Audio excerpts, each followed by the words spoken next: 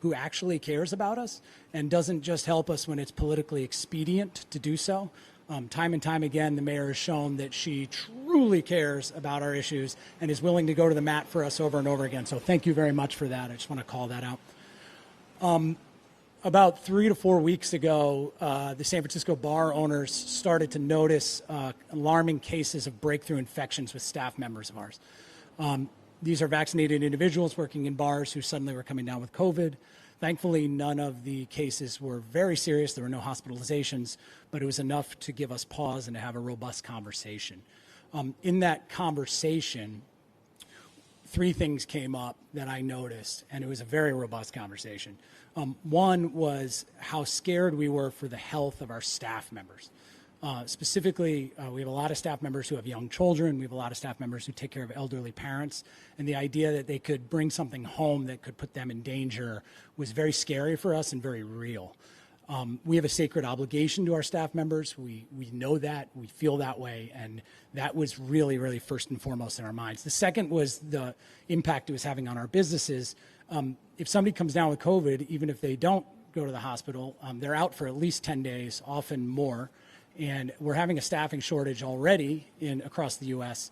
So this has serious impacts on our ability to do business. I myself had to close a bar for a night because my bartender got COVID at a different job of his, and we were unable to coverage. So we're having a real world impact on us.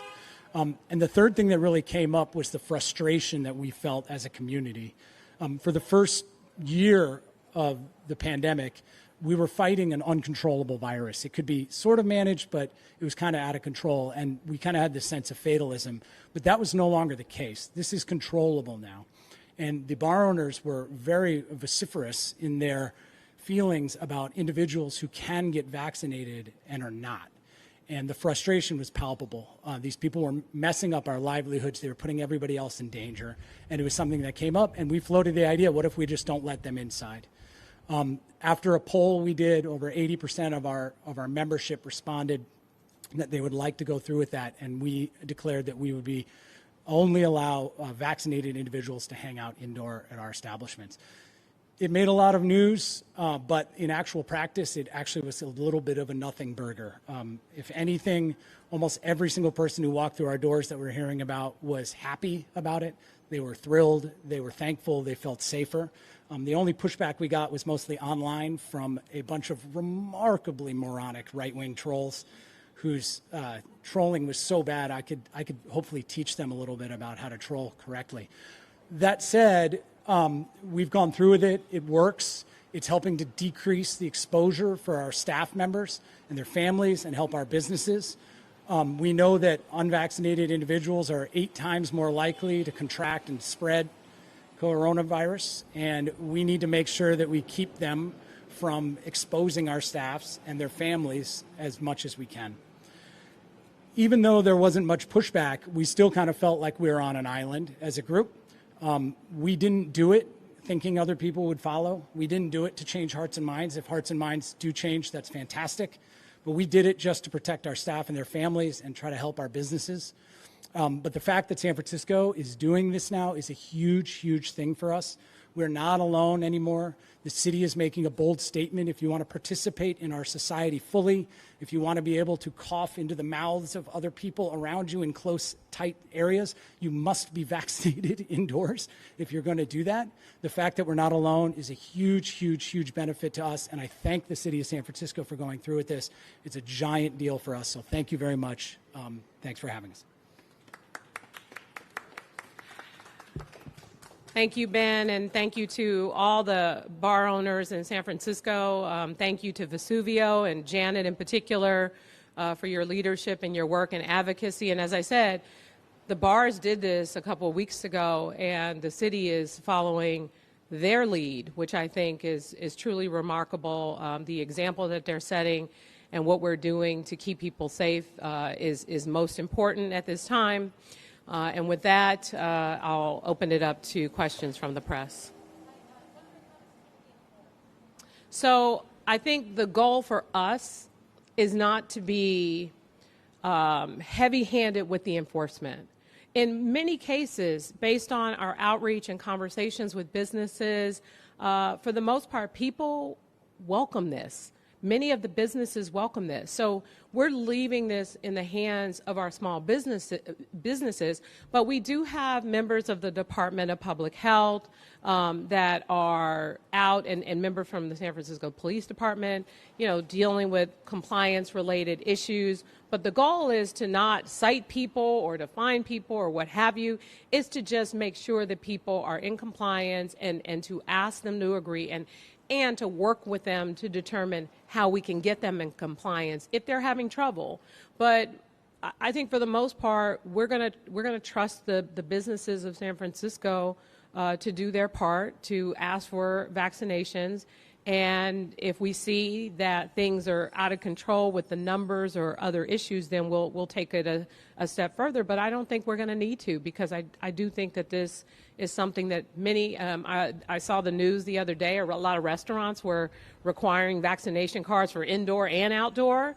And so we're just saying, look, indoor. We're not requiring it for outdoor, but we know that there are a lot of folks who want to protect their employees and have serious concerns. So I think this is going to be welcome, and I don't think we're going to need to be heavy-handed with our approach.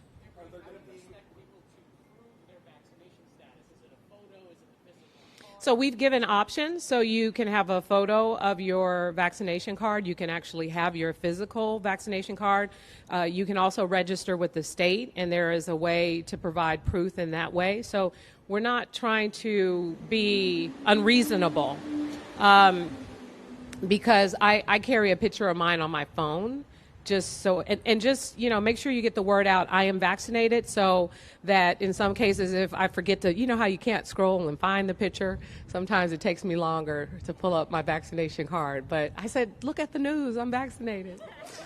But the goal is to make it as easy as possible for people to provide proof.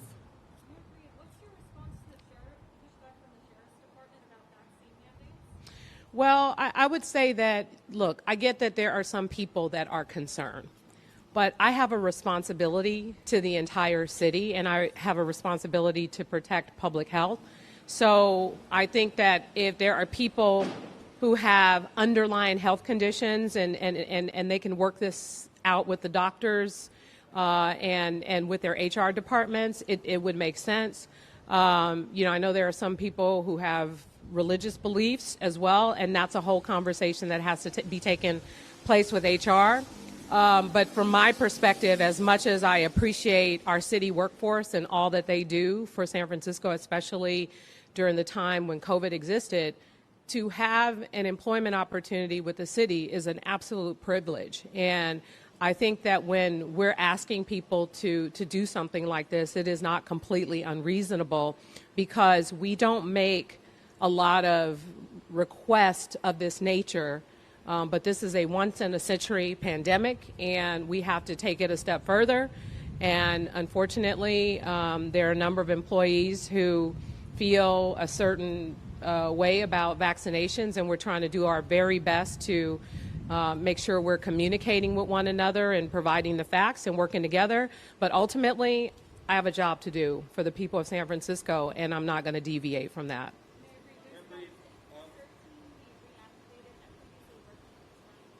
I'm sorry, what was the question?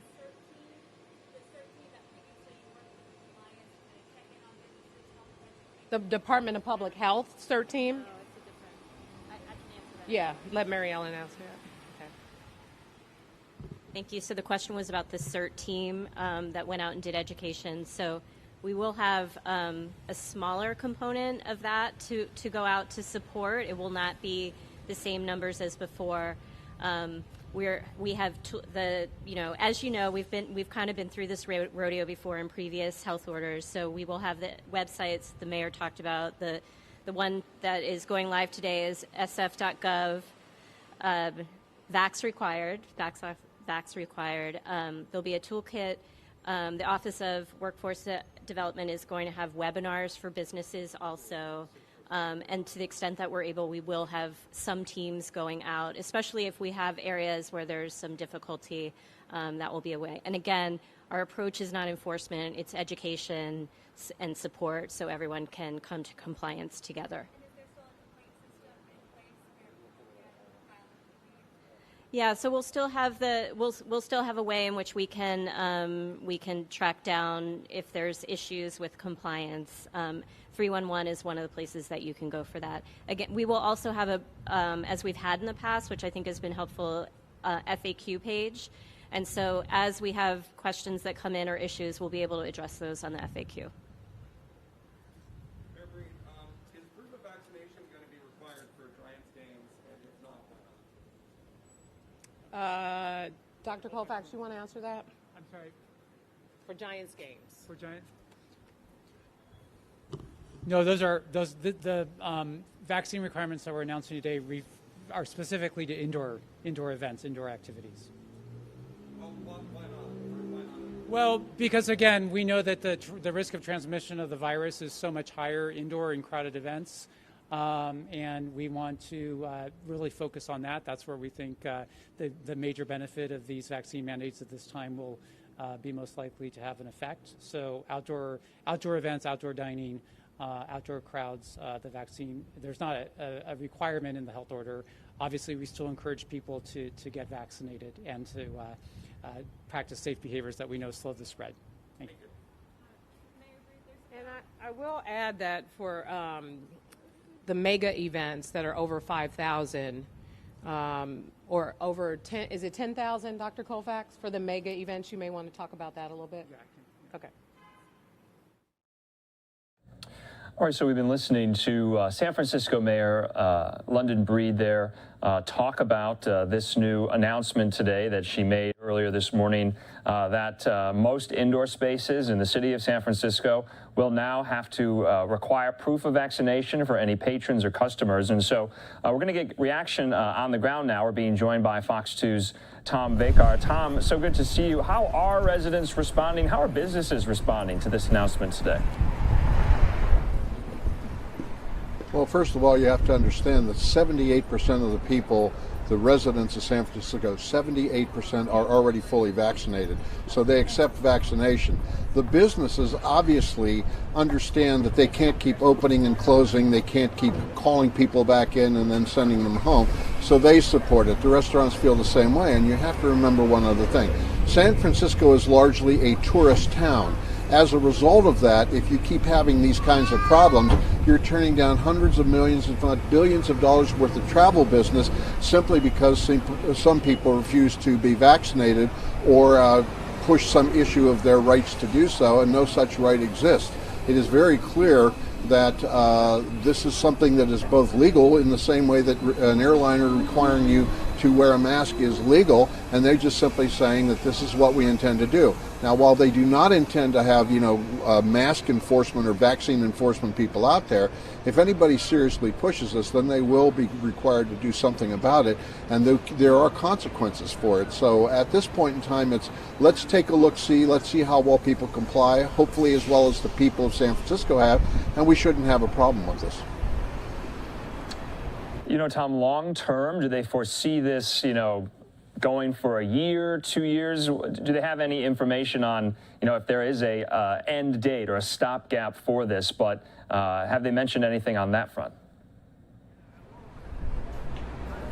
Well, they say they hope it doesn't last long, but the reality of the situation is we have to see how the hospitalizations go. I think they've been averaging something like 250 new cases of COVID every day here in the city, which is, a city of almost 1 million people. But the point is that's way higher than it was even 2 weeks ago. So in order to try to blunt this, in order to try to return to some sense of normalcy, whatever the new normal will be, they want to do this now, and they would much rather do it and get people used to it so that at some point in time when they say you don't have to wear masks, you won't ever have to wear a mask unless you want to. But at this point in time, you got to get vaccinated, you got to wear a mask. Now, there are a whole number of people out there, they're called anti-vaxxers, that have every theory in the world about why you shouldn't have to be vaccinated, but the reality of the situation, it is legal, certainly here in California, and I'm pretty sure everywhere else. Tom, just last question for you. You mentioned, and Mayor Breed also mentioned, San Francisco's very high vaccination rate. I believe it's the highest in the country, upwards of 80% for residents. And she was pressed by some reporters there at the press conference today, with that high number, why is this necessary? Why do you think this is necessary? Well, I'll tell you, that's a very good question, and it's a very fair question, and it's one very much worth asking. Well, here's what the answer is. If you are vaccinated, you still can be invaded by COVID, and you can still end up being a spreader. So if you're not vaccinated, then there's a chance, of course, that the vaccinated person can make you sick. And of course, there's always the possibility that the unvaccinated person will put the COVID into somebody else's body who will then spread it. So you will never end that cycle. So it's a fair question, but the reality is that if everyone that is possibly able to be vaccinated is vaccinated, then there are less hosts for the virus to attack, and with less hosts, then it goes away. That's been true of pretty much every epidemic we've ever seen, and that's going to be true of this one. But this is a very serious one. Because people haven't been getting vaccinated, this thing has had the ability to mutate to the Lambda variant, to the Delta variant, and very likely ones in the future. And in the future, those could be variants that actually defeat the current vaccines, and then we'd have to start all over again. They're just trying to make sure that this tourist town welcomes tourists in a way that it can really show them a good time without having to force them to do a lot of things they don't want to do. And the only way to do that is get rid of this virus as quickly as possible. All right, Fox 2's Tom Vakar. We'll be monitoring all of that just to see how it's enforced, how residents respond to it. But thanks for bringing us that story here on Live Now from Fox. All right, and we are going to be moving on to some of the other stories we have yet to get to, but along with New York City, now San Francisco following suit with these proof of vaccination requirements for any indoor space in the city for residents and tourists alike. Anyway, we have a lot of really cool live looks from around the country at the moment. I want to show you this one. This is Jacksonville Beach in Florida. Looks to be a really nice sunny Thursday afternoon there. We also have a live look at the U.S. Capitol at the moment. Lots of news on Capitol Hill this week already before the Senate goes into their August recess. Obviously, the House is already on recess. And then, of course, this is really the live look to watch right now as the Field of Dreams game is about to kick off there in Dyersville, Iowa, between the White Sox and the Yankees. Kind of a cool bird's eye view there. All modeled after the famous movie. We just saw Kevin Costner, the star of that movie, on the baseball diamond there. So we'll be monitoring that, but we're going to take just a quick 2-minute commercial break. We'll see you in a minute.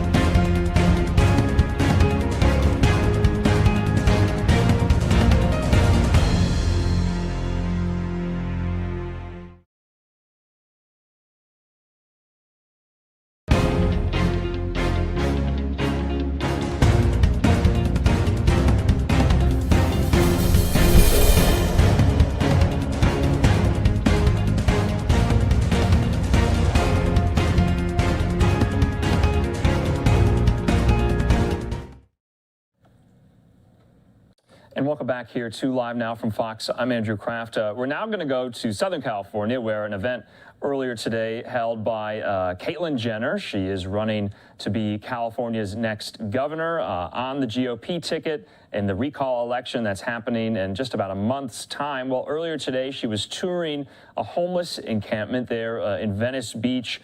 We also heard from her. Some reporters asked her some questions. So we're just going to see these remarks and then get some reaction to that as well. Problems that we have.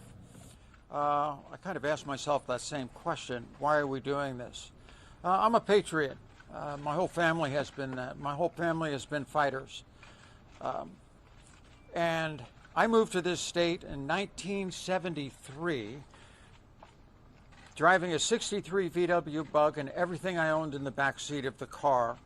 And I remember coming to the sign in California when I finally made it to California. Welcome to California, the Golden State. I have watched our state for the last 48 years go downhill. I've watched 18,000 companies leave California. Middle class leaving California. I've seen so many things over the years that I decided, you know what, I want to be an example to people right now. That if you don't like what's going on, not only in this state, but around the nation, stand up. We have to break the cycle of what I call that political club that runs our state and runs our nation. We, for the first time, have more private citizens running for offices than we've ever had before. And that's what we need to do. Because if we don't fight now, and tear the roots out of socialism in Sacramento, this state will no longer be golden. This tour that I'm doing today is actually the first stop. I'm going to spend the next month going all around the state. I'm here today. Tonight I'm in Orange County. Tomorrow I'm at the border, and then I work my way north. Going around the state, talking to people about the issues. Today's issue, homelessness. This is kind of the epicenter of the homeless, what I call homeless industry in California. And it is an industry. Gavin Newsom, who actually has never been to here in Venice, and talking to some of the residents, he's never even been here. What does he do? He just throws money at things and then kind of washes his hands of it. We can't have that. We need boots on the ground. We need people that really want to make a difference. We can't just throw money at it. And when he throws money at it, he throws it at special interest groups, the nonprofit world. If you look at the numbers of a nonprofit group, as they have to show their numbers, they may get $40 million. You see where that goes. 90% of it goes to the nonprofit to run the organization, and maybe 10% actually goes to helping the homelessness. What does the special interests do? They kick some money back to Gavin so he can stay reelected. It is just a machine, and that has to stop. Today we're here about this homeless issue. Venice, since I've lived in Malibu for the last 45 years, I used to come to Venice all the time. What a great community. It's the #2 tourist destination behind Disneyland, and it has gone down so bad with the homeless issue that you don't even want to walk down the street and nobody wants to come here. This has to change. We have to make a difference here. We have to have somebody in office that is actually going to be boots on the ground, and we have to solve this issue because it's a very, very complicated issue. This issue, you have kind of what the new homeless might be. You have veterans, you have the mentally ill, you have drug addiction. We have so many issues to try to solve this problem, and it's not going to be easy. I have to commend our Sheriff's Department for their commitment here in Venice with their host program. You know, I talk about the millions of dollars that Gavin Newsom is spending with the special interest groups. And what I want is the California taxpayer to get a good return on their investment. And when they spend billions of dollars on an investment that just keeps getting worse, because the homeless issue has continued to get worse until just recently, they're trying to make some headway. But Alex Villanueva and the Sheriff's Department in their host program with Jeff Dietrich, when you talk about bang for your buck on a tax dollar, he has put one sergeant, one lieutenant, and 4 deputies down here on the streets of Venice to try to clean it up. They've been doing a great job, and they're doing it in a compassionate way. They have not arrested anybody. They're trying to do what's right, but they're boots on the ground, because probably the first contact that a homeless person is going to have is with law enforcement. We have to reclaim our public space. We have to regulate our public space, and those laws have to be followed. It's the only way we're going to get there. Now, this war on the homeless down here in Venice has been going on for a while. There has been citizens that I've seen have stood up and done a wonderful job. I would like to invite some of them up right now just to take a minute to explain what they're doing and how they're feeling. I'd like to start with Soledad, and then we'll get to the other ones, and then I'll come back for questions. Thank you so much. My name is Soledad Ursua. I'm on the Venice Neighborhood Council. I live around the block. I'm an everyday citizen, and I'm just thoroughly disgusted by our elected officials. They have all abdicated their responsibilities and failed us. Our mayor, has anybody seen the mayor? He's leaving for India. He's left us. Our council members, our supervisors, they're the ones that really put us in this situation. And I'm really thankful that someone's listening. I can't believe that you're here. Most of our elected officials just ignore us. So I feel optimistic. I'm glad that you guys are all here too to listen to us and to just walk around with us, to live a day in our shoes and what we go through. And I'd like to introduce Caitlyn. She's also on the Public Health and Safety Committee with me, and she's a mom. Yep. Can you please spell your name? Soledad, Soledad, Ursua, Ursua. Hi, my name is Kai, Chie, last name Lunn. I moved to Venice 2 years ago with my family so my children could have diversity. I lived in Santa Monica, which is only 1 mile away. But when I came to Venice, I felt like they would be able to see Black homeowners for generations here, Latino homeowners, and that was a beautiful thing. As I also saw the encampments start to grow, I saw that these areas where our diverse community were able to take place and utilize, they were being inundated by people who were here lawlessly. And so I'm here fighting for our seniors, for our children. I appreciate all of you guys here. I appreciate Caitlyn bringing attention to this, because we need to fight for our kids. There's no reason that our children should have RVs next to their schools, next to their parks, blowing up, exploding, and for no one to think that that's should not happen. I don't understand. And so I'm just here to fight for our kids and fight for our seniors to have a safe area, safe neighborhoods, and for laws to be enforced. I think the only way for that to happen is for laws to be enforced all over. It can't be these pockets of cleaning up, because what's happening is that then encampments grow in other neighborhoods. I have friends on Electric Way, which is a residential street right off of Venice. They have kids who can't come out of their home. I have friends who are on Flower with 4-year-old kids, babies basically, who can't go out in their front yard and play because of the encampments and the fires that are on the sidewalks. So while today we're visiting larger areas where businesses are blended in, I strongly suggest that you all go to little streets like Flower,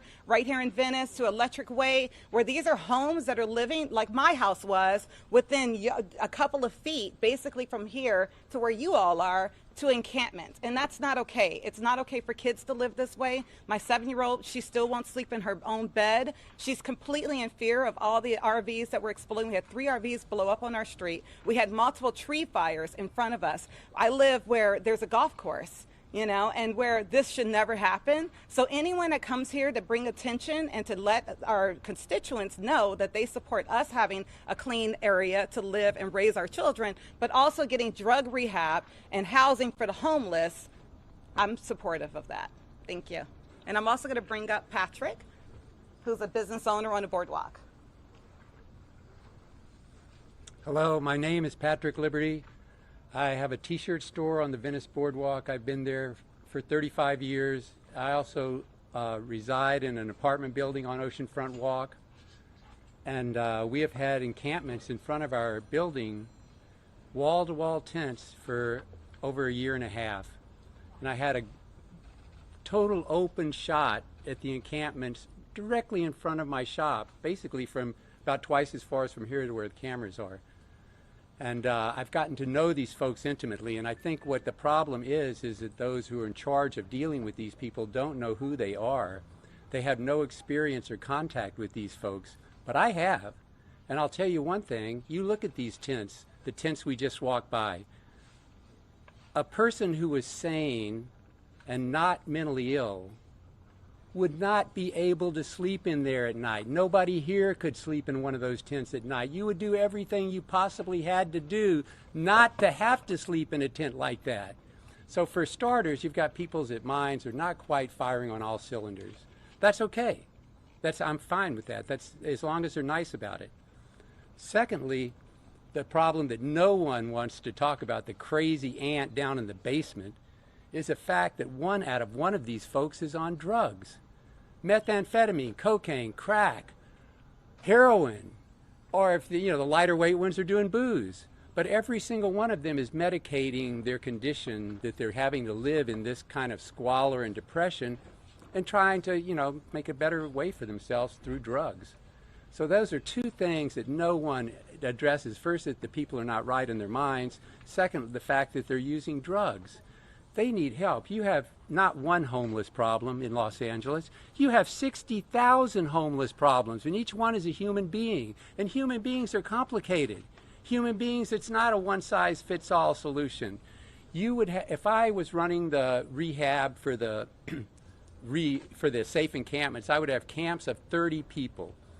It's hard to stay on top of 30 people. It's hard for one person to mentor 30 people and keep everybody in line, keep everybody thinking straight, making sure nobody's making stupid stuff. I would have 30 people in a camp. You would have to have 2,000 camps just to do the Los Angeles County. Not to mention San Francisco, not to mention Portland, Oregon, not to mention Boston, Massachusetts.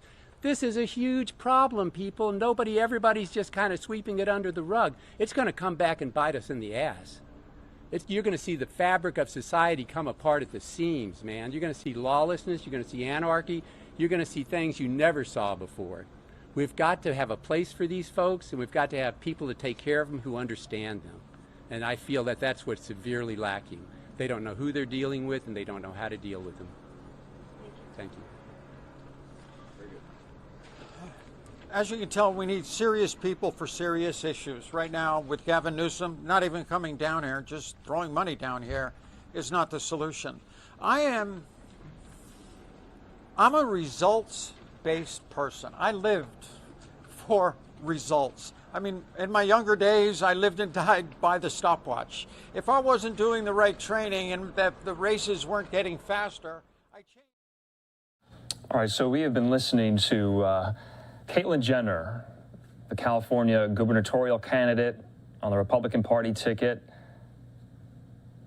As the recall election is about a month away, she made some visits earlier today to Venice Beach, talking about the homelessness problem in California. We're going to get back into that, but at the moment, we're just going to go to a quick 2-minute commercial break, though. When we come back, major updates in news in the conservatorship battle with pop icon Britney Spears. All that and more in 2 minutes.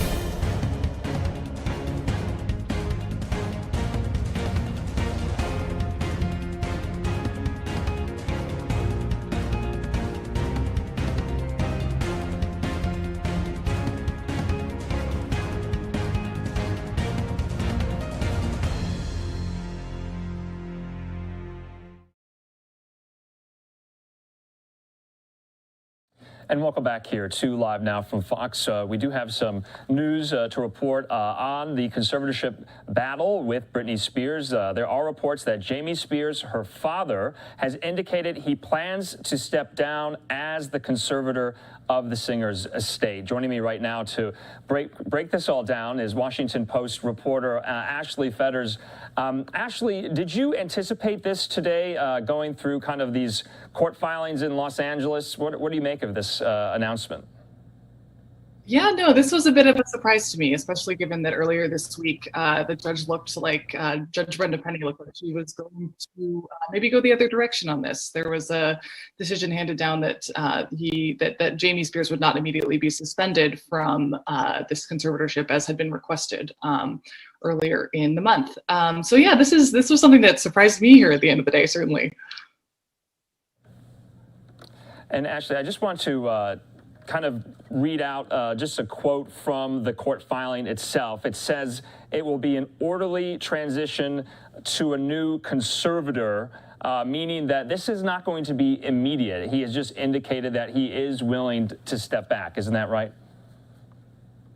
That's right. Yes, it's really important to note here, I think, that for as much as we as a culture and lots of us as observers have talked about free Britney and freeing Britney over the last year for some of us, but many years for many more of us. This is not freedom in its own right here. This is the transfer of the conservatorship, from one hand to the next, right? So, in July, at the end of July, Matthew Rosengart, who is Britney Spears' new lawyer, former federal prosecutor, filed 2 motions with the court. He asked for suspension of Jamie, one, and the other to instate Jason Rubin, who's an accountant, as his successor as conservator of the estate. So, again, just to reiterate, this isn't the end of the conservatorship. This is just the conservatorship changing hands. And Ashley, we do have a statement from Matthew Rosengart that we want to put up here on the screen. I just want to read this out in part because today we heard, we did not hear from him. LiveNOW has reached out to his office, but it says in part, "We are pleased that Mr. Spears and his lawyer have today conceded in a filing that he must be removed. It is vindication for Britney. We are disappointed, however, by their ongoing shameful and reprehensible attacks on Ms. Spears and others." It goes on to say, "We look forward to continuing our vigorous investigation into the conduct of Mr. Spears and others over the past 13 years while he reaped millions of dollars from his daughter's estate. And I look forward to taking Mr. Spears' sworn deposition in the near future." Now, Ashley, the last time Britney Spears kind of phoned into that court hearing, she said she wanted her father prosecuted for the abuses she says she's faced under this. That was quite significant. It was quite significant. Yeah, that was a rare move on her part. She has only on sparing occasions spoken kind of on her own behalf in this case to the court. That was significant in its own right. But yeah, you're right. She did mention very firmly, I would say, in that hearing that she wanted an investigation into her father's conduct as her conservator. And I think what she, if I remember correctly, she indicated that she would like to see them in jail, which, is a strong thing to say about, a member of your family who's been involved in your life for a long time. So, I think she has very strong feelings about this that are going to be taken into account as the next the next arrangements get made. Ashley, we can't fail to mention that Britney Spears herself has gotten some successes recently. She was granted the right to pick her own attorney, and now this news today. But we can't fail to mention either that, there will still be a conservator over her estate in the future. It just possibly won't be her father. That's right. Yes. For the moment, it seems there will be a conservator assigned to her person and her estate. It's kind of a 2-pronged, 2-capacity conservatorship, is what we've seen, in this conservatorship in particular. I think that's a good point, though, that we don't know for sure whether she will forever be under a conservatorship. But for now, the news here is that Jamie Spears has stepped back and allowed someone else to take over. And Ashley, I just want to read in part from a statement from Jamie Spears' lawyer. that kind of highlights the other side of this, that especially people in the Free Britney movement do not really take into account. She says, quote, if the public knew all the facts of Miss Spears' life, not only her highs, but also her lows, all of the addiction and mental health issues that she has struggled with, they would praise Mr. Spears for the job he has done. What do you make of that? Well, without getting too into the weeds of a, he said, she said situation here where, it's going to be one person's word against another.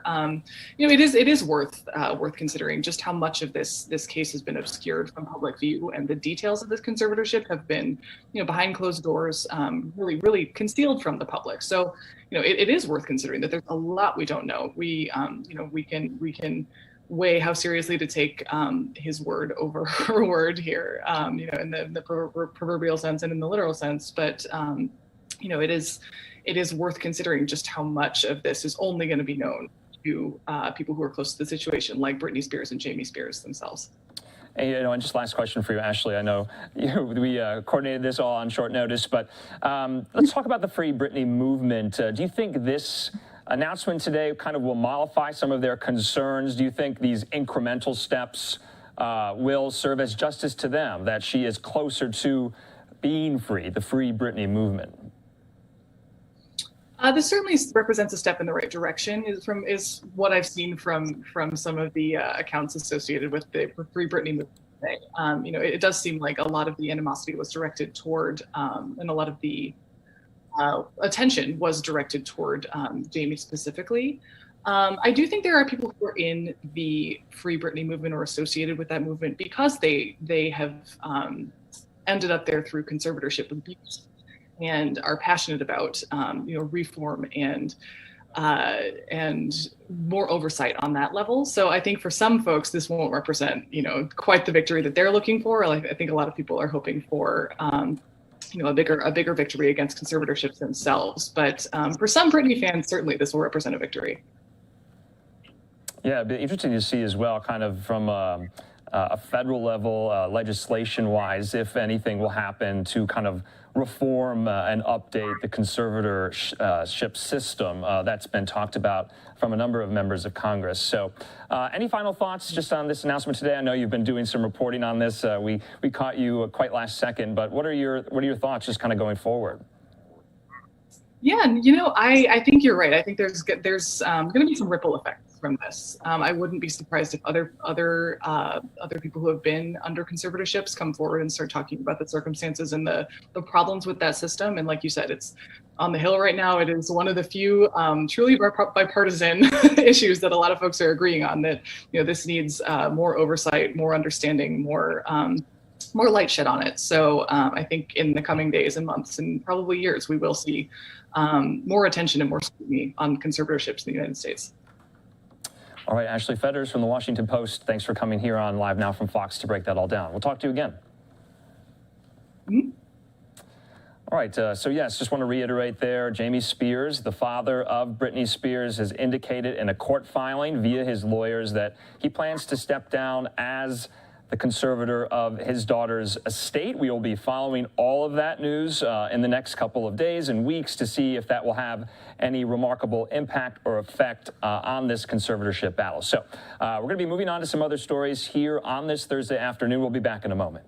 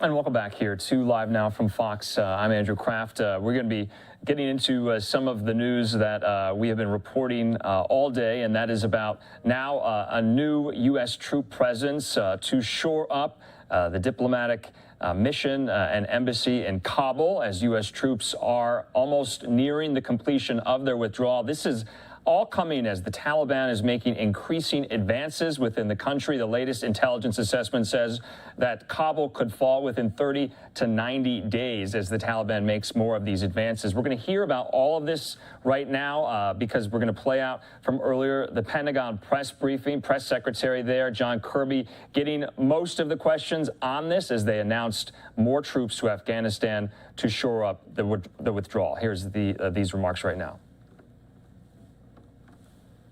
Acceleration of the evacuation of Afghan special immigrant visa applicants from the country.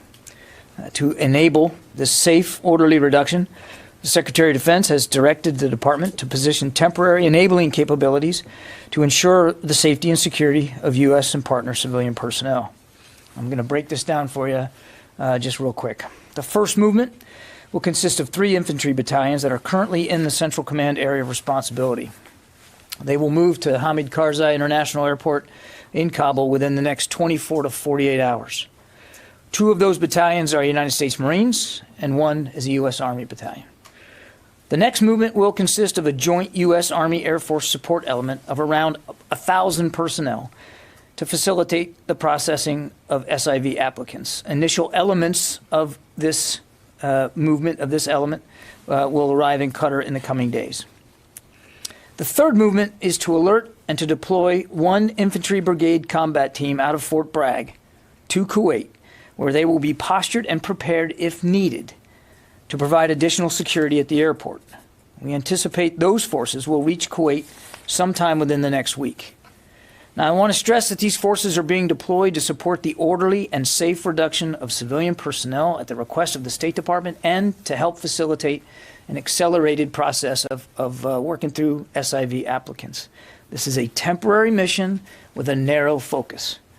As with all deployments of our troops into harm's way, our commanders have the inherent right of self-defense, and any attack on them can and will be met with a forceful and an appropriate response. As Ned Price, my colleague at the State Department, highlighted earlier, Secretary Austin did join Secretary Blinken in a phone call this morning with President Ghani. These conversations with allies and partners will continue to ensure close coordination going forward. And with that, we'll take questions. Bob, I think you're first. Thank you, John. Thank you for spelling out some of the, breaking down some of the numbers. With regard to those forces that are going into Afghanistan to work specifically on supporting the removal or evacuation or whatever you call it of personnel from the embassy, is that about 3,000 people? And also, is that in addition to the 600 or 650 who are already there doing that sort of work?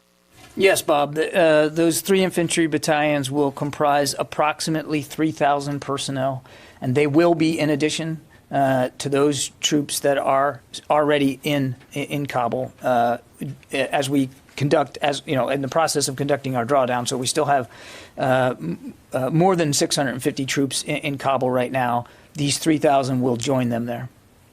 Can I do a quick follow-up? Sure. Thank you. Does the military mission include flying U.S. Civilian personnel, the embassy personnel, out of the country, or only processing and securing them at the airport? We certainly anticipate being postured to support airlift as well for not only the reduction of civilian personnel from the embassy, but also in the forward movement of special immigrant visa applicants. So we do anticipate that there will be airlift required of us, and we are working through the final plans right now to put that into place. Thank you. Yeah, Tom. Thanks, John. In regards to what you just said to Bob about the possible airlifting out of individuals, in regards to the special immigrant visa applicants, has it been decided yet where they will be airlifted to, and if so, where, please? We're still working through a series of options here, Tom. We anticipate that we'll be looking at locations overseas, outside of the United States, as well as U.S. installations that belong to the United States, either overseas and or here at home. We don't have, I don't have a list for you right now, but I think it'll be a mix of both. And as we get more clarity on that, we'll certainly update you. Just to be clear, will it follow the same criteria you outlined earlier? Those who have passed the security clearance could come within the United States, and those without other locations? I'm going to defer to my State Department colleagues to talk to the SIV process more specifically. Our job will be in locating and helping secure facilities and installations that can be used. And as we did with Fort Lee, I think you can expect the Defense Department will lean in to the degree possible that we can to help facilitate this movement and relocation. Thanks. David? John, will these infantry battalions help with the movement of diplomats from the embassy to the airport, as well as moving them out of the country? And if so, will that movement be done by convoy, or will it be done by helicopter? And let me just add one more question. Sure. You say temporarily. I do. But aren't they going to remain there in case further drawdowns are ordered? So let me take the first one first. These infantry battalions will be there to help facilitate this safe and orderly reduction. And I don't want to get into too much tactical detail about what that would require. Commanders on the ground will be working with the State Department to determine what's most needed. And if it is to help facilitate and secure transportation to the airport, then our troops will be postured to do that. But again, I can't speak here today when they're not even there yet about what that's going to look like, what the transportation is going to look like. And some of this, David, is going to depend on the degree of permissibility in the environment, in the security environment. But these are infantry battalions that are highly trained and will have the capabilities to support in any manner what the State Department needs to facilitate this reduction. Your second question on the temporary nature, as the State Department has said, they're going to try to complete this reduction of their personnel by the end of this month. And these troops are being ordered in to help facilitate that purpose, that mission along that timeline. I won't speculate beyond August 31st as to what the footprint's going to look like or how many troops are going to be there and what they're going to be doing. What I can tell you is we're focused on trying to get them there as soon as possible to facilitate this mission, which is the reduction of civilian personnel by the end of the month. And one follow-up. Was there a specific event which triggered this decision? It would be wrong to conclude that there was one specific event that led to this decision. That we believe this is the prudent thing to do given the rapidly deteriorating security situation in and around Kabul. So I think there's a confluence of things you guys have all been reporting over the last 24 to 36 hours, the Taliban's advances and where they are. And I think, again, cognizant of that security situation, this administration believed that this was a prudent action to take. And one more math question. Yes, sure. 3,650, and then another 1,000 of this joint task force to process. So it's Joint Army Air Force. Yeah, that's about 1,000 personnel. It's engineers, it's medical personnel, it's military police, that kind of thing. And they are going to Qatar right now because, as you know, we've been working with countries in the region, to Tom's question, to try to find processing sites outside Afghanistan. So I would just tell you they're going to Qatar for now, and then we'll see what the need is after that. But we want to be flexible, and we want to get them close by and in the region, and that's why they're going there right now. Courtney. And then there's one infantry BCT that's going to Kuwait, you said, and that's only if things go bad, you have like a QRF basically, right? They'll be there postured as prepared. If there's a need for additional security at the airport, they'll be in the region and a lot more accessible. Okay, so and then the ones who are going to Qatar, that's specifically for SIV applicants. I mean, it sounds like engineers, medical, and MPs, they're going to, it sounds like, to build No, when I say engineers, I'm actually, we're talking about a very small number of engineers, and it's largely for electrical power. It's to make sure that we actually have, power to do the processing of applicants. I don't, by engineers, I didn't mean to mean, construction and that kind of thing. So in the BCT going to Kuwait, that's like what, roughly 3,000 to 3,500 people, right, total? A common infantry combat brigade is about 3,500 to 4,000 people. So why is it, I'm unclear why, so it's 3,000 people who are going to HKIA right away in the coming days.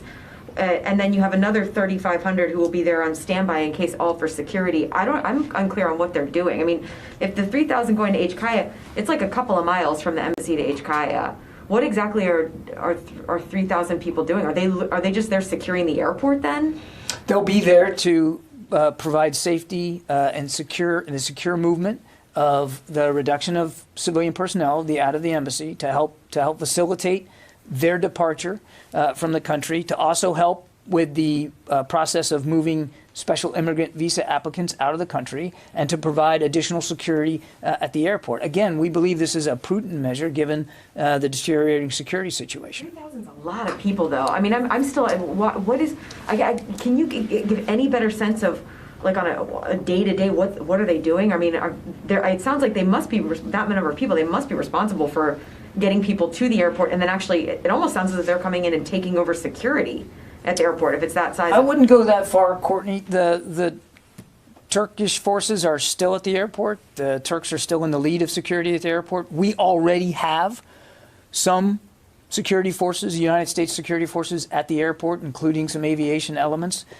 These 3,000 would be going to bolster that presence and to make sure that the airport is secure enough to facilitate the movement of all these people over the next couple of weeks. Again, this is about prudent preparation, and we want to make sure that we've got enough on hand to adapt to any contingencies. So your question about the numbers being too high, we believe it's appropriate to the security situation that we see now and that we can anticipate possibly in the future, which is again why we're going to flow a brigade combat team into the theater to be ready in case we need even more. Now, hopefully, Courtney, this will be an incredibly permissive environment, and we won't need these additional capabilities. But the Secretary believes the safety and security of our people, not just American troops, but our allies and partners and our State Department colleagues, is of paramount concern, and he's not going to add additional risk to that safe movement. Just very quickly, Kandahar City and Herat City, can you confirm what the Taliban are reporting that they've taken it? I can't, and I'm not going to do battlefield assessments here from the Pentagon podium. Yeah, let me go back to the phones. I know we got lots to get through. Tara Kopp. Hi, Don. Thanks for doing this. A couple questions. The infantry battalions, where are they coming from? The 3 infantry battalions that I talked about are already coming from inside the Central Command area of responsibility, and I think I'd rather leave it at that for now. They're already in theater.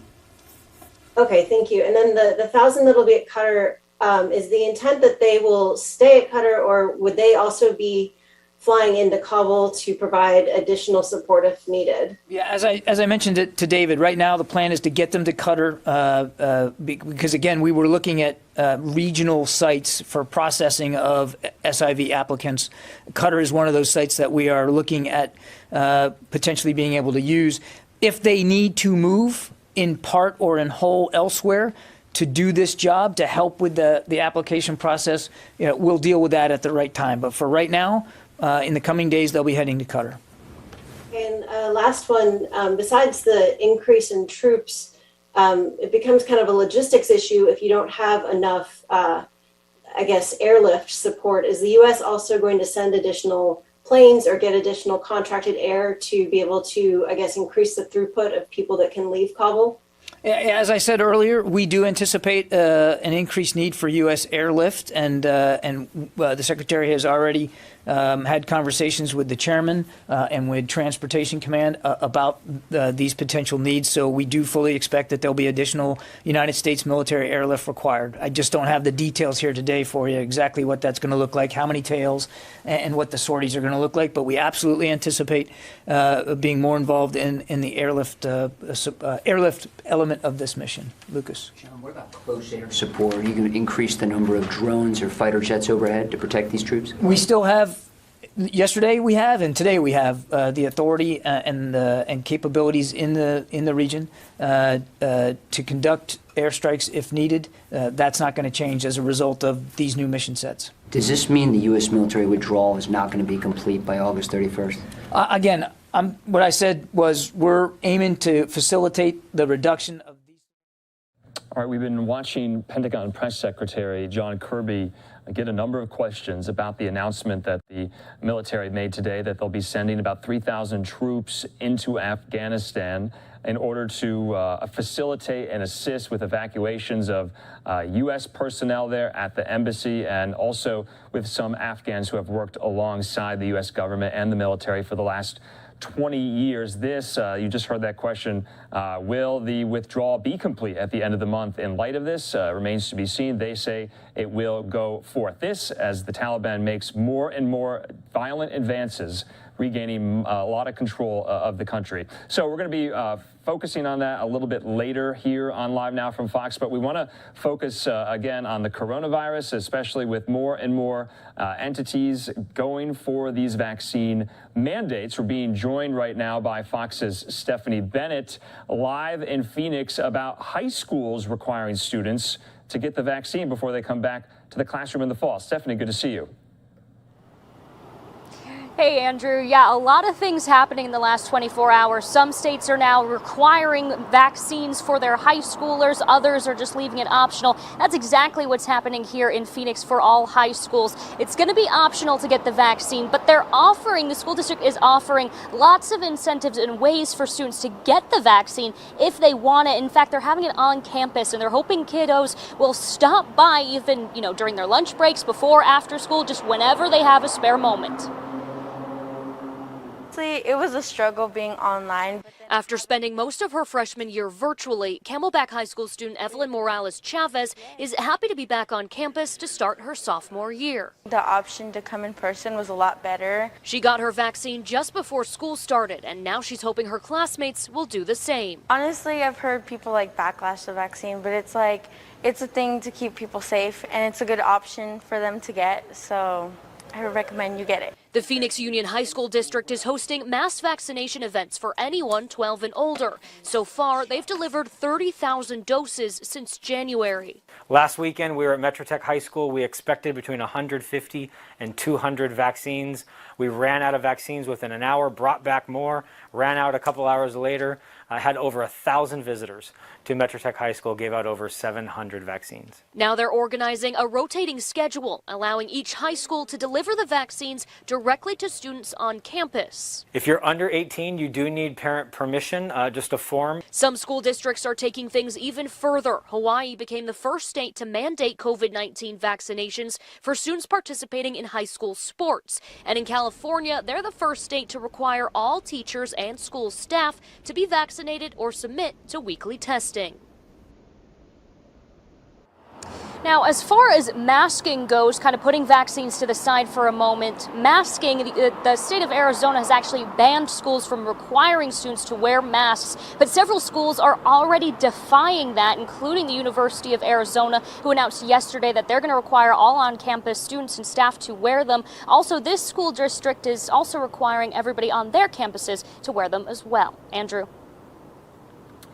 Yes, Stephanie, so interesting. It looks like Arizona is kind of, leading the way with this, especially with some of their universities. But I was curious as well, because we heard from that administrator there that, if you're over 18, you don't need parental consent. But have we heard from parents? Are they okay with this, that this high school, is offering vaccines to possibly their children?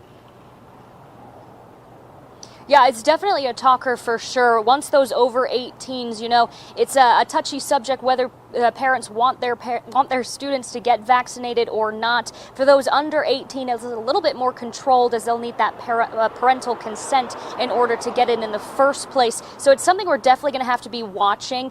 Each high school has a certain day that they do the vaccines. For example, Camelback, they're always going to be Mondays from now on. This is the first week they're doing it, and so far school administrators have told me they haven't had any hiccups or have heard of anything happening, but only time will tell. For now, they're going to continue this indefinitely. And Stephanie, just last question, can we kind of extrapolate this a little bit nationwide? Are a lot of other high schools and major districts around the country doing this as well?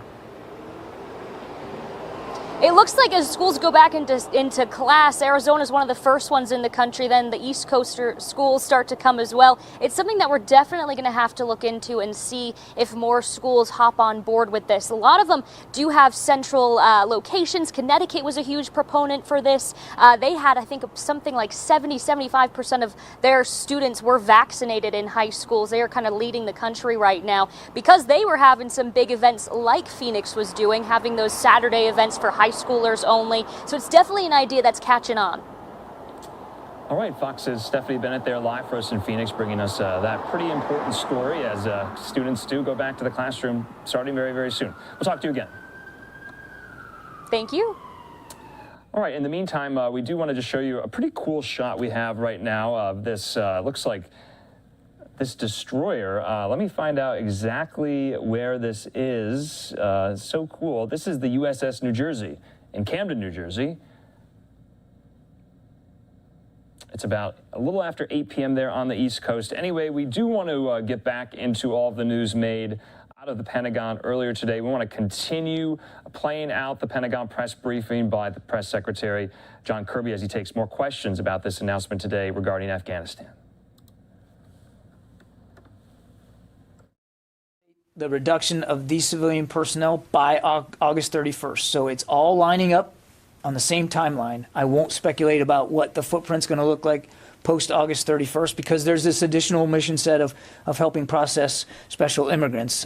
So we're just going to have to wait and see. But the drawdown itself is still on track to be complete by August 31st. That makes no sense, John. I know what you're putting in 3,000 troops. I know what you're saying, Lucas. I'm saying of the original footprint plans, that's still continuing. But yes, we are adding additional troops for this specific and narrow focus. And you're hoping to get them all out by the end of the month. I'm not going to speculate beyond August 31st. Our job here now with this additional plus up is to help facilitate the safe movement of civilian personnel out of Afghanistan. And the president's been very clear that he wants that reduction complete by the end of August. That's what we're focused on. Have you spoken to the Taliban that they know that you're doing this and that you have some assurances or maybe guarantees that they will not attack these additional forces moving in? The Defense Department has not spoken to the Taliban about this. So are you concerned they're going to be under attack? As I said, we've made it very clear, as I just did a few minutes ago, that as in all cases, our commanders will have the right of self-defense, and any attack upon our forces will be met with a swift and appropriate response. Do you consider this a combat mission? This is a very narrowly focused mission of safeguarding the orderly reduction of civilian personnel out of Afghanistan, and that's what we're going to be focused on. It's not a combat mission? Lucas, I've already described this mission now 3 times. We're mindful that the security situation continues to deteriorate in Afghanistan. And as I said before, our troops will, as always, have the right of self-defense.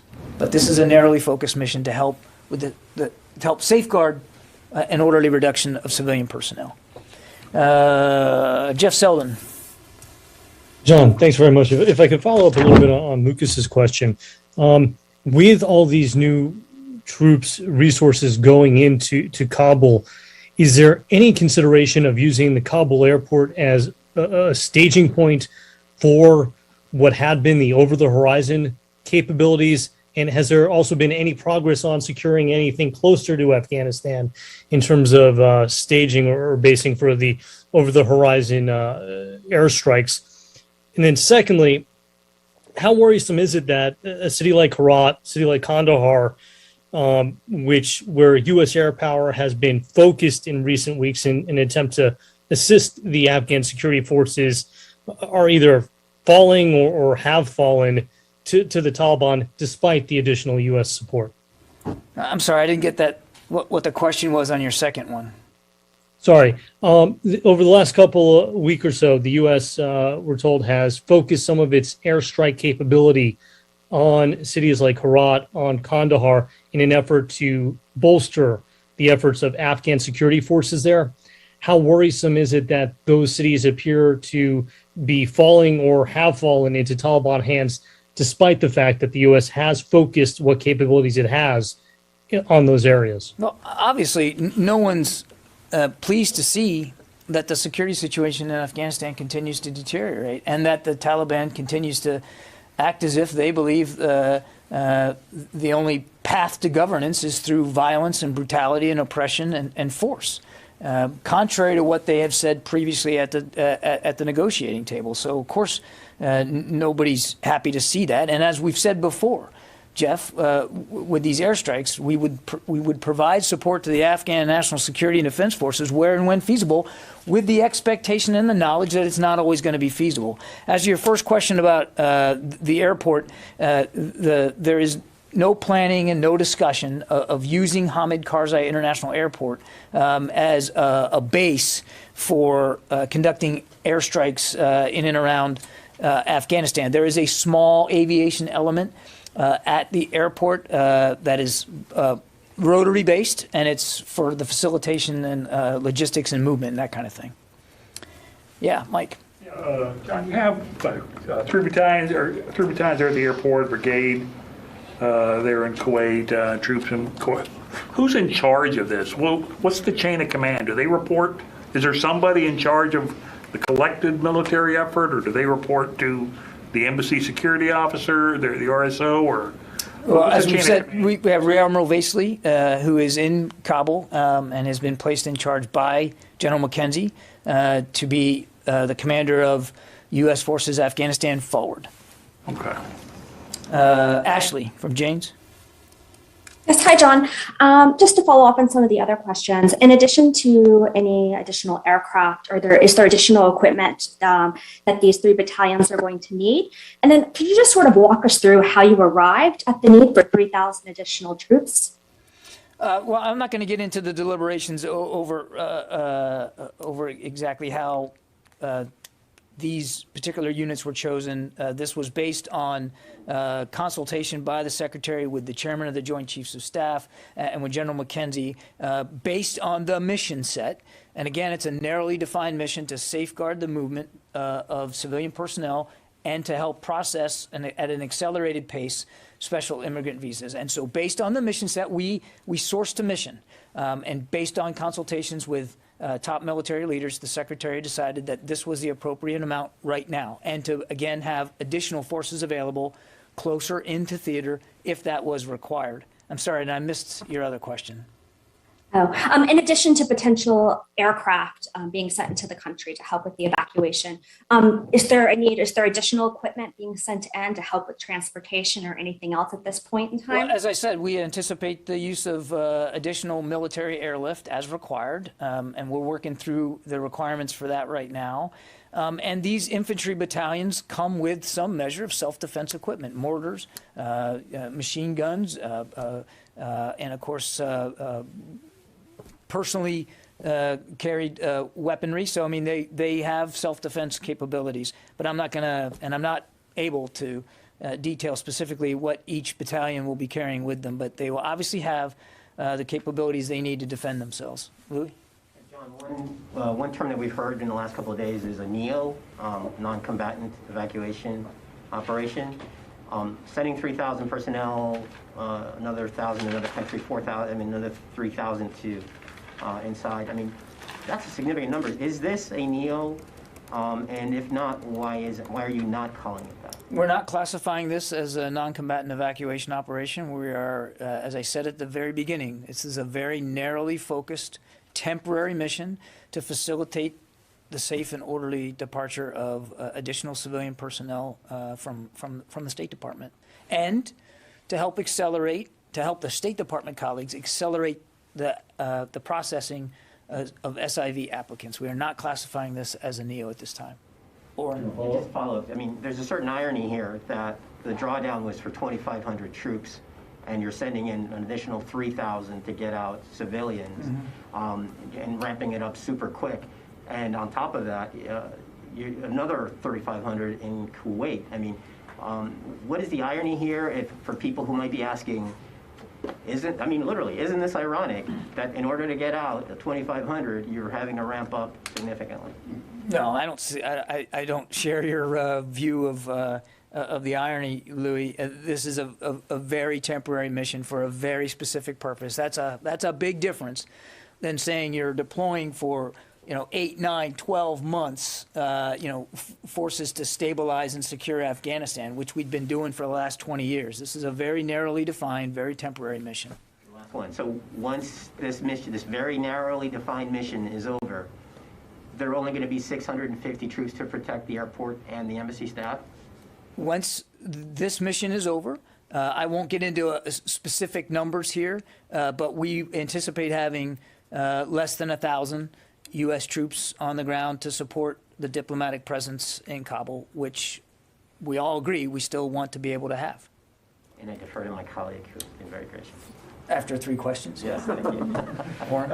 Are you considering the need for even more troops if the situation continues to deteriorate? And to follow up on David's question, if there wasn't one event that led to this, what changed in the last 24 to 48 hours that's led to what appears to be an incredible acceleration of the plans to get out those the U.S. needs to get out? To your first question, no. I think we laid out pretty clearly that 3 infantry battalions on the way now, and a brigade combat team being brought over into the region as a reserve. So there's no plans right now for additional forces. And I can only say what I said before to David. I mean, there wasn't one precipitating event in the last couple of days that led the president and the secretary to make this decision. It's a confluence of events, and as I've been saying for several weeks, we have been watching very closely with concern the security situation on the ground, and far better to be prudent about it and be responsible in watching the trends to make the best decisions you can for safety and security of our people than to wait until it's too late. So we believe that this is not only the right thing to do, but that it's the right time to do it. At what point is the fall of Kabul inevitable? I wouldn't speculate, or I'm not going to speculate about hypothetical situations in the future, and I'm certainly not going to get into intelligence assessments from the podium. But clearly you think it's close if you're evacuating all these Americans. I'm not going to speculate about the future of Kabul, Lucas, and I'm certainly not going to talk about intelligence assessments. We believe that this is the right thing to do, and this is the right time to do it. And as my State Department colleague said earlier today, there is still a diplomatic presence in Kabul, and the intention is to maintain a diplomatic presence in Kabul. So if the Pentagon isn't talking to the Taliban, is the State Department or any diplomats talking to the Taliban right now? Well, we have a special envoy, Mr. Khalilzad, who routinely talks to leaders of the Taliban in terms of the pursuit of a diplomatic negotiated settlement.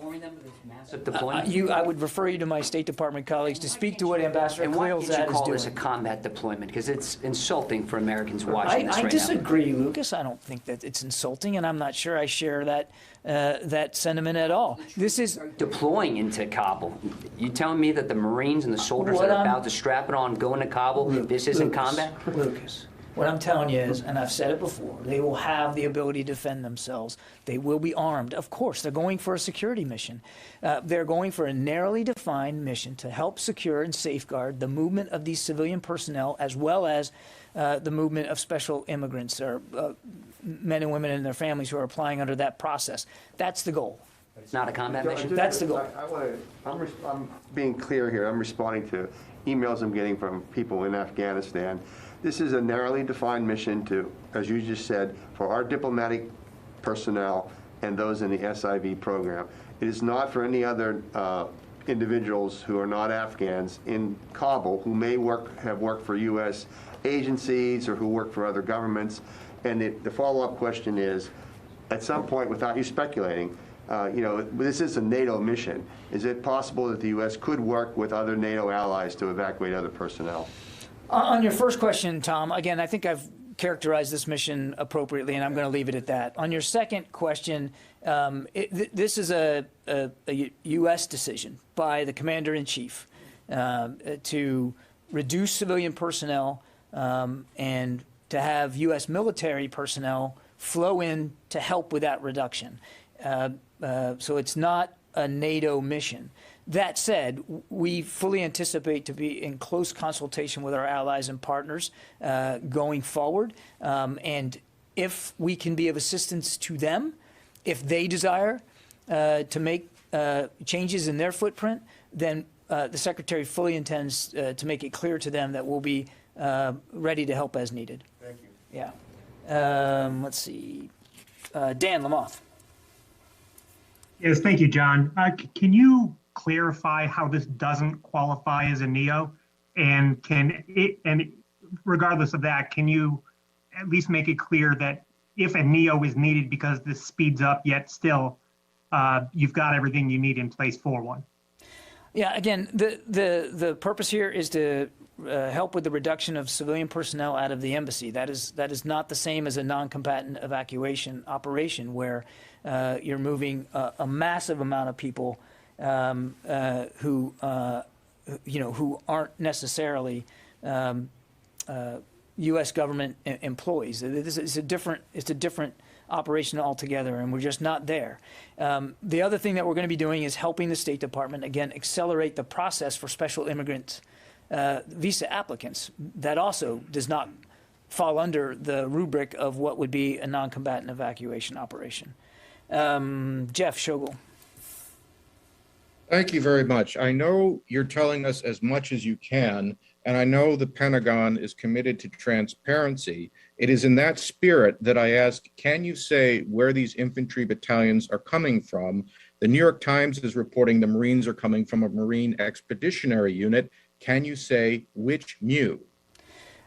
Jeff, as I said, I'm going to leave it at letting you know that they're coming from inside a Central Command area of responsibility, and I'm just going to leave it at that for right now.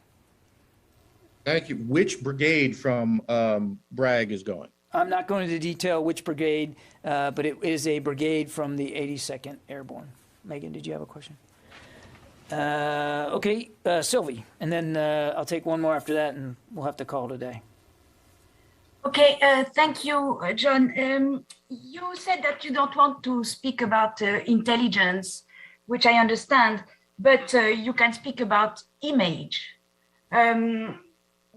What do you think the evacuation of civilian by the military will look like, and how are you going to avoid a parallel with the fall of Saigon? What this is going to look like is what it is, Sylvie, and that's the United States government looking after the safety and security of our people, first and foremost, and making sure that we, the military, are supporting the safe movement of these individuals out of Afghanistan, as I said, which we believe is a prudent step. We're not walking away from our commitments to the Afghan forces. We're not completely eliminating our diplomatic presence on the ground. We're still going to have diplomats there. We're still going to be doing work, as Ned Price said earlier. And the military will still remain committed to helping protect the diplomatic presence that remains inside Afghanistan. So nobody is abandoning Afghanistan. It's not walking away from it. It's doing the right thing at the right time to protect our people. Okay, one more. Anything in here? Jim, you haven't had a question. It may seem a little strange, but does this operation have a name? No, it does not. Okay. UK announced it's sending in troops also to help evacuate its people. You know more than me. I was going to say, you don't... Okay. No, I wasn't aware of that. Are you worried about this triggering panic in the population there in Kabul? I think that's already happening. Again, this is about the safe movement of our people in Afghanistan, and we obviously want civilians who live there, and are going to see a large number of Americans being whisked away by the military while they're stuck there as a Taliban. What I'd say, Mike, what I'd say to that, Mike, is what I've been saying for the last few days, that the Afghan forces have advantages. They have capability to protect their territory and their people. They have the capacity to do that. What I think the Afghan people want to see and what they deserve to see is the leadership and the will to use those advantages to their benefit. Thanks, everybody. Gonna have to go now. Clarify the numbers one more time, just so I have no mistakes. 3,000 going into the airport, 1,000 first going to Qatar, and then to Afghanistan to help with SIVs, or staying in Qatar? No, I said the 1,000 enablers will go to Qatar for right now. I can't predict whether there'll be onward movement from there. Right now, they're going to Qatar. And then 3,500. Again, for helping process. And then 3,000 to the airport in the next few days. And then there'll be a reserve force out of Bragg that will stage out of Kuwait, and that's roughly 3,500 to 4,000. And all of that's in addition to the 650 who are there. That is correct. Ballpark. Yes. I'm sorry. The Thanks, everybody. processing of the immigrants, though, is that just transportation, or are they actually like helping? No, I mean processing their applications. All right, we just heard from John Kirby there, taking a number of questions from reporters in the briefing room at the Pentagon, talking about this pretty drastic development right now on the situation in Afghanistan. And we're going to be kind of diving a little bit deeper into that story a little bit later on here on Live Now from Fox, speaking with a defense and national security reporter who covers the Pentagon and covers the military, Brian Bender. We've spoken to him in the past about this specific topic, and so that's coming up at 7:30 local time, 10:30 Eastern. Anyway, we're going to take just a quick 2-minute commercial break, though. When we come back, we'll be monitoring what's going on with the rise in inflation and also drug prices. That's what President Biden was talking about before he left for Delaware today. All that and more here in 2 minutes.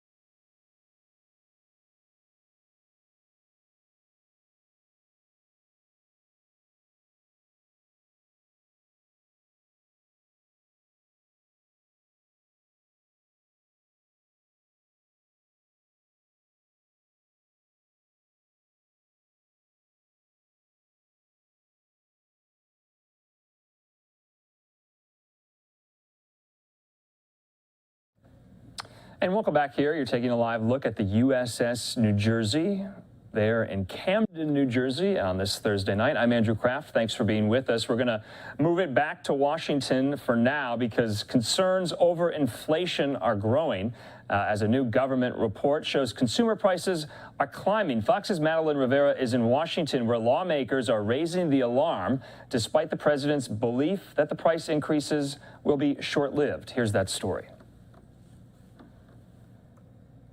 Faced with higher prices at the grocery store, I'd say at least, 7 to 10 to 12% increase. People throughout the country are cutting back on expenses. The prices are just so outrageous, I can't afford it. Folks are shelling out more at the pump with the national gas price average at $3.19, the most expensive gas price average of the year. Frustration now reflected in a new poll. 70% of voters say the spike in groceries has caused hardship for their families, while 67% say they're struggling with the cost of gas. I think the consumer has not reached that point yet. I think they're in the griping stage and the complaining stage, and I think appropriately. The Biden administration is urging the Federal Trade Commission to crack down on anti-competitive behavior that could be driving up costs, one of several steps they're taking to address the higher cost of living. We got to go at supply chain bottlenecks that, because this economy has come back and demand has come back strongly, are keeping goods from moving as quickly as they could, and actually keeping prices up. But the poll also lays out a potential problem for the White House, as it shows 79% of voters believe the government's economic policies are to blame, 86% think the coronavirus pandemic is the cause. I mean, this is the epic battle that we're facing between capitalism and free markets, letting free choice and transparency drive prosperity and central planning. Approval of the president's handling of the economy has dipped 4 points since June. 47% of voters approve of his performance, while 49% disapprove. In Washington, Malta Rivera, Fox News. Madeline, thanks for that update there. We're going to go out now to the White House. Today, President Biden pledging to lower the cost of prescription drugs, as part of his Build Back Better agenda. Speaking at the White House today, the president says costs for prescription drugs for American families can be significantly reduced if Medicare was allowed to negotiate drug prices. He also addressed the ongoing debate in some conservative states over children and masks, saying the decision to require masks for kids should not be a political debate. Here's President Biden from earlier. You know, our healthcare workers are heroes. They were the heroes when there was no vaccine. Many of them gave their lives trying to save others. And they're heroes again with the vaccine. They're doing their best to care for the people refusing to get vaccinated. And unvaccinated folks are being hospitalized and dying as a result of not being vaccinated. To the mayors, school superintendents, educators, local leaders who are standing up to the governors politicizing mask protection for our kids, thank you. Thank you as well. Thank God that we have heroes like you. And I stand with you all, and America should as well. Now, let me turn to the focus of today's remarks. There aren't a lot of things that almost every American can agree on. But I think it's safe to say that all of us, whatever our background or our age or where we live, can agree that prescription drug prices are outrageously expensive in America. Today, I'd like to talk about how we're going to help millions of Americans save money and ease their burdens by lowering the cost of prescription drugs. Let me start by acknowledging the groundbreaking and life-saving work that many pharmaceutical companies are doing. Look no further than the vaccines they're manufacturing and delivering that are helping us beat this pandemic and save lives. But we can make a distinction between developing these breakthroughs and jacking up prices on a range of medications for a range of everyday diseases and conditions. Right now, right here in America, we pay the highest prescription drug cost of any developed nation in the world. Let me say that again, of any developed nation in the world. About 2 to 3 times what other countries pay. Last week in the Oval Office, I hosted a small business owner named Gail from Denver. She's 60 years old. When she was 11, she was diagnosed with type 1 diabetes. For nearly 50 years, she's had to take insulin to stay alive. But you know what she told me? She said she doesn't worry about becoming blind or her blood sugar dropping dangerously low, the natural worries of anyone with type 1 diabetes. She worries about being able to pay for her prescription drugs. During our conversation, she pulled out a vial of insulin from her bag. In 2001, she said, that single vial cost $32 a bottle. Today, that exact same bottle with the same exact formula, no changes, costs $280 per bottle. Gail and her husband work hard. They spend wisely. Because of the cost of her prescription drugs, her husband may not be able to retire. They drive the same car, she said, she's had for 17 years, unable to afford repairs or a new one. And Gail's not alone. It's estimated that more than 34 million Americans, 10% of the population of the United States, have diabetes, including more than 1.5 million of those who have type 1 diabetes. And the outrageous cost affecting everyone across the board, spanning every kind of condition of disease, is similar. I remember what it was like for my mom as she got older and moved in with us. Her prescription drugs were so expensive that it took me, my 2 brothers, and my sister, 3 siblings, chipping in to cover the thousands of dollars in monthly cost that she had to exhaust, rather than exhaust the few little savings she had for her prescription drugs. It's personal to so many of us and so many of you. You know, for more than 1 million Americans living with multiple sclerosis, one common drug for that disease costs $7,100 per month.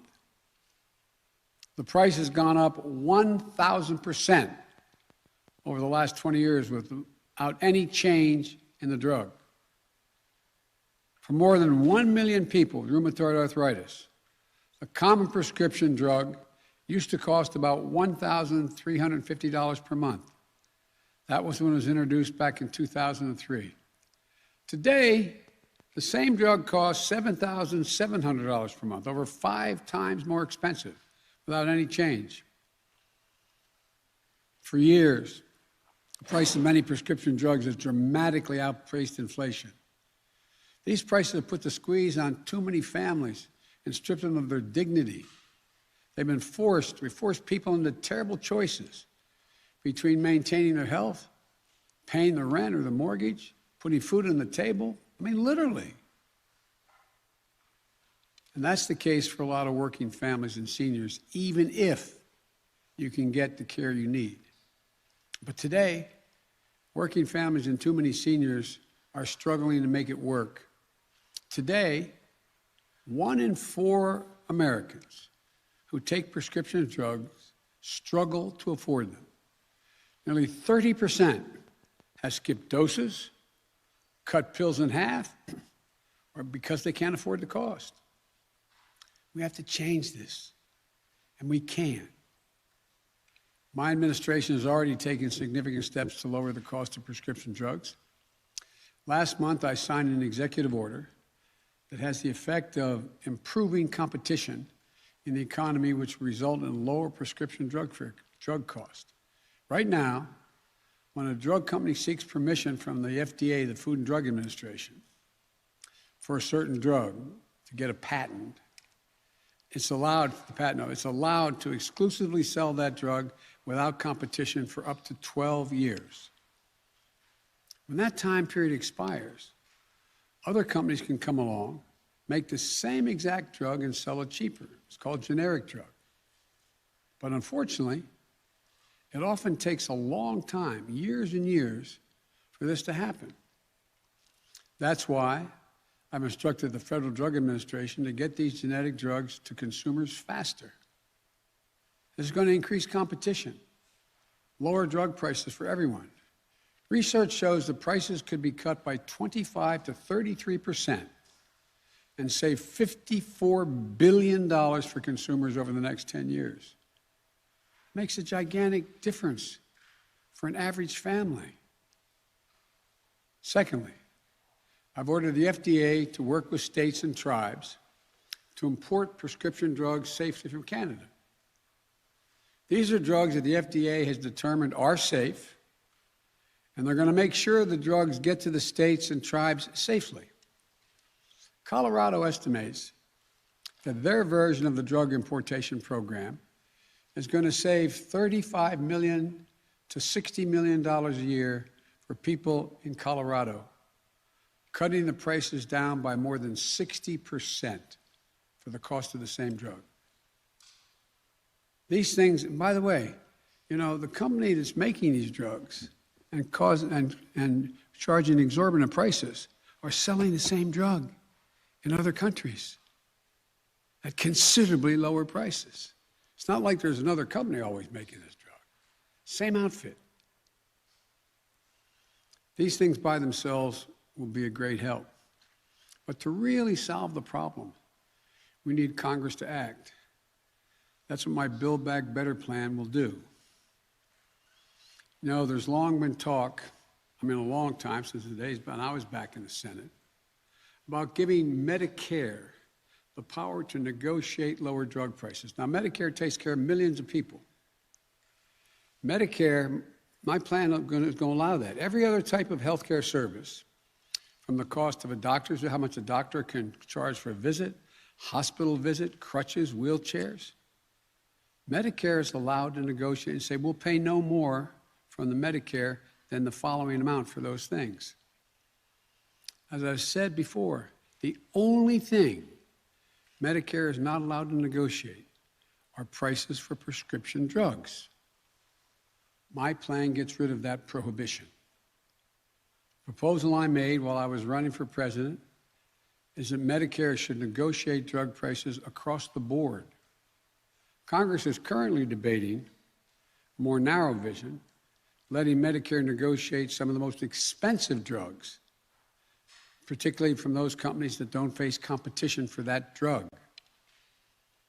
We're going to provide that competition through Medicare. Medicare is going to negotiate a fair price. Right now, drug companies will set a price at whatever the market will bear. Some of you may remember when I had the moonshot going when I was vice president, I met with 12 drug companies, and I agreed I would not name them at the time. It was just a private discussion. I said, if any one of you came up with a drug that cured a particular type of cancer, what do you think you should be able to charge for it? They said, whatever the market would bear. Whatever it will bear. But that often means a significant number of people can't afford it under any circumstance, and they'll die without it. That's unacceptable. What we're proposing is that we'll negotiate negotiate with the company based on a fair price, one that reflects the cost of the research and development and the need providing for a significant profit. But that's still affordable for consumers. And by the way, if there is a significant amount that's invested in it and a fair price is very expensive, we're going to have to figure out how society can provide for that drug that will save lives if people can't afford it. But that's what we're trying to get done, and it has to get done. But not only that my plan caps the amount that seniors have to spend on prescription drugs each year at no more than about $3,000 a year, our plan says that drug companies can only raise prices based on the rate of inflation after it's determined how much they've invested and what a healthy profit constitutes. Studies have shown that if we do this, we can save seniors thousands of dollars a year. For example, an expensive drug for a cancer called multiple myeloma can cost $20,000 a month. $20,000 a month. People who need that drug pay an average of $1,300 a month out of pocket, even with Medicare. What I'm proposing would reduce the total cost by thousands of dollars, and seniors would not pay more than $250 a month on average. That'd be a game changer. And by the way, it isn't just seniors who will benefit.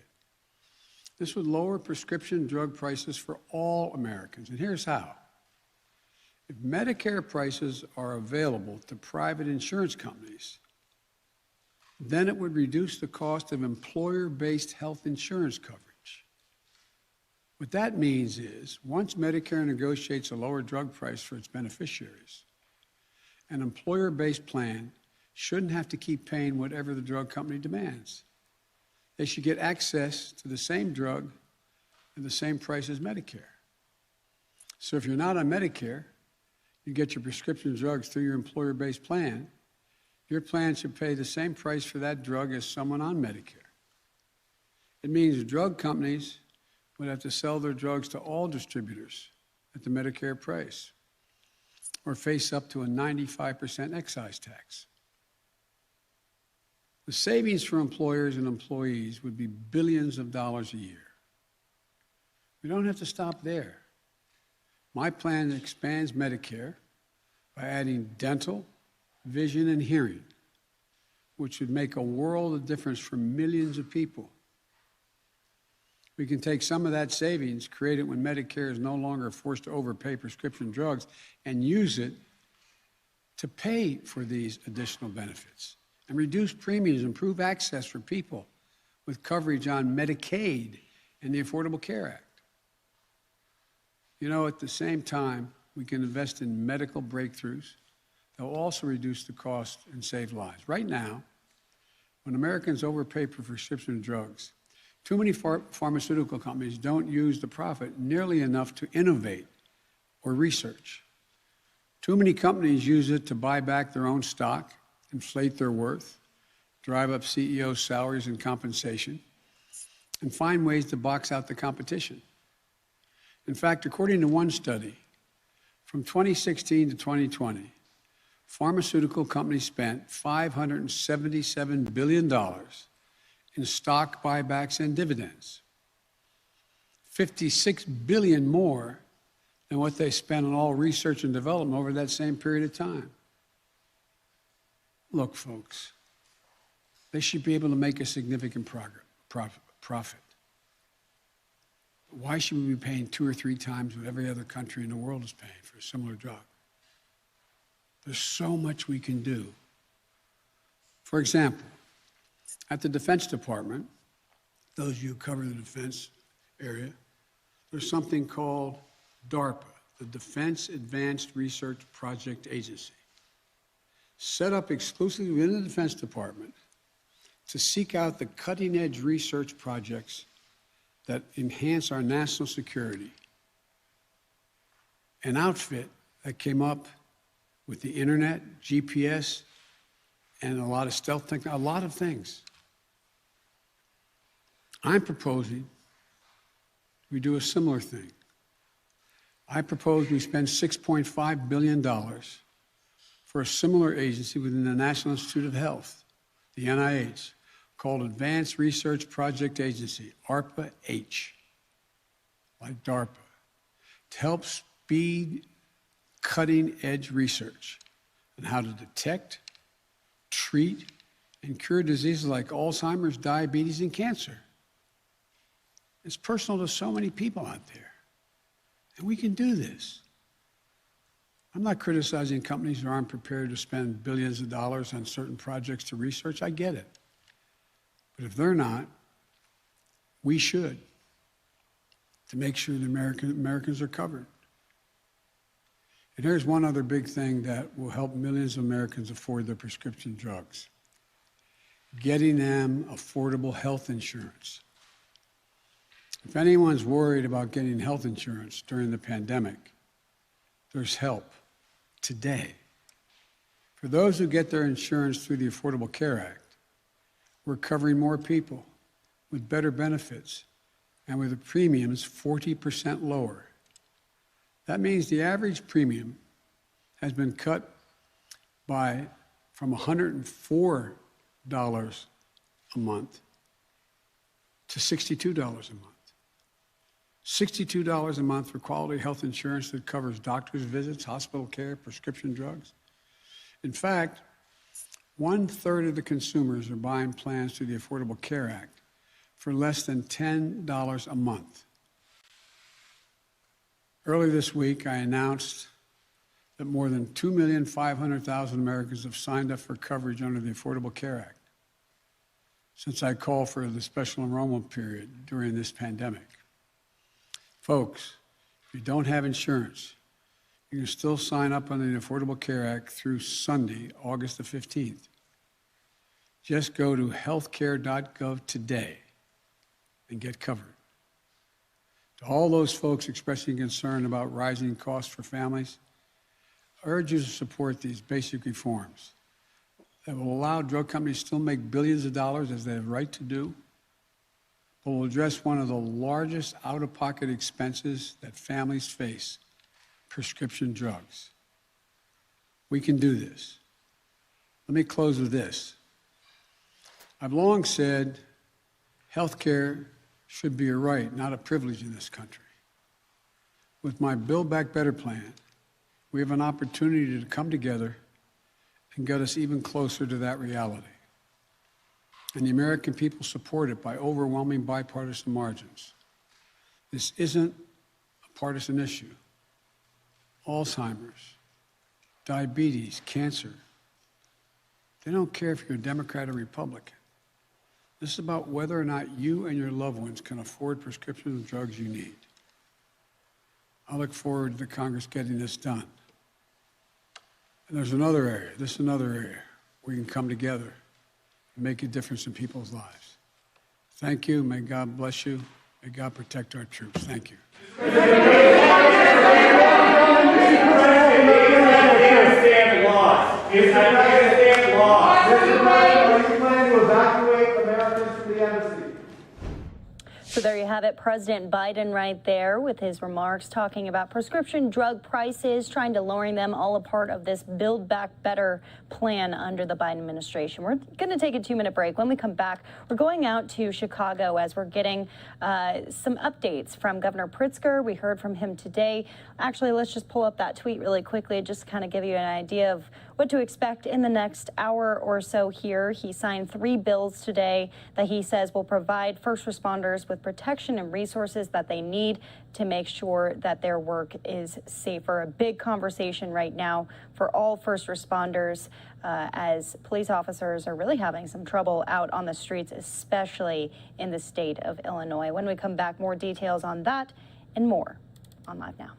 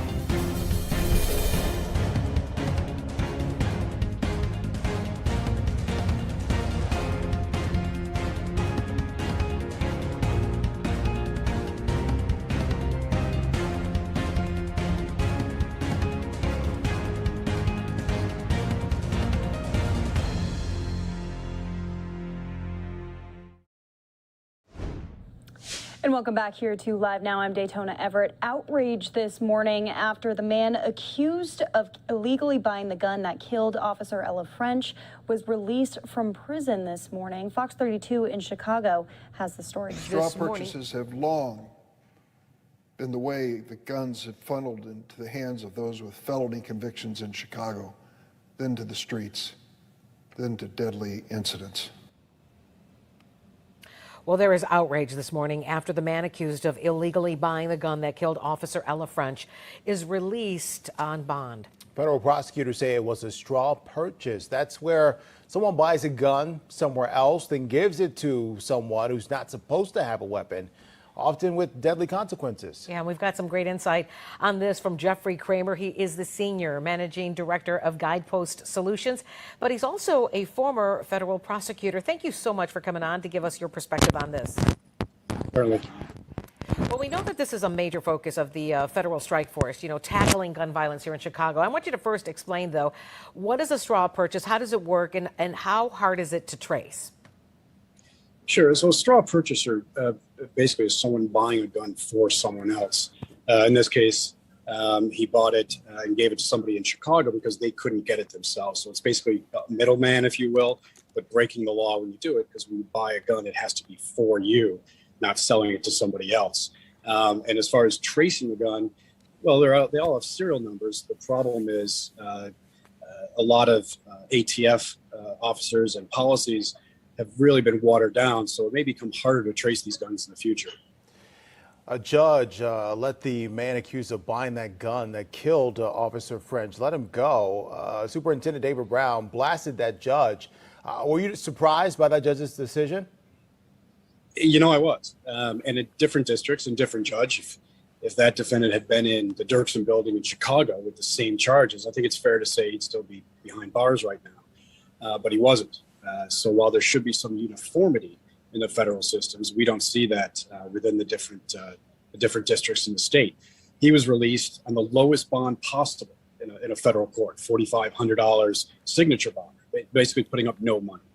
So I think it is a travesty. But aren't these straw purchases, truthfully, really hard to catch? I mean, you usually catch them after the fact. And don't we need more tactical units to try to catch this before they get into the hands of somebody else? Because sometimes they're not just one gun they're handing off to somebody. Sometimes it's a carload or a truckload of guns. How important are these tactical units to Chicago? They're critical. A couple things. And you're right, it is hard to trace these guns until the problem happens. And then by definition, you've already got issues. With respect to Chicago, this is where the guns are coming from.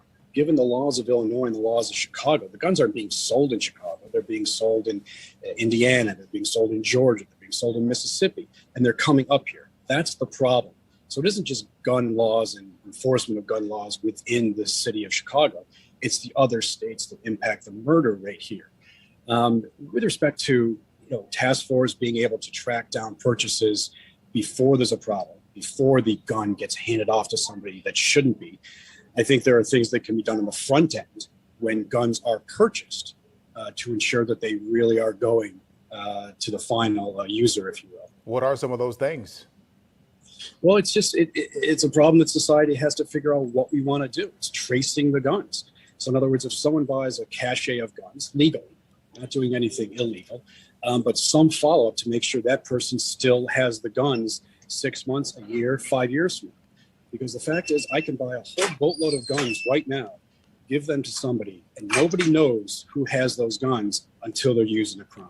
Well, here in Illinois, I know that if you purchase a gun, you have to go through the whole background check, and it's usually the state police who are really tough on making sure that you're supposed to be getting the gun that you're getting and that you're all good. But does Indiana have something like that? What about Iowa? What about Wisconsin? Indiana is not as robust as Illinois. The states in the South are not as robust as Illinois. And then you also have a lot of these gun shows where it's pretty easy to get guns even with a background check. So, given the fact that the Second Amendment exists, there are still things that can be done within the confines of the Second Amendment. Background checks to ensure the right people, to get guns. There's no psychological problems or anything. Same thing as any amendment. The First Amendment has limitations. The Fourth Amendment has limitations. The Second Amendment should have limitations. If they don't, well, now we see the consequences, because it doesn't matter what the gun laws are of Illinois and Chicago. If someone can purchase a weapon 30 minutes away, give it to somebody who shouldn't have the gun, that is then used in a murder. And in this case, a tragic event resulted from this straw purchase. And the straw purchaser is out and about right now. Yeah. Very disappointing to find out that that individual is out on bond by a federal judge. A lot of criticism by the superintendent. Hey, Jeffrey Kramer, thank you so much. Jeffrey Kramer from Guidepost Solutions. We appreciate your perspective and your time this morning. So that was Fox 32 in Chicago breaking down the shooting of Chicago police officer Ella French. We brought you a vigil and a ceremony that was held out in Chicago just a few days ago. Just tragic situation.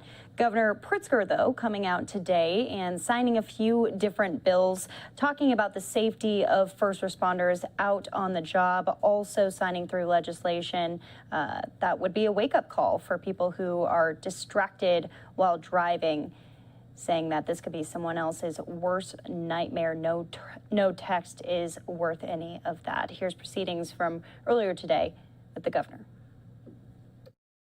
To recover from his injuries. Trooper Frank was simply doing his job that evening. Trooper Frank was looking out for a member of our community. The driver was not. I wish Lauren didn't have to use her voice to speak out on behalf of Brian and his fellow emergency professionals, but she has chosen to stand up and be heard, courageously so. I've had the opportunity to speak with Lauren myself, and I have to say, she is a fighter. And she's here today to share her story with all Illinoisans, so others might not have to experience what she and Brian are going through. And with that, I'd like to introduce truly one of the bravest people that I know, Lauren Frank.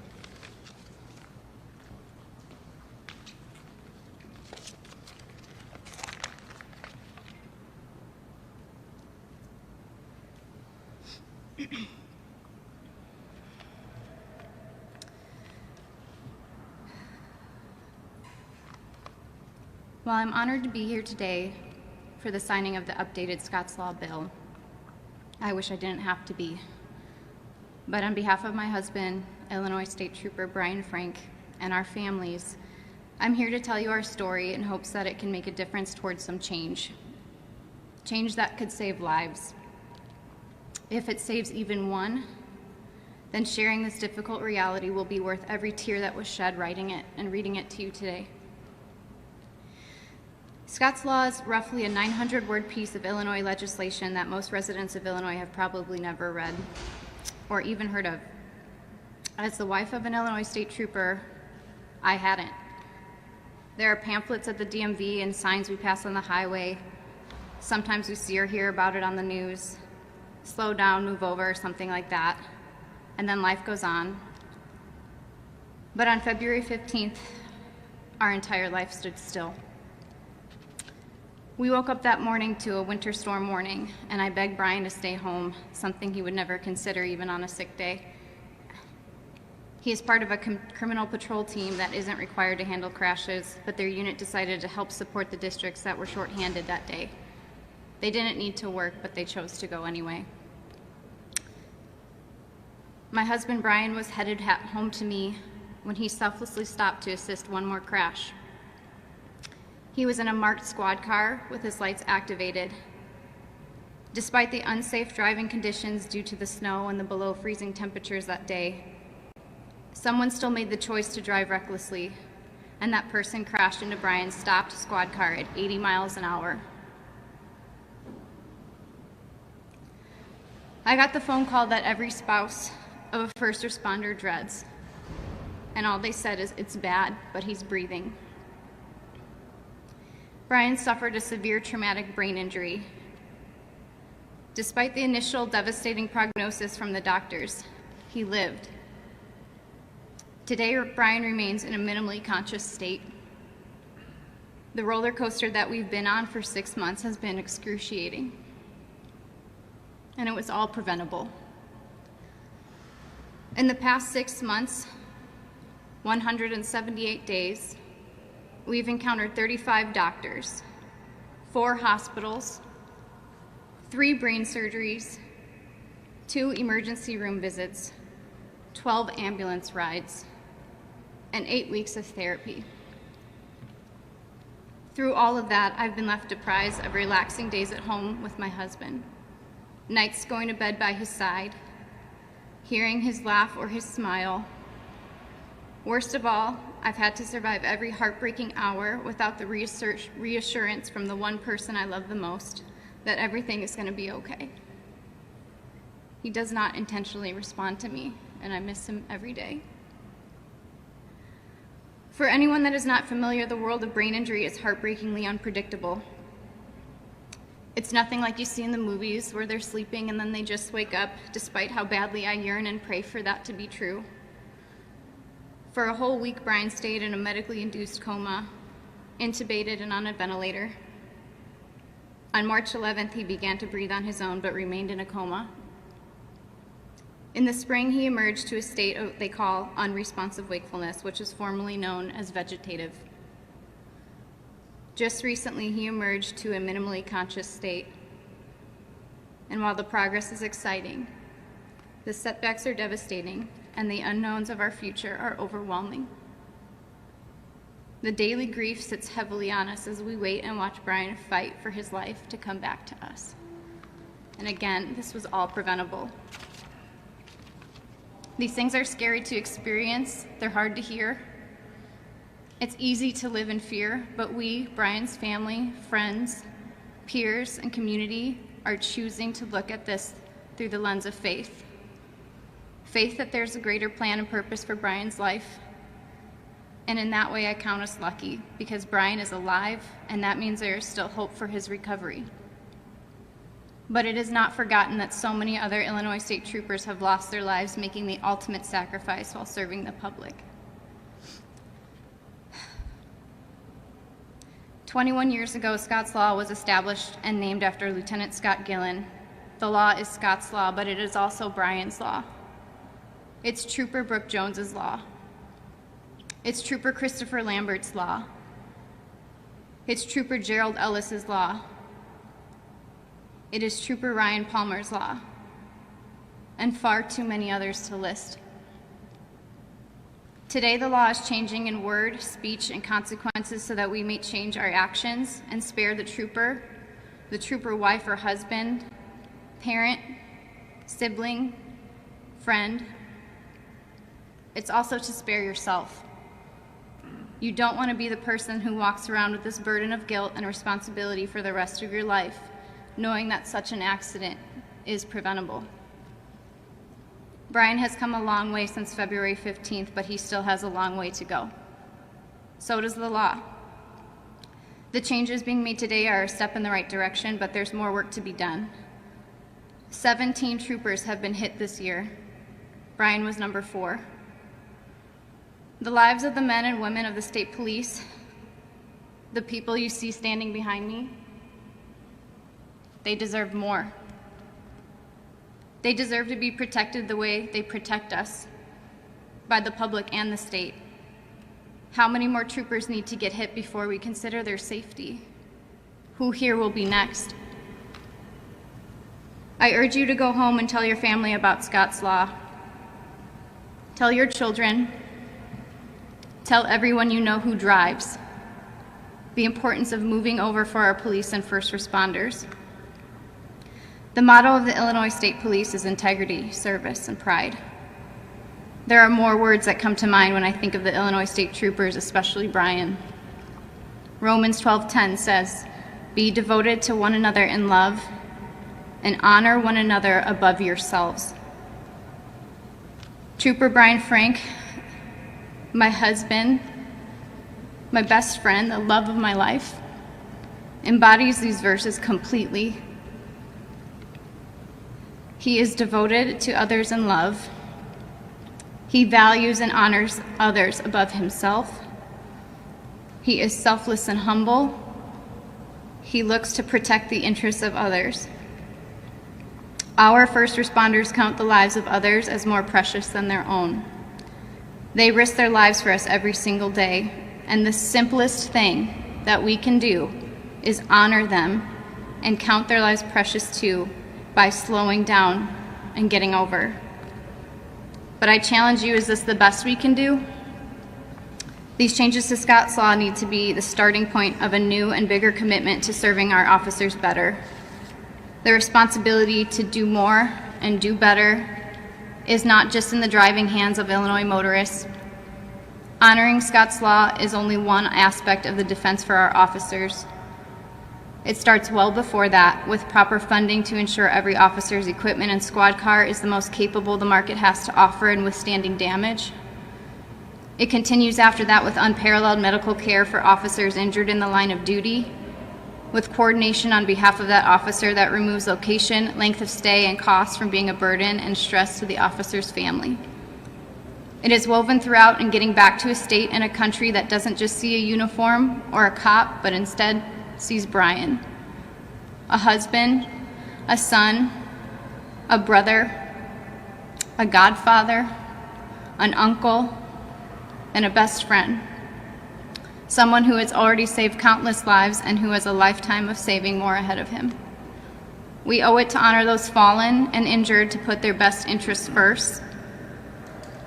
Is that not the very least that we can do to repay them for their sacrifice? If you hear nothing else today, hear this one thing.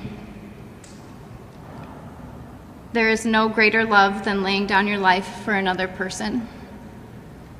That is what Brian and every other trooper does every day. They lay it down. They lay it down for their family. They lay down their dreams. They lay down their future. They lay down their life for you. So I'm asking you today, when you get into a vehicle, lay down your distractions. Lay down your hurry. Lay down your phone. Lay it down. Choose to love one another. On behalf of everyone that loves Brian, thank you for listening today. Please keep him in your prayers, and may God bless you all.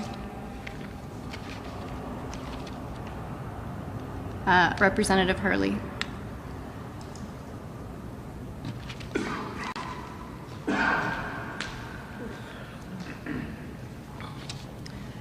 Good morning. I did want to take a moment during the day to say a prayer for Lauren, for Brian, for the family, for the state police, also for Ella French, her family, her work family, CPD, our city, our state. It's just heartbreaking. Proud to be the sponsor of the Move Over Task Force. And Lauren makes me cry. Anyways, proud to be a sponsor. We can't legislate bad people from doing evil things. We can't stop all the accidents on the highway, but I'm going to try, and I think everybody that supports police here and first responders will try as well. So thank you, Lauren, for bringing your story. Thanks, everybody back here, state police, Chicago police. You do a tough job. We expect you to protect us all the time and put your life on the line for us. So thank you. Again, it's just a step. We've been tightening the screws on Scott's Law for a bit now, and we're still hearing the tragic stories of people running into people on the side of the road, like Officer Frank. So thank you. As Lauren says, lay down your distractions. And I'd like to introduce the co-chair of the bill, Leader Munoz. Thank you. Good morning. Thank you, Representative, for great work on this bill. I was glad to partner with you. Thank you so much. You've always been a strong supporter of first responders. Governor, thank you for doing the great bill signing this morning and having our director of the state police, our fire marshal here, and all the troopers and our elected officials from the Senate and from the House. Thank you so much for this. To Mrs. Franks, I can't even imagine what you're going through, ma'am. But my heartfelt, my prayers will be with you and your family, and to your husband, I wish all the best. I can't even imagine. You know, it's unfortunate, as everyone that's talked earlier, but it happens, and it probably will happen again. It's unfortunate that we're going through rough times in the state of Illinois, not only in the city of Chicago, but throughout the state. Men and women who put on the badge and take the oath to uphold the law and support the communities throughout that they work in the state of Illinois. It's a shame that people are preying on them, shooting them, and they don't care. Hopefully we can get through this together. It's a shame that not only Mrs. Franks, other troopers that were killed in the line of duty, other officers in different municipalities throughout the state have been shot at, been killed at. We lost 2, we lost 1 this weekend.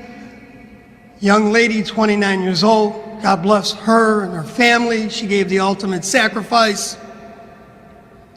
And there's an officer, young man, Officer Yanez. I had the pleasure of working with his father. He worked in the 10th district while I worked in 11. And now his son is lying in the hospital with 3 bullets in his body. It's great that they caught the individuals who did this. We need to do stiffer penalties on gun laws, but we also need to take care of what we need to do for our own. Please, ladies and gentlemen, work with the police. Not everybody thinks that. People think that the police are bad. They're not. They're here to serve and protect. They took the oath of honor. So, men and women of the law enforcement throughout the state of Illinois, I will always have your back. Hold your head up high. And I can never thank you guys, to the men and women, for what you do for the state of Illinois. God bless, be safe, and thank you all for what you do. Senator Markwood.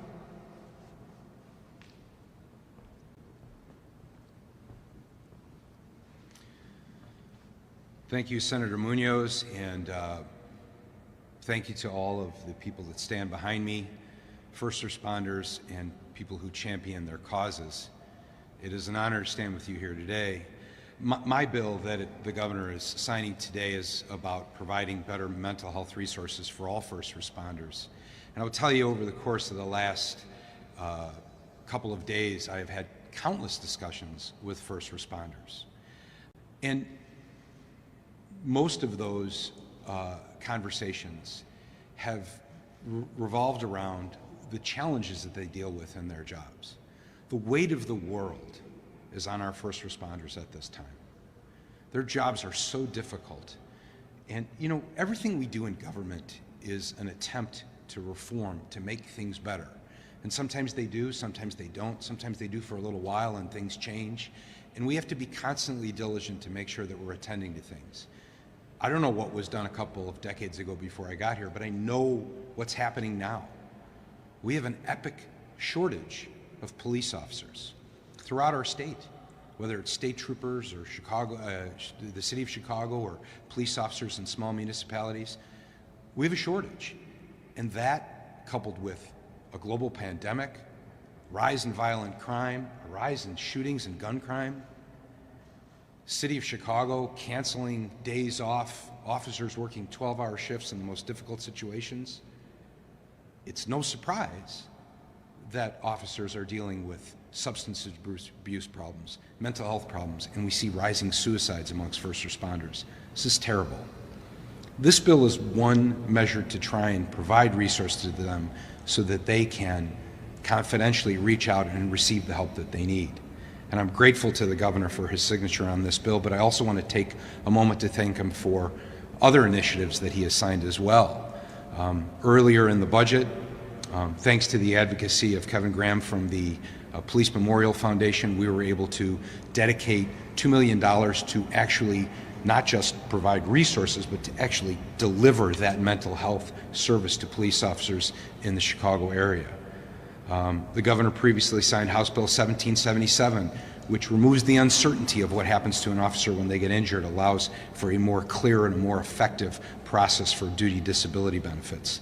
These are the sorts of things that we need to do to show first responders that we understand the difficulty of their situation, and we understand that we need to help them, and we're going to work together to provide those. I'm grateful to stand here, as I said, with a bipartisan group of legislators, with a governor who cares about first responders, with the state troopers standing behind me. Together we are going to get through this, and we will keep working to do so. Before I invite the governor to come up and sign these bills, which I'm so looking forward to, I would ask that we all, I am a Chicago legislator, her name has been mentioned many times. I would ask that we all take a brief moment of silence to remember Ella French and to pray for the families of these officers, both her and her partner, who, as Senator Munoz said, lies in the hospital. So if you'd join me in a moment of silence.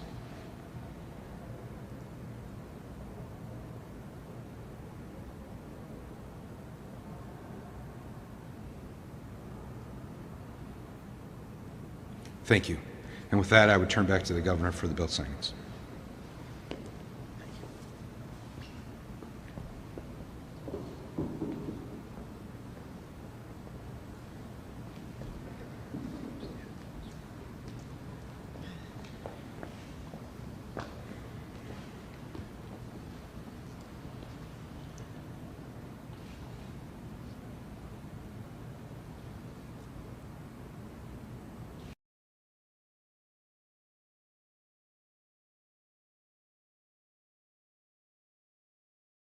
So there you have it. Governor Pritzker signing through that legislation on first responder safety in the state of Illinois. We're going to take a 2-minute break here on Live Now from Fox. When we come back, though, we have the very latest when it comes to the California governor's recall race. We have that event that we showed you a little bit earlier today. Caitlyn Jenner making her way around Venice, but also a statement being made from the very, very top about who he thinks should be the next governor of California. That's in 2 minutes.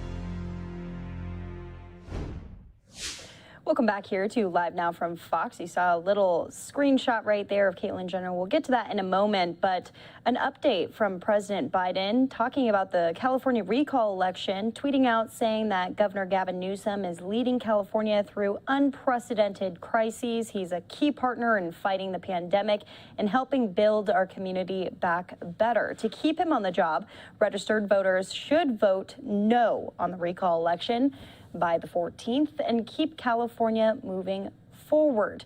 So you're hearing it from the very top there, President Biden voicing who he thinks should be the next governor of California. But we had a couple of the candidates out and about around California, specifically in Venice Beach. We heard from Caitlyn Jenner. She was out talking about homelessness, the crisis, of course, that we've covered several times here in California. Fox 11 Los Angeles really stays on it. That's one of the main stories that they've been covering. We're going to hear a one-on-one interview between Fox 11's Alex Michelson and Caitlyn Jenner out in Venice earlier. Is homelessness. We're here on the streets of Venice. Last time you said you wanted to give us more specifics on that. What specifically are you doing as governor to solve homelessness? Right now, the homeless crisis in California has become such an industry. And studying this, you see how Gavin Newsom, what does he do? He throws money at the issue and then to special interests, and then that's the end of it. Right. Special interests, as far as homeless, have done a horrible job. They are in it for their own salaries. If you look at some of the top nonprofits, 90% of the money that they take in is towards the nonprofit with extremely high salaries. You know, the CEOs get $250,000, working all the way down to the 20th person's $130,000. Only about 10% of the money sent to them actually goes to the homeless. Right. I want the California taxpayer to get a good return on their investment, and they are not getting a good return on their investment, not even close when it comes to this.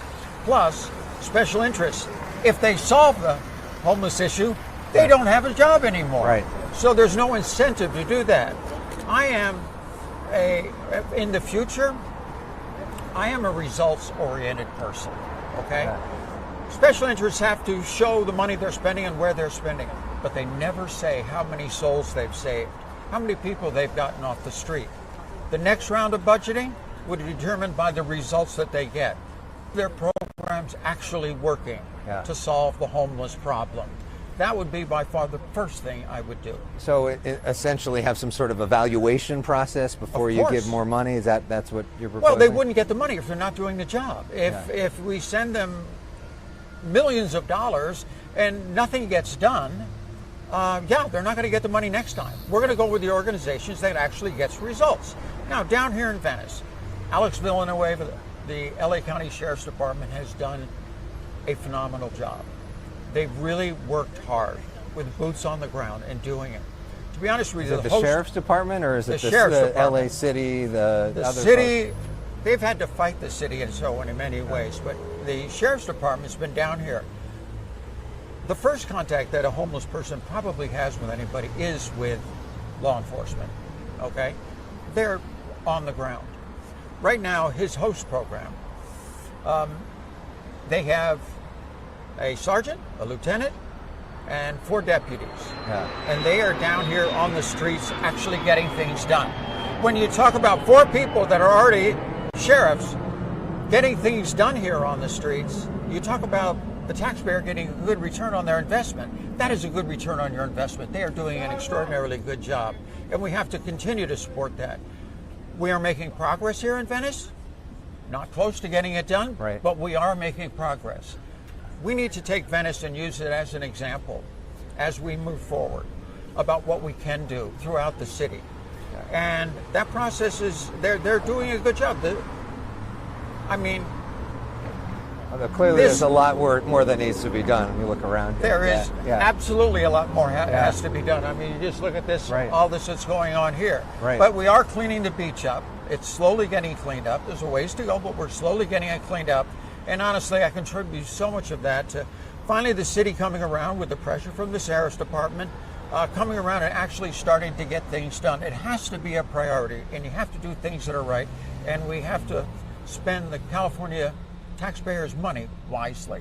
So this is your first campaign appearance since your trip away? I was just waiting to come back to see you. How was it? How was your time away?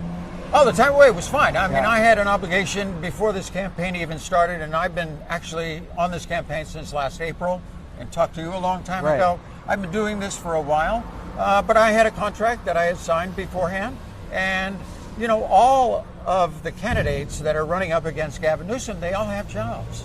And I have a job. But you know, there's some people that say that going and doing a reality show, maybe you're not taking this as seriously as some of the other candidates. What do you say to that criticism? When I was down in Australia, I was in constant contact with my campaign. I did radio ads, I did some Zoom ads, I did all this stuff while I was down there. There was only a week period that actually I was in the house. And then I got out and came back here 5 weeks before this recall. This is the kickoff. You're my first one. I appreciate it. And this is the kickoff of the next 4.5 weeks on the road. I'm here today. This afternoon, I'm down in Orange County. And then tomorrow, I will be at the border. And it goes on from there. And eventually on the 19th, I think I'm up where the fires are, and I will be all over the state talking to the people. And the other big issue right now is coronavirus. We see the Delta variant is spreading. What's your plan on how to deal with the Delta variant if you're governor? Right now, we have to follow the science. There is, between the science, the economy. We have to take the economy into effect, about the effects that it has on the economy if you completely close it down again. And public health. You have to balance that. Right now, I see so much of Gavin Newsom using COVID to shut the place down. What is he shutting down? We didn't need to do that. Shut the whole state down as over the last year. Shut schools down, businesses, all of that, shut it down. Different governors have done it different ways. Well, there's... So So that was just a portion of that one-on-one interview between Alex Michelson with Fox 11 and Caitlyn Jenner. As you heard, for the next 4 weeks, she is going to be out and about tomorrow going to the border. If we have that, we'll of course bring you any of those live feeds throughout the day. But that's the latest on California recall election. We're going to go out to another one-on-one, this one with Q13 in Seattle. They spoke with Seattle Mayor Jenny Durkan. They're talking about the vaccine mandate. She is standing by that, but she refuses to say whether or not she's going to fire officers who don't comply with that. Here's the conversation. So I want to spend 15 minutes playing devil's advocate on this issue of vaccine mandates. Sound good to you? 15 minutes of devil's advocate? Sure.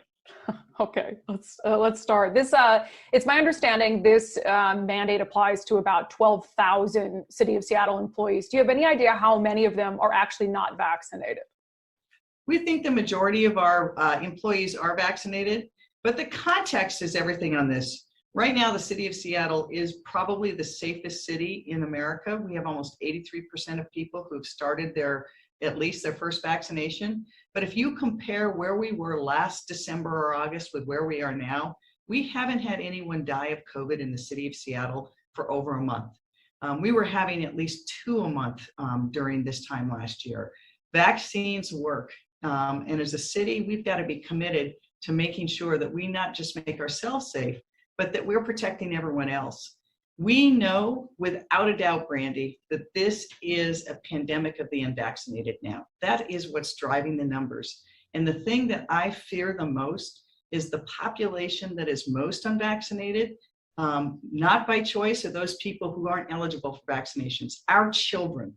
And if we want to protect our children, everybody else has a duty to get vaccinated. But at the onset there, you perhaps articulated one of the arguments against this. Seattle is one of the most vaccinated cities in the country. You haven't had anyone die from COVID since July 11th. Why then would the government mandate that potentially hundreds or even thousands of people would have to put a needle in their arm when they don't want to in order to keep their jobs? We know vaccinations work, and we also know that this virus is voracious. If you are unvaccinated, it will find you. And we're in a very different situation now as we're looking forward to schools opening up again. Last year, Seattle Public Schools didn't open until the very end. And even when they did open, we were largely still a work from home. Most businesses shut down.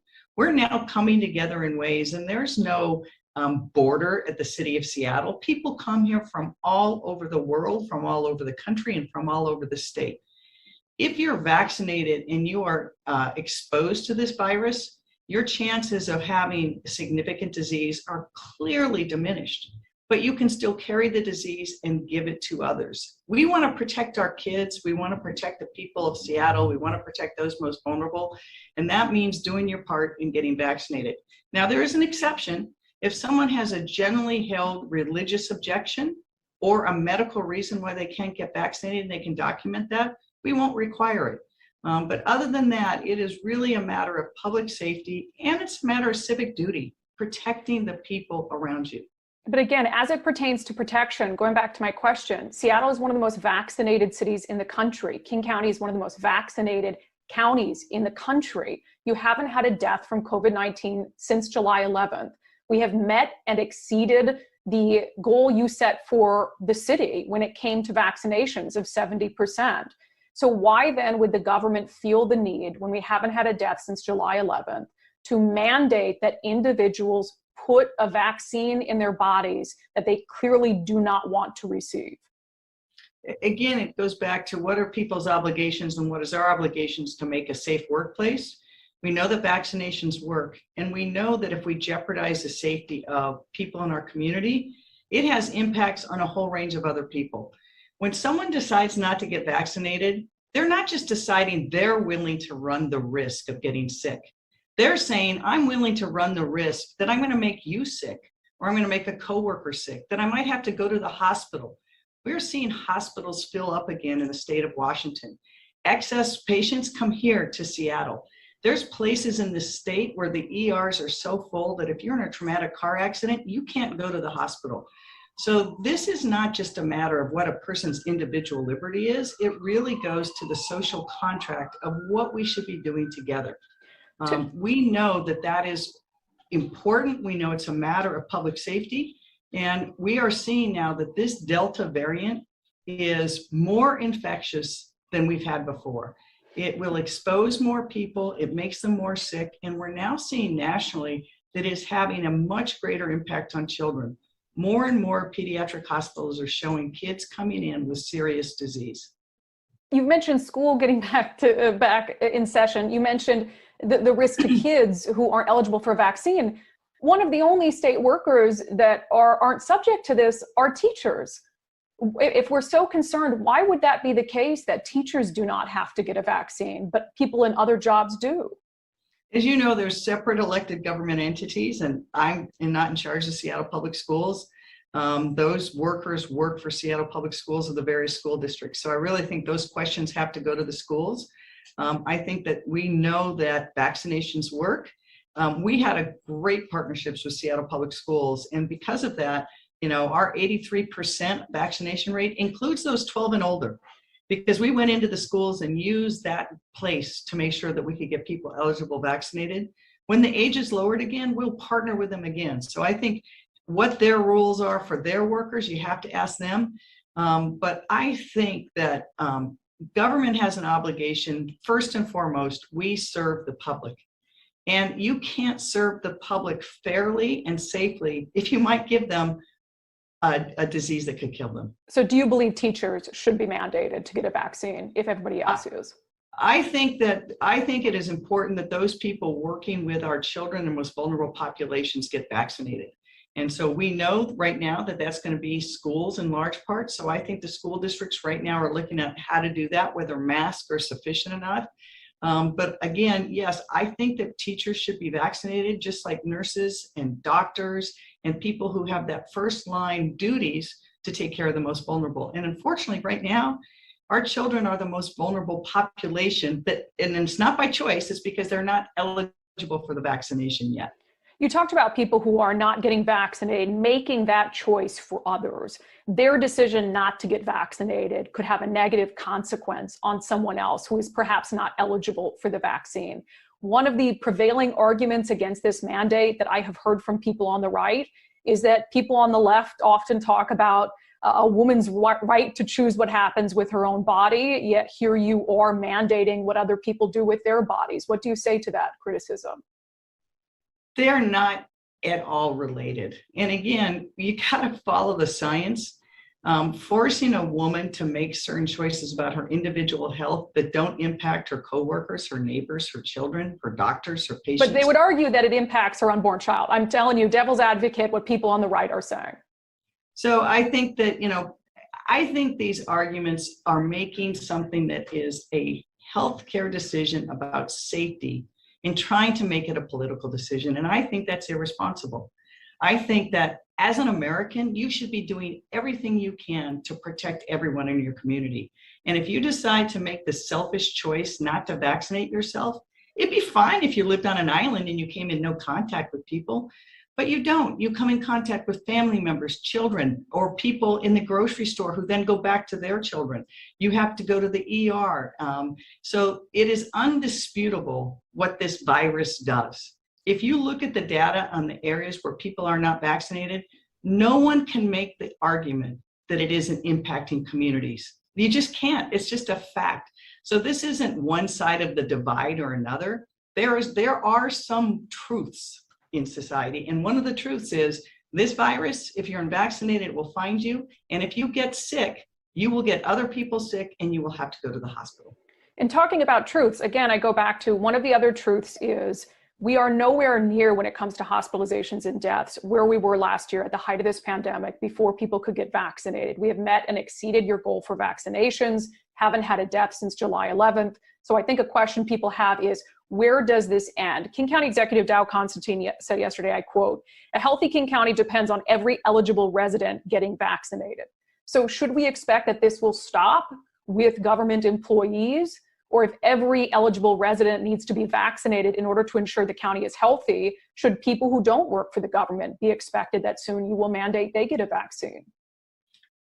So, rather than go to like, what is the most extreme thing here? I'm not saying extreme. This is King County Executive Dow Constantine. He's saying but a healthy county depends on every eligible resident getting vaccinated.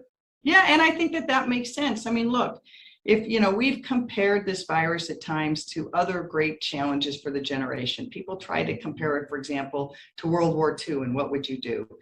If in London during the Blitzkrieg, if you knew the bombs were coming, would you get into the shelter? And if you didn't, it's irresponsible. And if you're not doing it, jeopardized other people. So again, this isn't just about individual choice. This is about choices that impact everybody else in our society. And while the numbers are down in the city of Seattle, we are the ones that are lifting the whole state up. And we know that people don't stop at borders, Brandy. Again, remember, this whole epidemic started here from 1 or 2 people traveling here from China. I mean, think about that.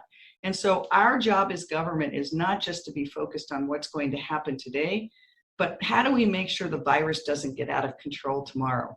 And what we do know is we have a population of people who are most vulnerable to that virus, and that's the unvaccinated. We want to make sure that the people who have the choice to make that not true, make the right choice, because if they don't, they're making the choice for other people, and that's not right or fair. And again, this is about playing devil's advocate for a decision. It is incredibly important to press elected leaders on a decision to mandate that around 500,000 people get a vaccine that up until now, some of them have chosen not to receive.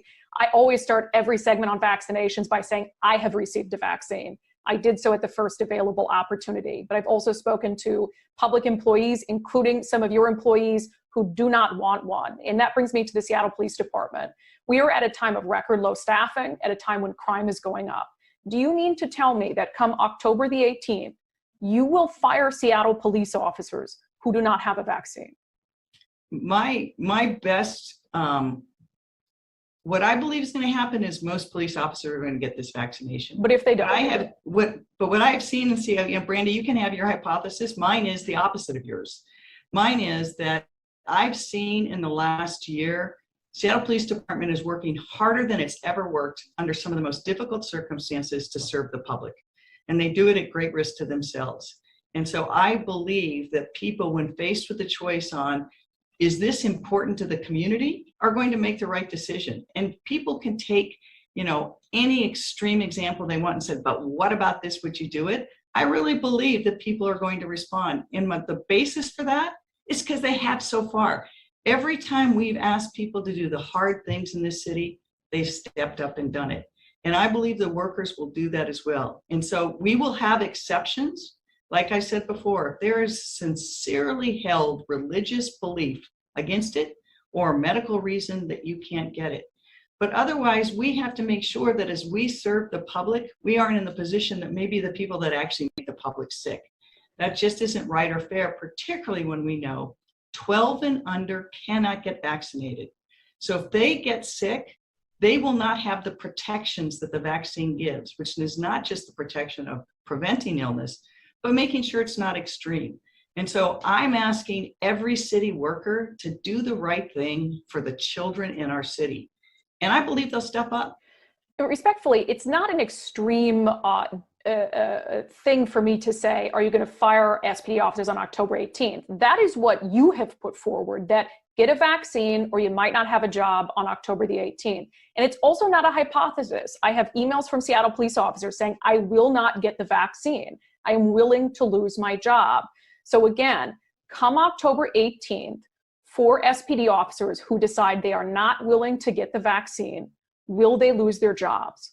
It is your hypothesis, Brandy, because it's not a hypothesis. I have emails from officers saying, I will not get it. Well, I've heard officers say, now that I realize the danger, I will get it. So we'll see what they do. We've got till October. And I believe the police officers that I know, that I've talked to, that I've worked with over a career, they believe in service. And those people will step up and do the right thing. I truly believe they will. And look, it's a different thing in some ways, but we had these same debates when I was a child about seatbelts. People said over and over again, it's my right not to drive without a seatbelt. And we as a society decided no, because you don't just jeopardize yourself, you could jeopardize other people. You've got highway patrol, you've got first aid that has to come. The same with high speeds. People still say, if I want to drive 100 miles an hour, I should be able to do it. Madam Mayor, a seatbelt is not injected into your body. And again, I have the COVID vaccine. I had no problem getting the COVID vaccine, but it's not my job to sit here and to praise the decisions that you make. It's my job to challenge them. And I'll go back to the question before. It is not a hypothesis for me to say that officers aren't going to get the vaccine. I am staring at an email from an SPD officer who says they will not get the vaccine. That is a fact. I know this officer. So when I ask you, will you fire officers who don't get the vaccine by October 18th? What is your answer to that, ma'am? I don't believe I'm going to be put in that position, because I believe officers will get the vaccine. Let me ask you this. I asked you at the onset of the pandemic. We've had many interviews, you and I do appreciate even knowing the subject matter, and that you were going to get some pushback today, you taking the time to discuss it. One of our first interviews, I asked you about the delicate balance between protecting life and preserving liberty. That was at the onset of the pandemic, as people were going through these unprecedented mandates of being required to stay at home. What would your answer be to that today? Do you believe that you are still on the right side of the line between protecting life and preserving liberty? 100%. In fact, I think that this decision is far less intrusive than some of the other decisions we had to make. We now know scientifically it is proven that this vaccine works. And it is a way to prevent this virus from infecting you. And if it does infect you, in the rare instance that it does, the chances of serious illness or death are really tiny, less than 1%. And so we have something that fights and beats this virus. If we don't take all steps we have, then we won't be able to do the other things that we all enjoy and want to continue to enjoy. We're lucky here in Seattle because people have stepped up, like we've talked about, the highest vaccinated city maybe in America. But you don't have to go very far out of Seattle. Pierce County has only about 50% of the people vaccinated. Do you think people travel between Tacoma and Seattle? Of course they do. Tri-Cities, Spokane, and then you go into other states where the statewide ratio is 30%. We need to do what for America and for our communities, what the right thing to do is. If we want to have the individual liberties that we love, getting together with friends, opening our businesses, going out in businesses, being together, that means we got to be smart now. And that's why I think your hypothesis, people are acting, I think there's always this strong reaction, but then when you give people the facts and let them do the right thing, I have seen over the last 18 months that people do the right thing. I want to give you an opportunity to reiterate some things that we've discussed. You know, vaccinations are not a panacea. I am coming to you from my house today because I had contact with an individual who was fully vaccinated, yet still contracted COVID-19. I am fully vaccinated, yet the risk of possible exposure of me getting it as well is enough where I am at home today. So we know that vaccines, even if we had 100% of the population vaccinated, are not a panacea. So I think the question people have is, where do these mandates end? We have met and exceeded where you want it to be for vaccinations. We haven't had a single person die of COVID in a month. So when are you satisfied that citizens and workers have done enough to be able to move on? So Brandy, first I want to finish the conversation about liberty. I think that people who are saying it is my liberty and my right not to get vaccinated, forget that they're making the choice for the people who can't get vaccinated. And I want to say again, the more people that get vaccinated, the rarer there will be what you've just talked about, the breakthrough cases. We know that these breakthrough cases happen in a very small number of people.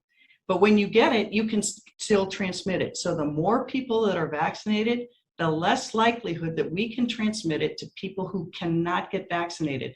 And that includes every child under the age of 12.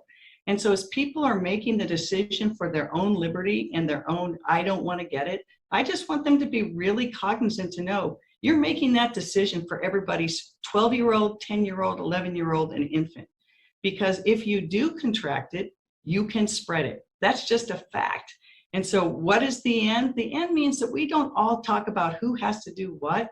Again, what I have seen over this last 18 months is the prevailing voice and the prevailing action is not the what about me-ism, it's the how do we help each other-ism. And that's how we're going to continue to get through this and actually beat this virus. Just one more to put a fine point on it. More people have been murdered in your city this summer than have died of COVID-19. More people have been shot and killed in your city this summer than have died of COVID-19. Is your focus on the wrong thing right now? I'm focused on both. That's my job as mayor. But you know, I think we all agree, Brandy, these last 18 months, what this virus has done to our society and our city and our country, none of us want to repeat it and none of us want to go backward. It's been too long and too hard for us to go back now. And we are seeing, you know, right now it's the Delta variant, but we're seeing new variants being bred in the Southern Hemisphere. And as those come and people are more susceptible, they will come. And the best protection we have against this is this vaccine. So Q13 out there one-on-one with the mayor of Seattle, Jenny Durkin, a series of different topics covered right there, including coronavirus, and then at the very end, the handling of police and shootings across the city of Seattle. We're going to take a 2-minute break here on Live Now from Fox. When we come back, a really interesting story out of Florida, of course, coming out of Polk County. We're going to hear from Sheriff Grady Judd as he is speaking about a murder suspect and his wife illegally towing vehicles belonging to, quote, poor and hardworking residents. That's coming up in 2 minutes.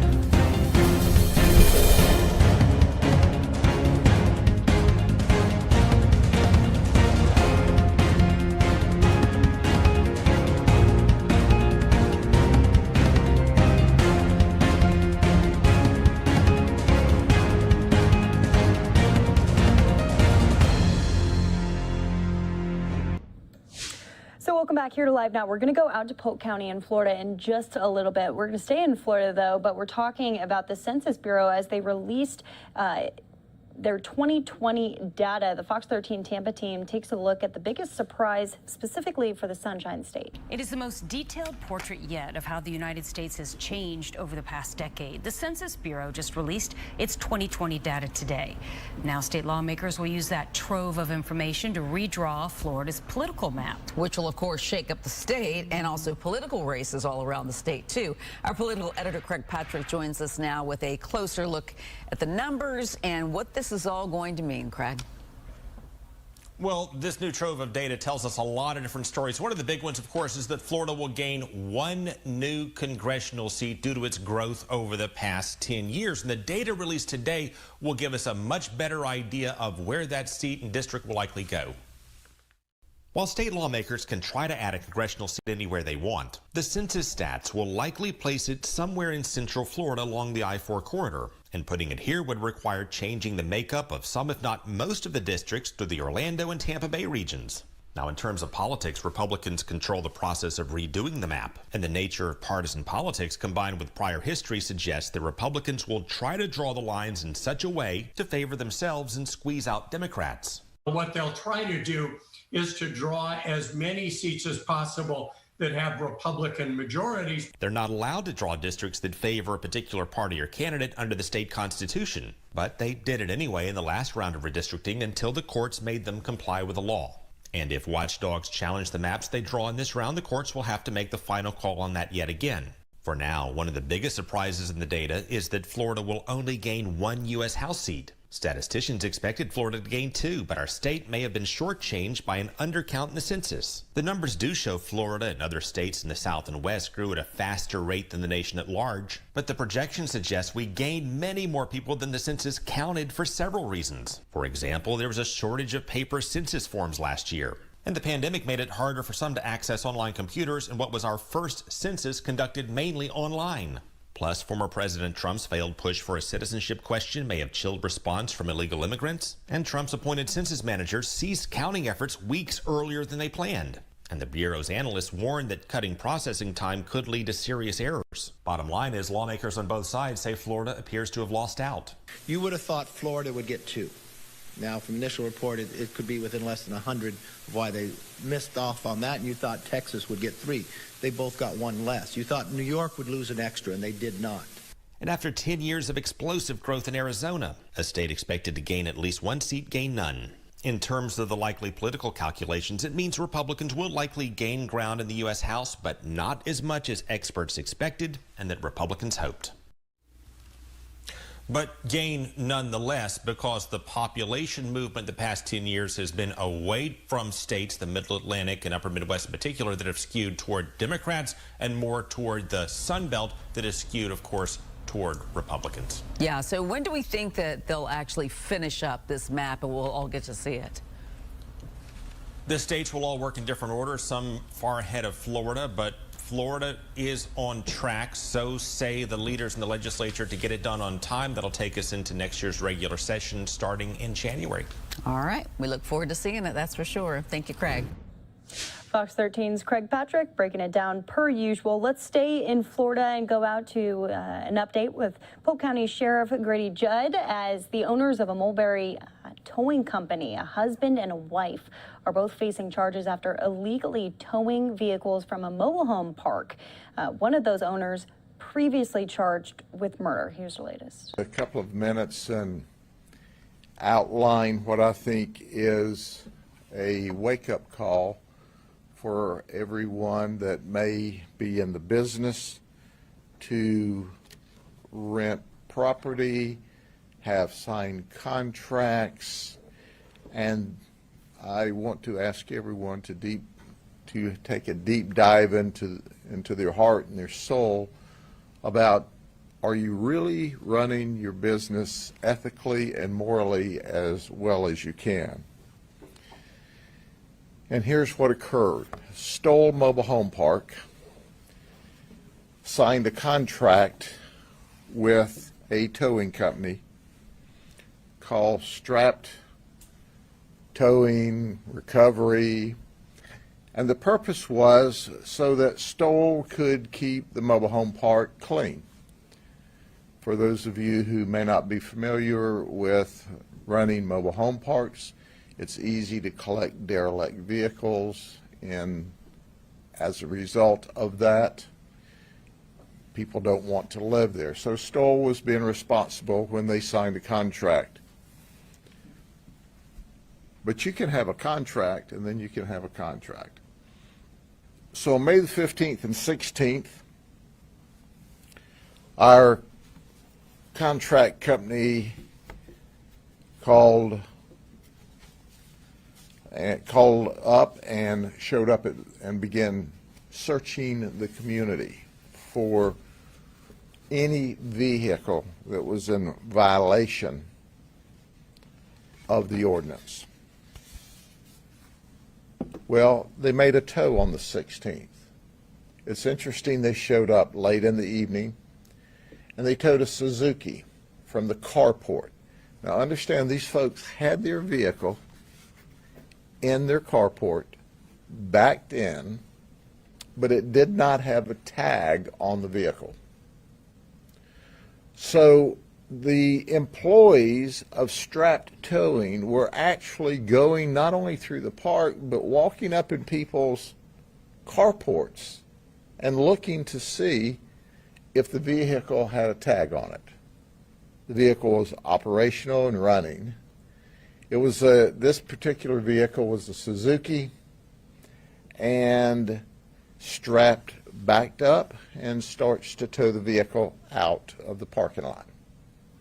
The owners come out and say, hey, don't tow our vehicle away. And they go, you sign a contract to live here. The contract says that you have to have a valid registration. They tried to bring a tag out. They asked if they could get their car back. The owner of the company and the tow truck driver, Michael Den, refused to let them have their vehicle. And he towed it away despite the consternation and request by the owners. So away the vehicle went at about 11:30 at night. So the next day, on the 17th, the afternoon of the 17th, two families go to this tow company in Mulberry, Florida, to retrieve their vehicles. And there's another disturbance. Well, it starts out rather peaceful when they tell the employee that's there, we want our vehicle. One of them paid like $265, the other paid like $300. How there was two different prices of tows from the same place, we don't know. The storage yard was more than 10 miles away, from the tow location. That is a violation of law. So anyway, they paid, and we'll talk about Juan for a minute. Juan, Muriel, and that group paid to get the vehicle back. But the vehicle was in the back of the storage lot, and the battery was dead. Now, according to them, the battery worked, the vehicle ran when it was towed away, but now the battery's dead. So the employee calls Michael Den and Elisa Den, who are at this particular time in Bartow eating dinner, and said, hey, these folks want their vehicle back. They've paid the price. And they go, well, we're eating dinner. We'll be there in a little while. So they finished eating in Bartow, and then they drove all the way back to Mulberry. And an argument ensued because Michael now wants to charge them another fee to hook up to their car in the back of the tow yard and tow it out front. So an argument ensues. Subsequent to the argument, Juan, who has a 14-year-old young lady in the car, drives the vehicle that he arrives in down to the corner, drops off a 14-year-old girl, spins around in the car, charges back where people are arguing in the road, and runs into Michael Den, swerves and hits Michael Den's brother, injuring him. Then he spins the car around, jumps out of the vehicle. Michael Den approaches him, shoots him, and kills him. Of course, the sheriff's office is notified. We respond. Michael Den says, I'm standing my ground, I'm standing my ground. And we go, what do you mean you're standing your ground? The victim Juan Muriel certainly would have been arrested had you simply called the sheriff's office for charging back in the vehicle and hitting your brother. But when the car spins to a stop and Juan gets out of the vehicle without a firearm, and you shoot him ultimately in the back of the head and kill him, as he's walking clearly with nothing in his hands, posing no immediate threat, that's not stand your ground. So he was arrested. That caused our detectives, both our homicide detectives, who also got our Northwest District detectives involved, going, what happened? What was the genesis of this problem? Well, it was an over-aggressive tow company. That's where it started. We also learned that in addition to towing this car that by the contract they signed to live there was technically a legitimate tow, but it wasn't the spirit of the intent of the process. The spirit of the rule simply is that you don't want derelict vehicles collecting in the mobile home park. But this guy and his team that was there had flashlights walking up underneath people's carport to see what they could see, and found this one without a tag on it and towed it away. Well, not only did they tow that one, we found where they've towed 19. They towed this vehicle, totally separate incident. Do you know why they towed that vehicle? They said it was parked on the grass. And there is an authorization by Stoll Mobile Home Park if you want to park a second vehicle. If you put down a gravel area, then that's permissible. Well, they parked on the gravel area that they created that was allowed by Stoll Mobile Home Park, and still this tow firm towed their vehicle away. They said, well, there was grass growing up through the gravel, so they had parked on the grass. That's nasty.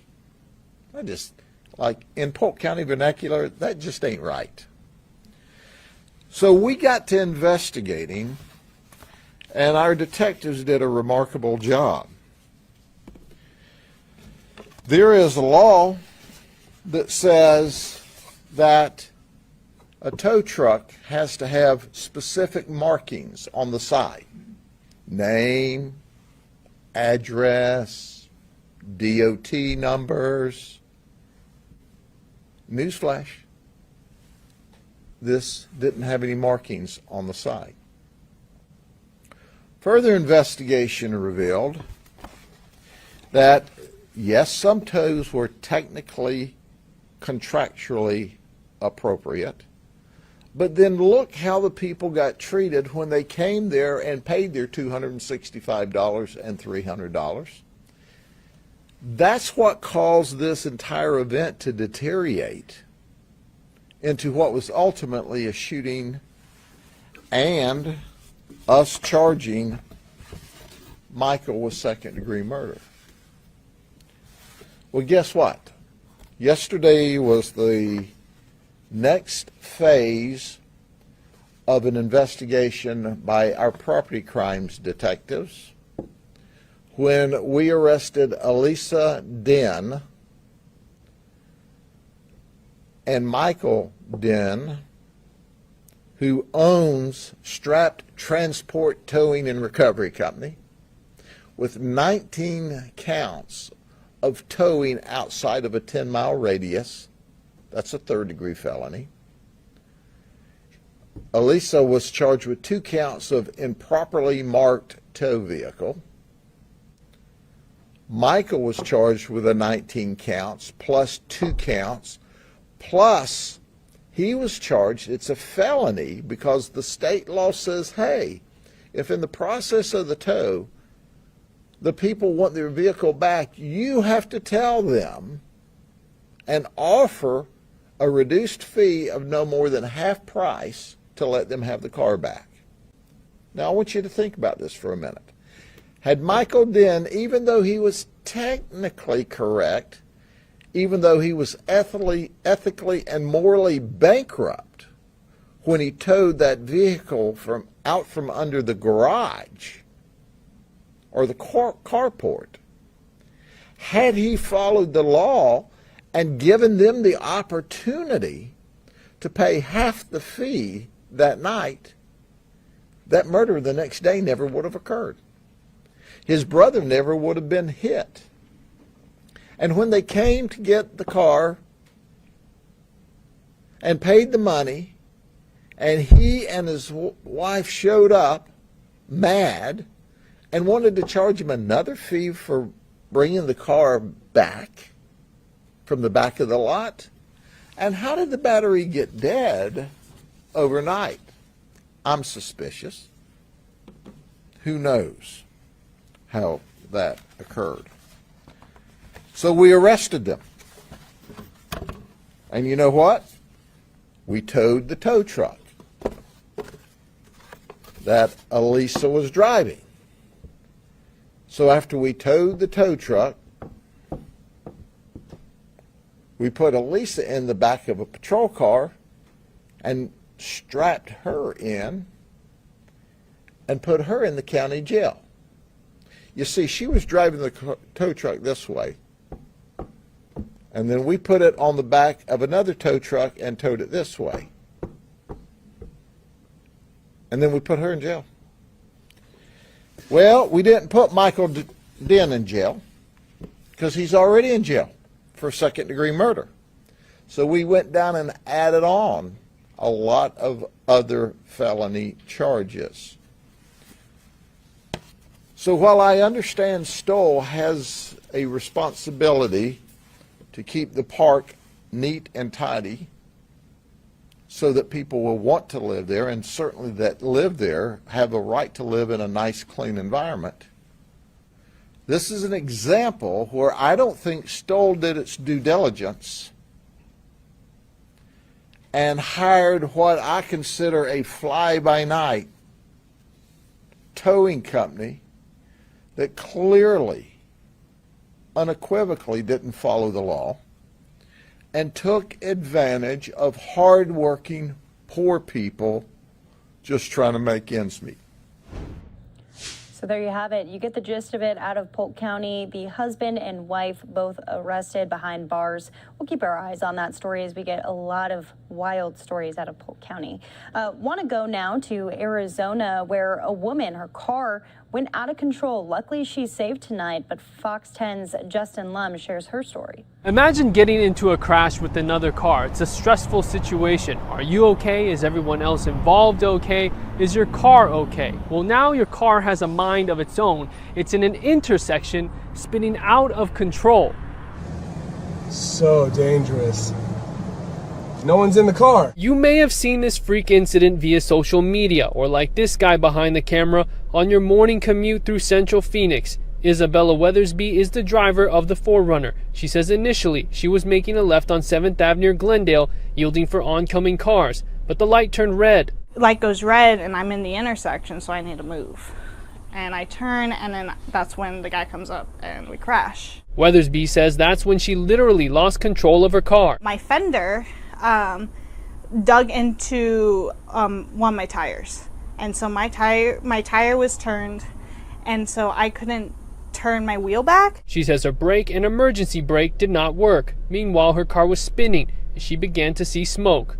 The only thought in my brain was, you gotta get out of this car. So I pushed the door open, I get my seatbelt off, and I jump out of the car. Moments later, while on the ground, Weathersby says she felt her own car run over her back. She got up and ran to a nearby church to call for help. Her injuries are not too serious. Besides the road rashes on her legs, she feels pain in her back and knees. Weathersby's car is totaled. The 20-year-old student does not have her own transportation now as she returns to NAU. She's relieved she's okay, but a bit traumatized by the accident. It just kind of like hurt me in a way that like could have been way worse. It's a terrifying thought. And this 4Runner is still in the shop. The specific cause of how this all happened is unknown. Meanwhile, Weathersby is grateful for everyone who checked on her after seeing this video. In Phoenix, Justin Lum, Fox 10 News. So you probably saw that video on social media. Definitely circulated online. We're going to take a 2-minute break here on Live Now. More stories to come in just 2 minutes.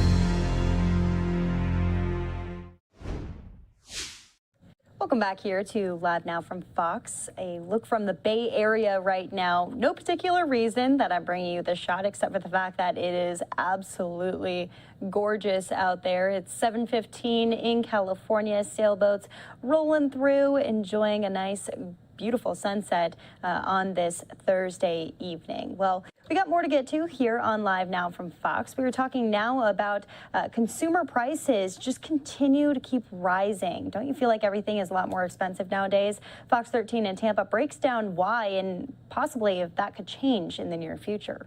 New numbers released this week shows consumer prices are still climbing. But could this recent wave of COVID put a halt to that? The Federal Reserve and the White House are watching for a cool down after the reopening of the economy kept inflation levels high. Here to explain all of this to us is our consumer reporter, Surbani Banerjee. All right, let's get right down to what's important. How is this affecting our wallets? Exactly. The reason behind this pop in prices is a rapidly rebounding economy, which isn't a bad thing, of course, in the long term. That's what we want. But it can be a little bit jarring for us right now in terms of prices. Once consumers emerged from all the lockdowns, they started spending big. The Labor Department says prices for everything from groceries to cars and gasoline are continuing to rise. The Consumer Price Index rose 0.5% from June to July. It's now 5.4% higher than last year. Still, the White House says the economy's headed in the right direction from last year's pandemic-driven recession.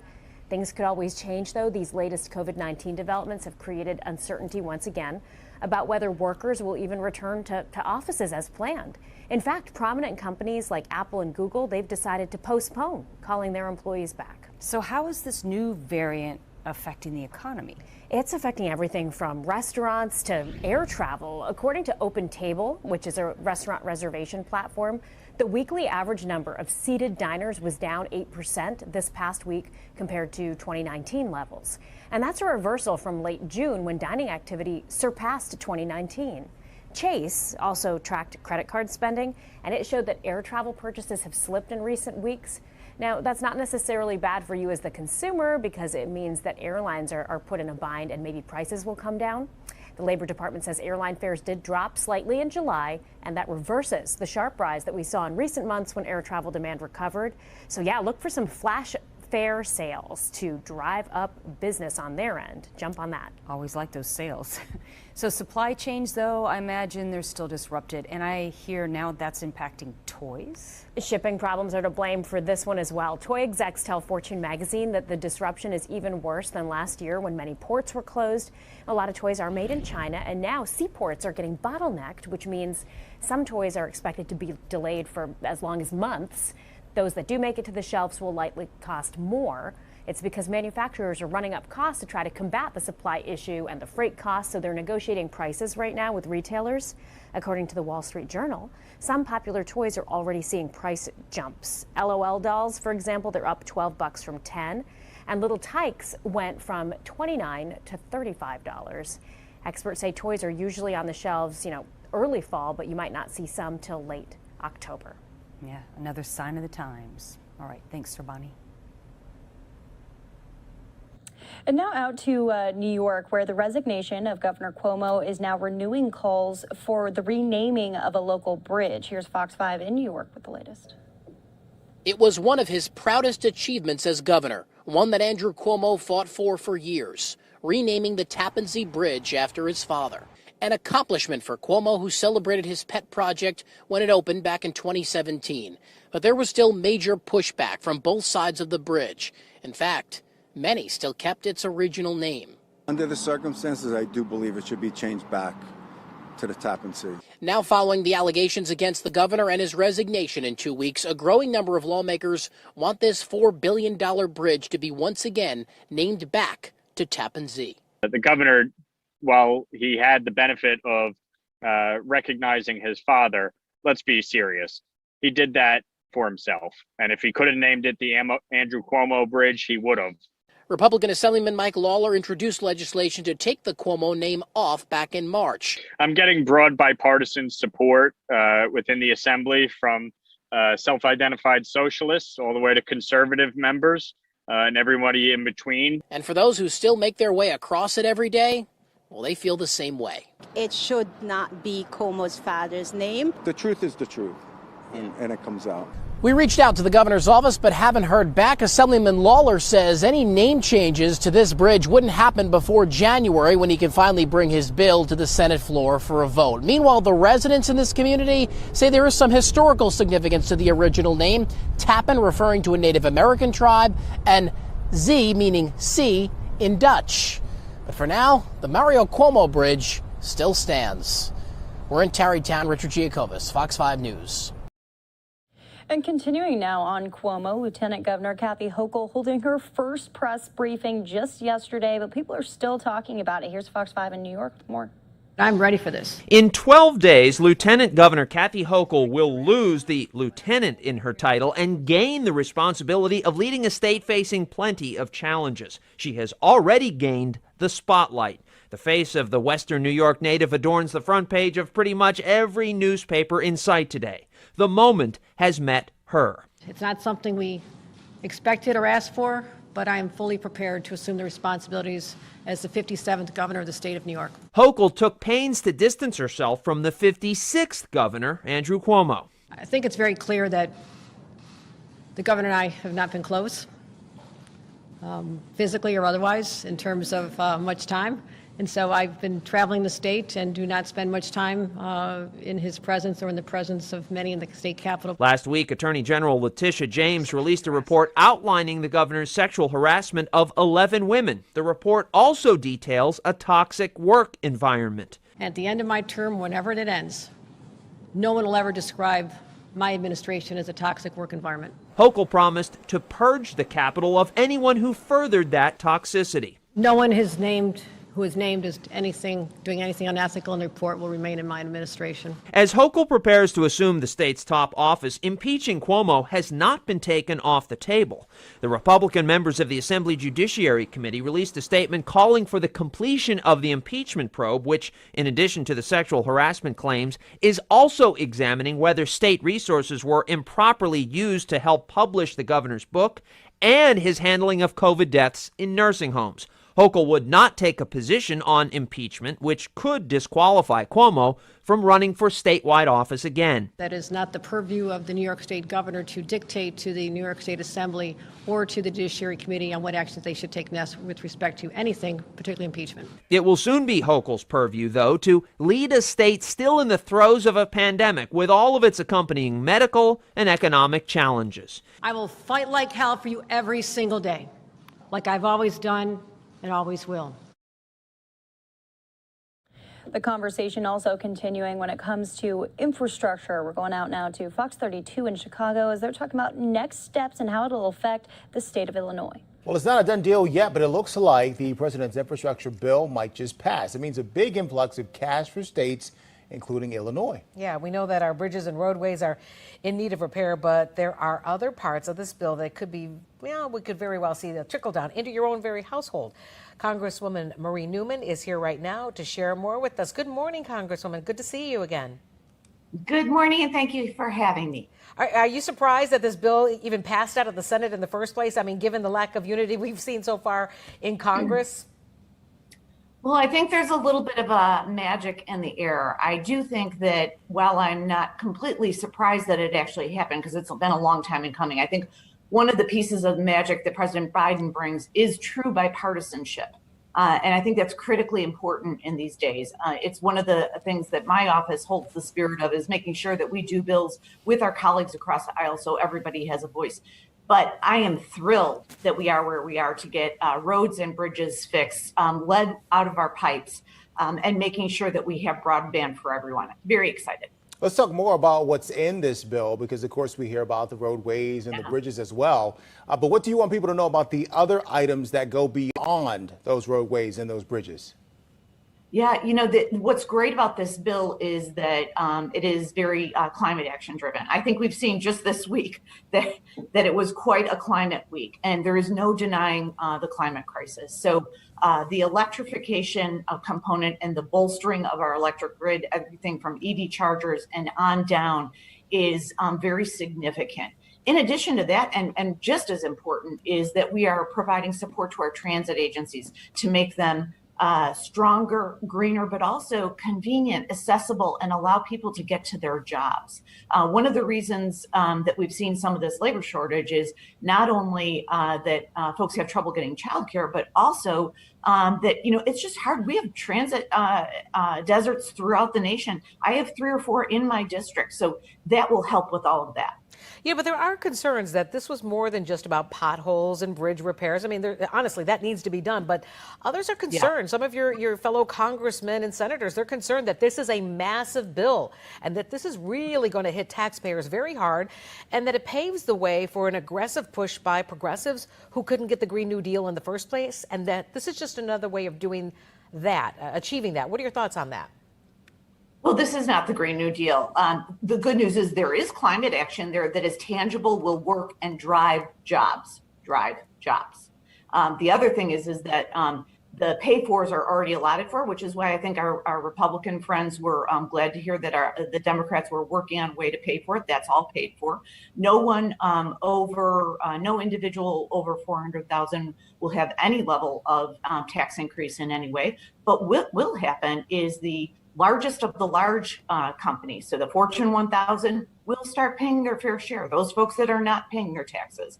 And also, we are bolstering the IRS to catch those ultra-rich folks that are not paying their taxes, which is somewhere around 20% of them, to make sure that they pay their taxes.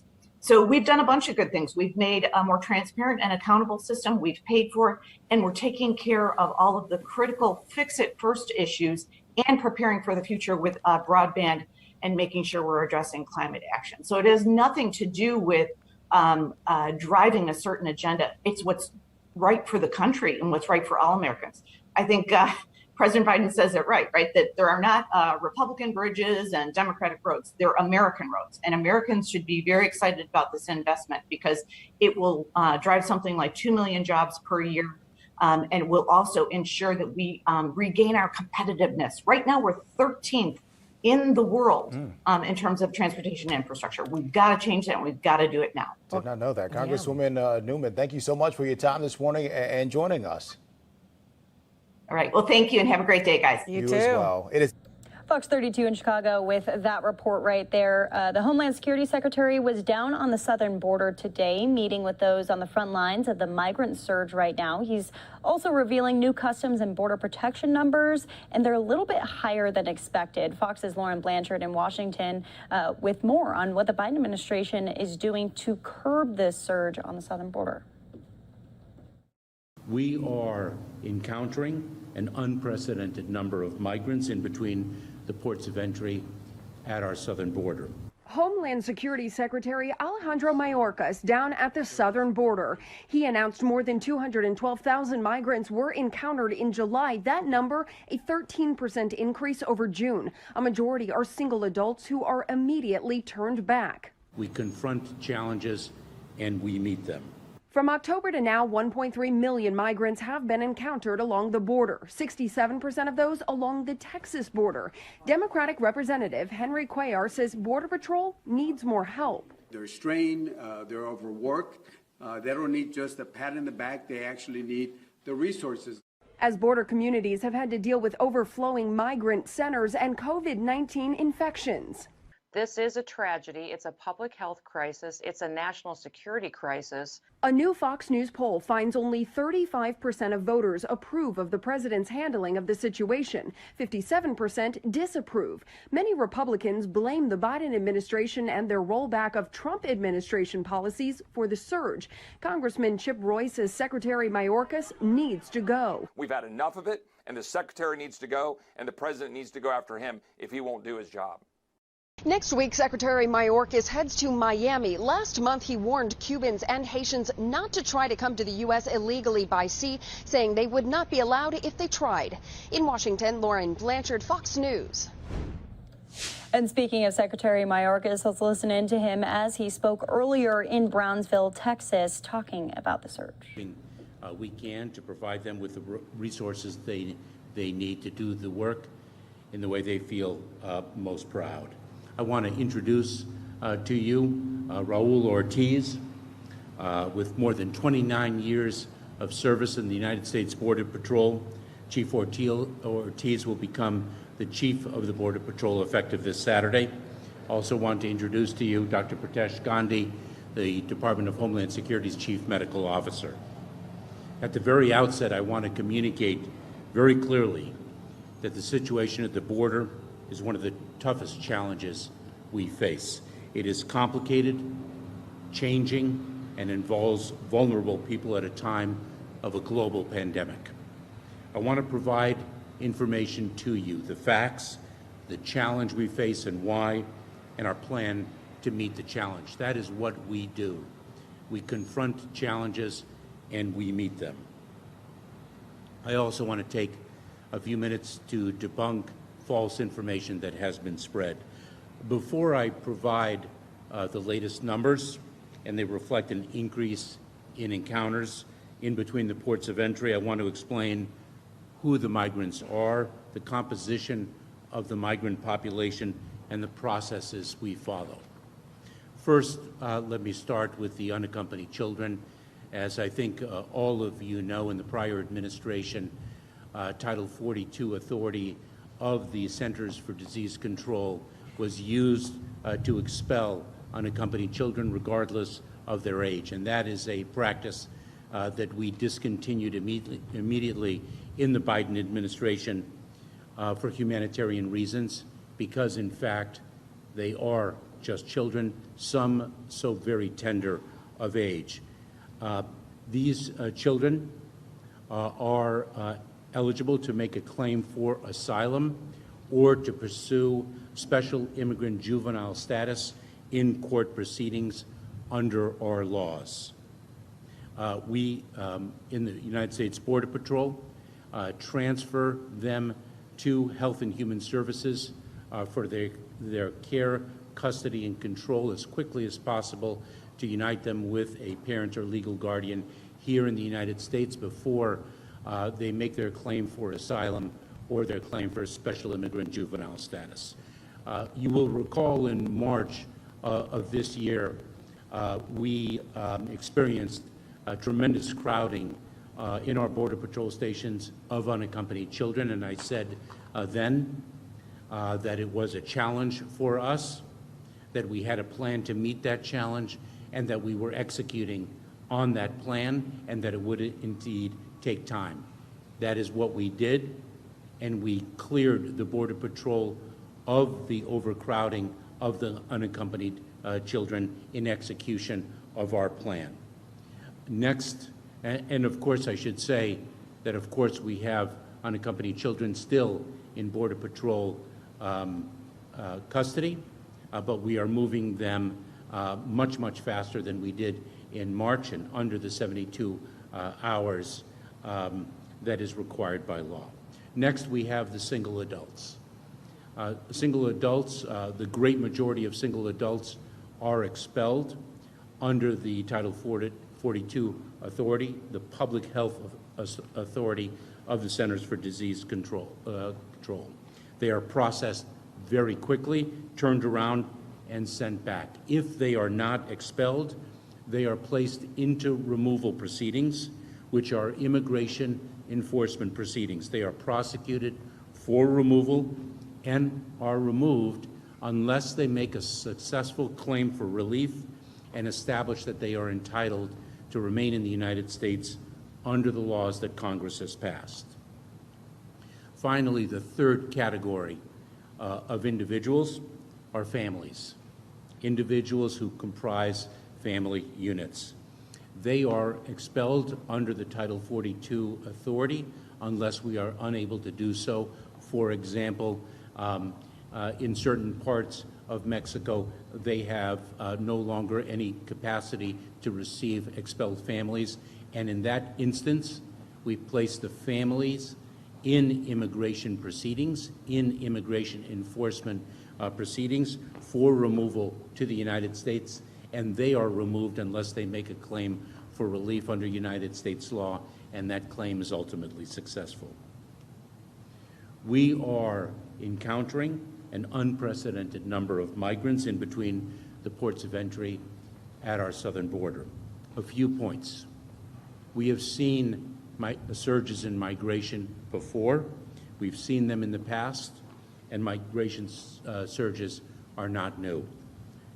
Two, and importantly, migrants encountered at our border are expelled or are placed in immigration enforcement proceedings. The rise in encounters of migrants at the southern border began in April of 2020, last year, but the increase is most certainly sharper over the past several months and greater than in June. Allow me to share with you the CBP enforcement numbers for July. 212,672 persons were encountered attempting entry along the southwest border, a 13% increase over June 2021. A majority continue to be single adults, specifically approximately 52%. This is a 6% decrease from June. 95,788 individuals, more than 45% of July encounters, were processed for expulsion under Title 42. 116,884 individuals were processed under Title 8.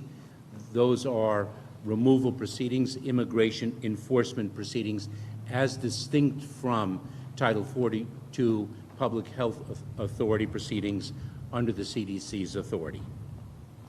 85,563 single adults, or 78%, were processed for expulsion under Title 42, with 24,880 processed under Title 8.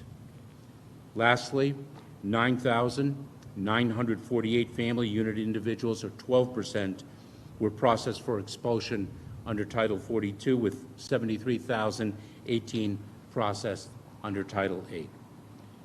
These numbers, and I think this is a very important point, these numbers do not reflect the number of different people who were encountered at the border. The large number of expulsions under Title 42 during the pandemic has contributed to a large number of migrants making multiple border crossing attempts. 27% of encounters in July were individuals who had at least one prior encounter in the past 12 months. The number of unique individuals, if you will, encountered in July 2021 was 154,288. A total of 845,307 unique individuals have been encountered year-to-date during fiscal year 2021 compared to, let me repeat that number, 845,307 unique individuals, different individuals, have been encountered year-to-date in fiscal year 2021 as compared to 796,400 during the same period in 2019. There are several reasons for the rise in migrant encounters at the southern border. Worsening conditions, of course, in the countries of origin, including poverty, a rise in violence, and corruption. Young boys whose lives are threatened if they decline to join a gang. Young women who are vulnerable to rape while they walk to school. Tragically, former President Trump slashed our international assistance to Guatemala, El Salvador, and Honduras, slashed the resources that we were contributing to address the root causes of irregular migration. Another reason is the end of the cruel policies of the past administration and the restoration of the rule of laws of this country that Congress has passed, including our asylum laws that provide humanitarian relief. And thirdly, and importantly, is the resurgence of the economy in the United States and the gleam of the American promise once again. We are facing a serious challenge at our southern border, and the challenge is, of course, made more acute and more difficult because of the COVID-19 pandemic. It has also been made more difficult because of the fact that the prior administration dismantled our asylum system. Nevertheless, we meet challenges. We meet difficult ones. We do so with our heroic workforce, our expertise, our plans, and our execution of our plans.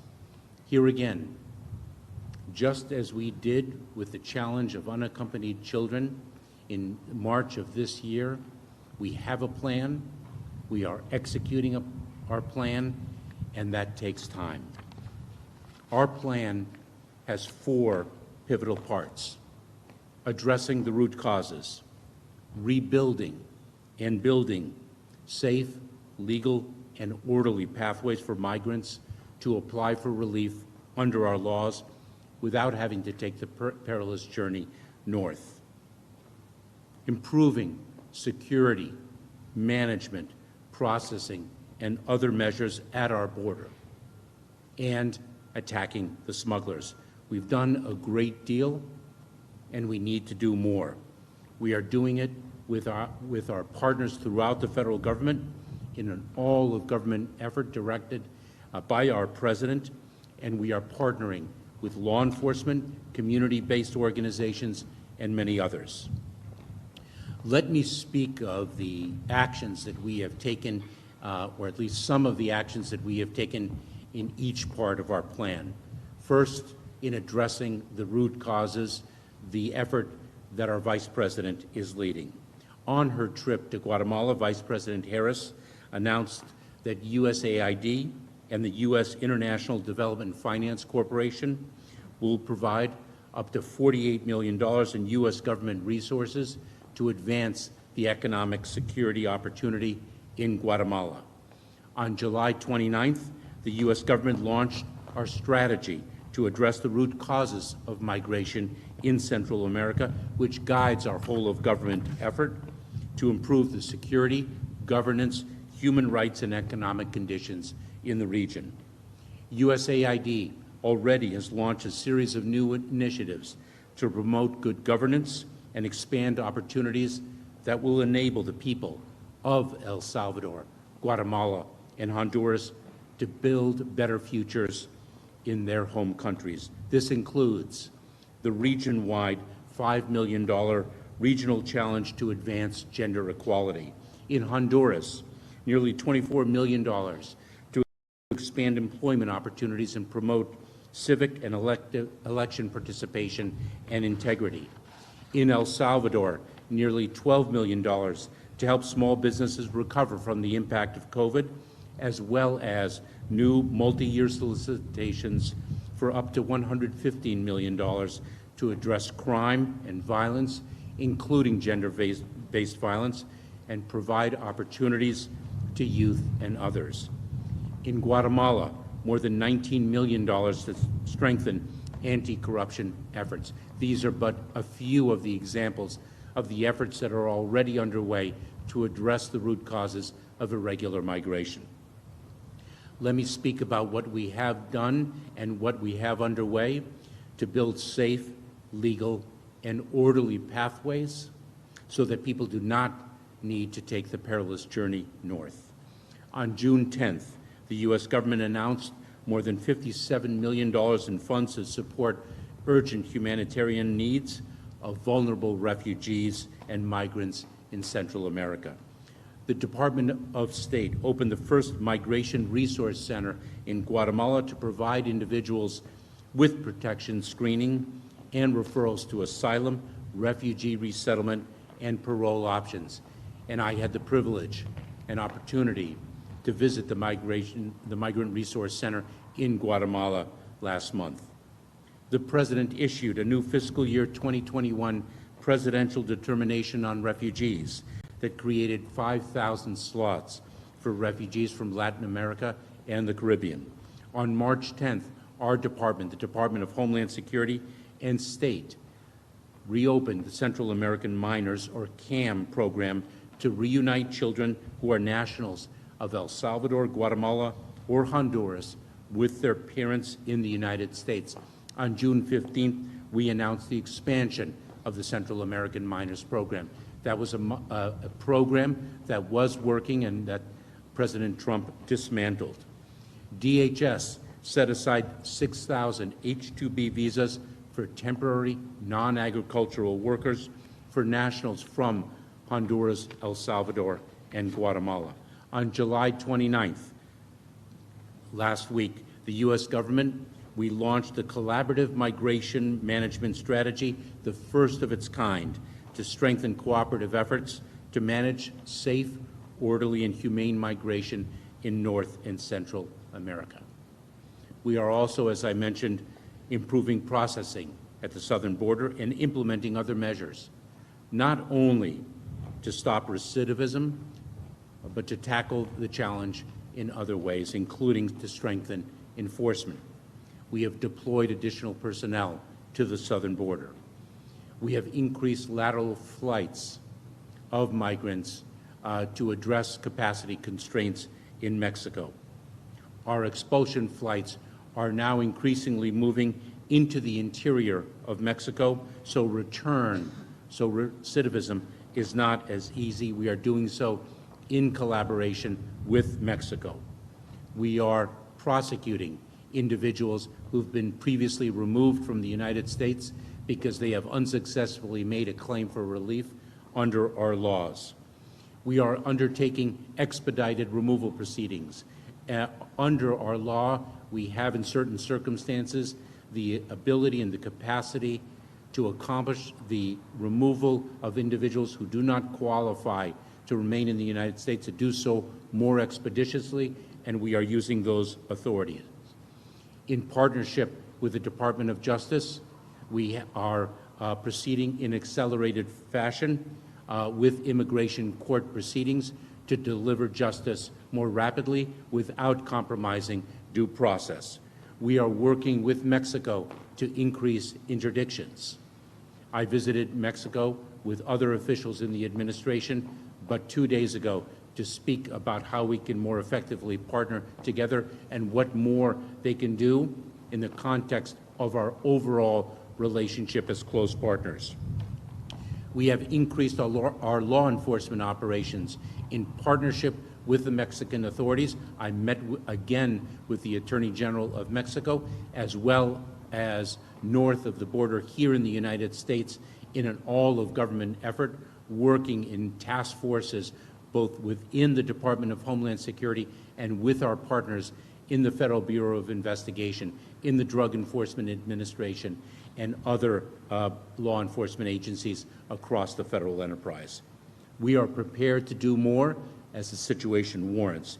It is critical that intending migrants understand clearly that they will be turned back if they enter the United States illegally and do not have a basis for relief under our laws. We are also, at the same time, developing and implementing foundational changes to the system, addressing problems that have existed for many, many years but have never been solved. In the coming days, our department will announce that we are making changes and improvements to how we process asylum claims. We continue to rebuild our immigration system to ensure fairness and promote equity. We are expanding the virtual platform that we used so successfully to assist the migrants in Camp Matamoros, which was intolerable conditions. We are using that virtual platform where migrants could register using their phones, and we were working with and are continuing to work with and will increasingly work with community-based organizations in Mexico, international relief organizations like the UN High Commissioner for Refugees, like UNICEF, like the International Organization for Migration, to bring in individuals in a safe, orderly, and humane way when, in fact, they make a claim for relief under United States law that the law recognizes. We are also, of course, addressing the detention conditions here in the United States. And of course, I think you're all aware of the measures we've taken in that regard, and we will continue to take the measures that the situation warrants. As I mentioned earlier, the COVID-19 pandemic presents a unique and significant challenge. We are seeing an increase in positivity rate among the migrant population. We built an architecture to test and isolate the migrants who make a legal claim for asylum. With respect to unaccompanied children, they are tested and cohorted on intake before we move them as rapidly as possible to the shelter of Health and Human Services. With respect to families, we continue to operate centers where families are tested and isolated as needed. We are working and have established a system with non-governmental organizations in the communities to test and isolate family members as the situation warrants. And as I mentioned earlier, the predominant majority of single adults are expelled rapidly from the Border Patrol. Now, of course, the Delta variant makes the situation more difficult. Our capacity to test, isolate, and quarantine the vulnerable population that makes a legal claim for asylum is stretched. The rate of positivity among the migrants is at or lower than the rates in our local border communities. As has been expressed by the medical professionals, this is a pandemic of the unvaccinated. We are building new capacity to address the situation, and we are doing so as rapidly as possible. The extent of the challenge should not be understated, but nor should our ability to meet it, thanks to our workforce, our expertise, our plans, and our execution of those plans. Our mission is to protect the American public and to administer the laws of our nation. Consistent with that, our efforts will uphold our laws and will uphold our values. That includes the laws of humanitarian relief as well as the laws of enforcement. We will work relentlessly to thwart illegal immigration and to adjudicate asylum claims fairly and efficiently. Both are embedded in the law, and we are committed to upholding both. As we work to meet these long-standing challenges, we do not turn our backs on our values, our principles, our humanity, and our proudest traditions. With that, let me turn it over to Chief Raul Ortiz of the United States Border Patrol. Thank you.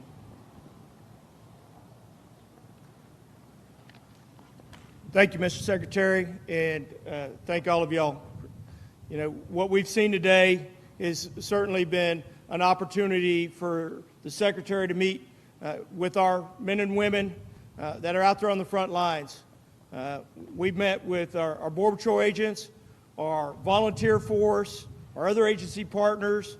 The Secretary and the rest of the leadership were able to meet with our sheriffs and our DPS state partners, as well as our elected officials from county and local governments, all the way from Del Rio to the Rio Grande Valley. We recognize that here in South Texas, we are responsible for about 60% of the illegal migration traffic that happens along the southwest border. And so it is incumbent upon us to ensure that we have the necessary resources to combat both the illegal migration as well as those other threats that we are experiencing on a daily basis.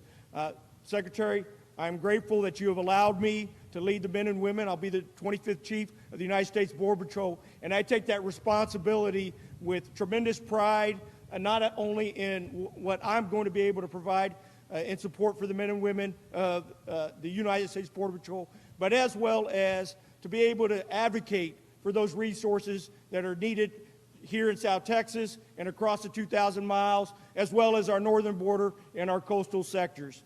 You know, one of the things that we heard significantly today is that, you know, the impacts to these border communities, and we are continuing to add as much capacity as we possibly can. As the Secretary mentioned, we have moved more Border Patrol agents here into South Texas, and we are continuing to shift our resources against those threats that we are experiencing on a daily basis.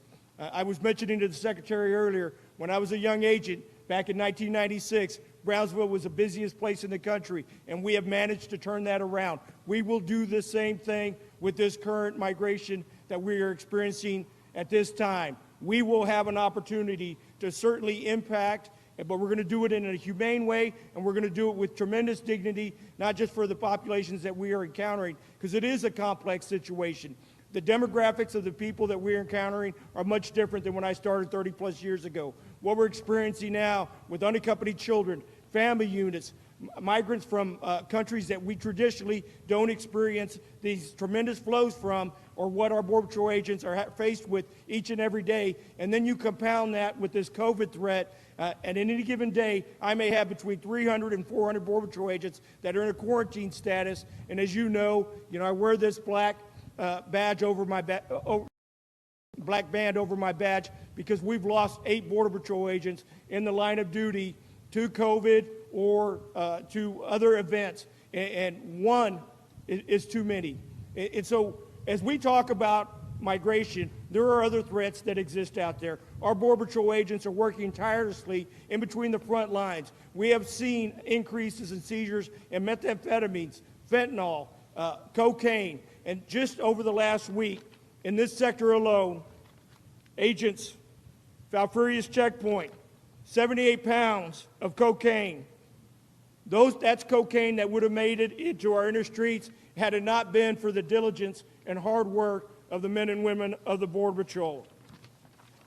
2 nights ago, our agents encountered 10 individuals trafficking methamphetamines across the river. Had those agents not been out there in between the ports of entry, working in the hours of darkness, under tremendous stress, those 7 backpacks would have made it into this U.S. And we know that we have an opioid epidemic.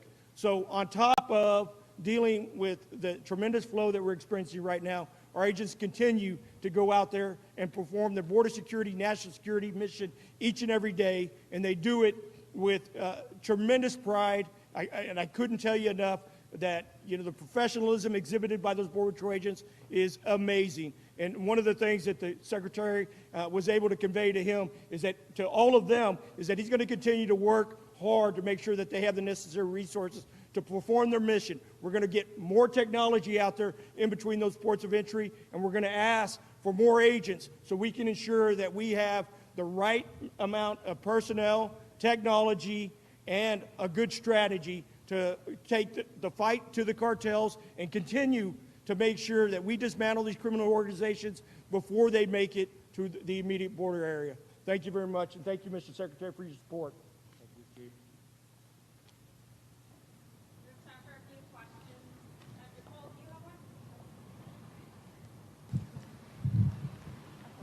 Thank you, Mr. Secretary.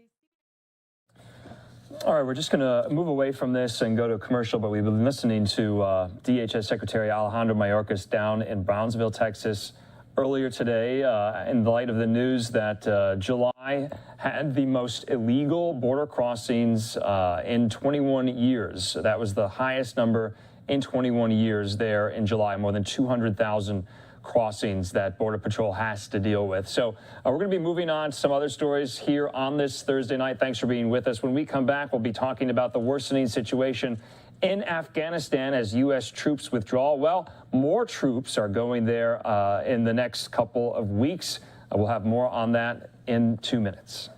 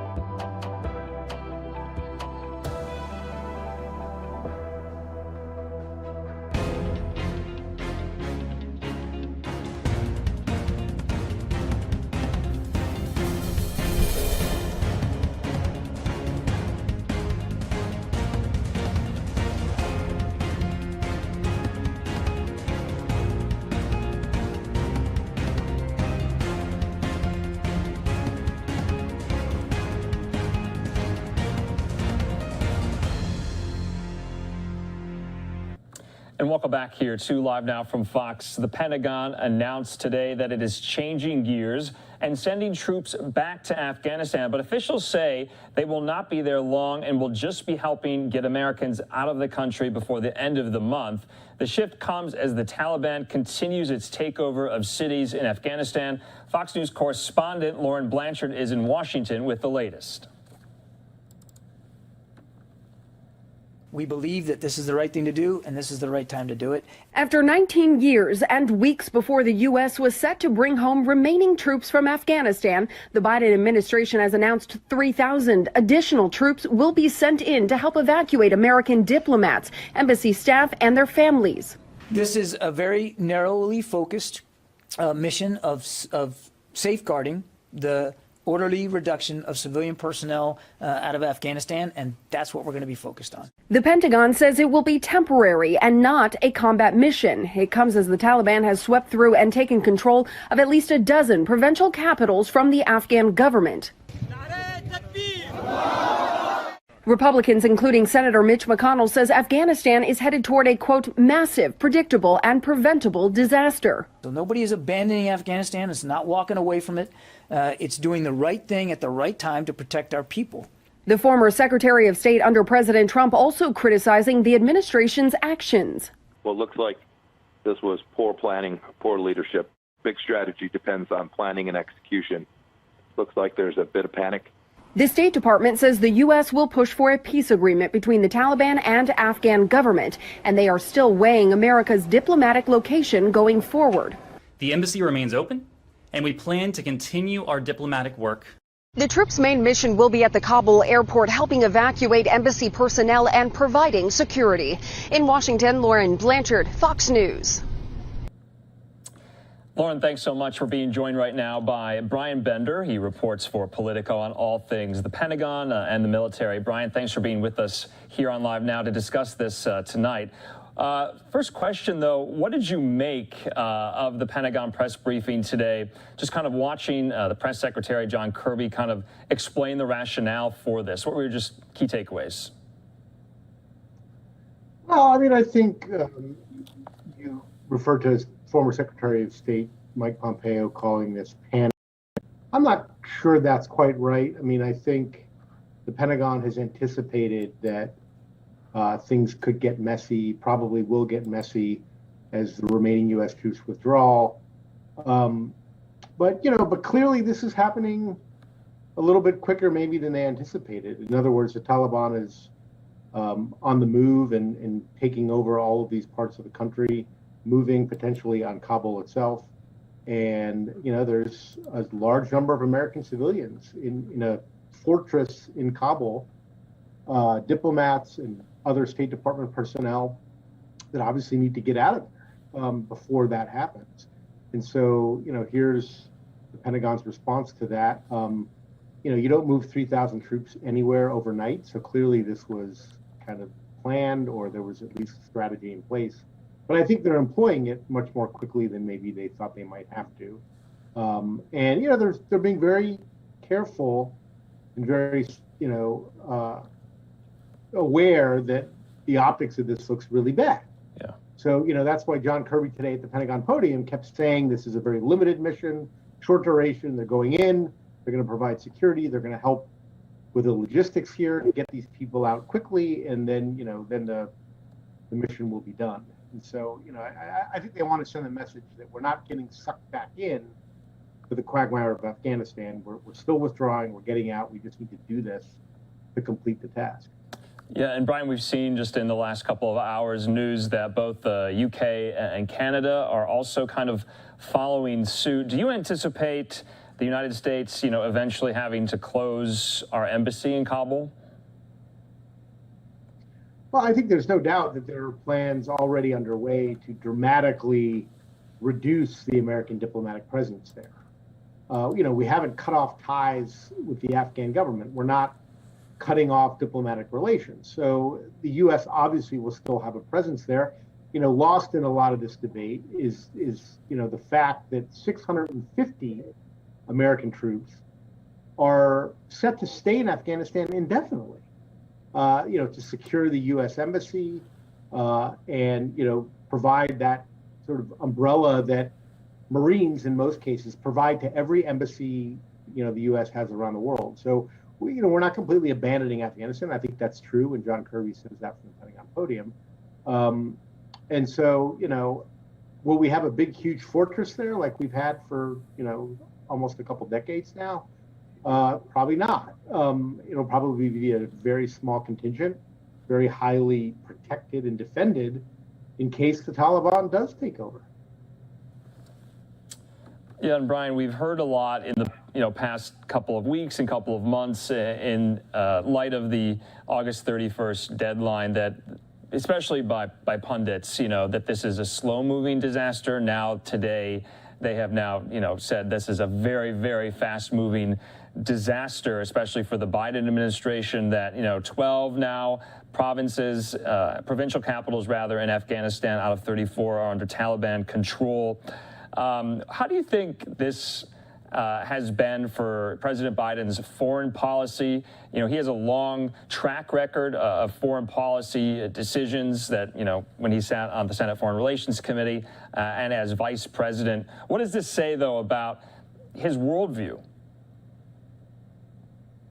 I think there's no doubt that this is turning out to be a pretty major blot on the president's foreign policy record in the first, half a year or so of his presidency. But, when it comes to these foreign policy decisions, presidents often have to deal with what they're handed. And, it's a little bit ironic for former Secretary of State Mike Pompeo to criticize this, given that the Trump administration is the one that reached the deal with the Taliban, agreeing to pull out in the first place. In fact, their timeline for pulling out was supposed to be May 1st of 2021. Right. So if President Trump had been reelected, the pullout, the rushed exit of Afghanistan would have been, more rushed. And so, Biden came into office. Clearly, he supported President Trump's decision to wind down the American military operation there. But, the decision was kind of already made. And, I think there will be some, Monday morning quarterbacking about how the Biden administration has actually gone about executing the withdrawal. Could they have done things differently to maybe have avoided this? But, what we're seeing here was predicted. And I think that's why the Pentagon was also, it seems like prepared to do something like they announced today, which is to sort of get in there and make sure that the final phases of this withdrawal go as smoothly as they can. I just kind of want to talk about messaging as well, especially with the administration. We heard from Jen Psaki and John Kirby just about kind of how they're characterizing the Taliban and what they want from the Taliban as, kind of these international norms that they should adhere to. But the Taliban does not play nice. They don't play by the rules. Do you think they're mischaracterizing some of the motivations of the Taliban and what they're really capable of? Well, I think it's hard not to look at their public statements in recent weeks and even months and see them as overly optimistic. There were repeated references to, the Taliban needs to, join the international community and be a broker for peace and, live up to its obligations that it pledged to do in this agreement with the Trump administration a year plus ago. But, I think I was struck today that the State Department, tweeted something basically saying, hey, Taliban, all these nasty things you're doing shows that you don't respect human rights. And I sort of read it and I was like, don't respect human rights. They're summarily executing Afghan soldiers that they capture, which is a war crime. And so, I do think the administration could do a better job of just being honest with the American people about what's possible and what isn't. We've heard a lot of sort of glowing statements in recent days or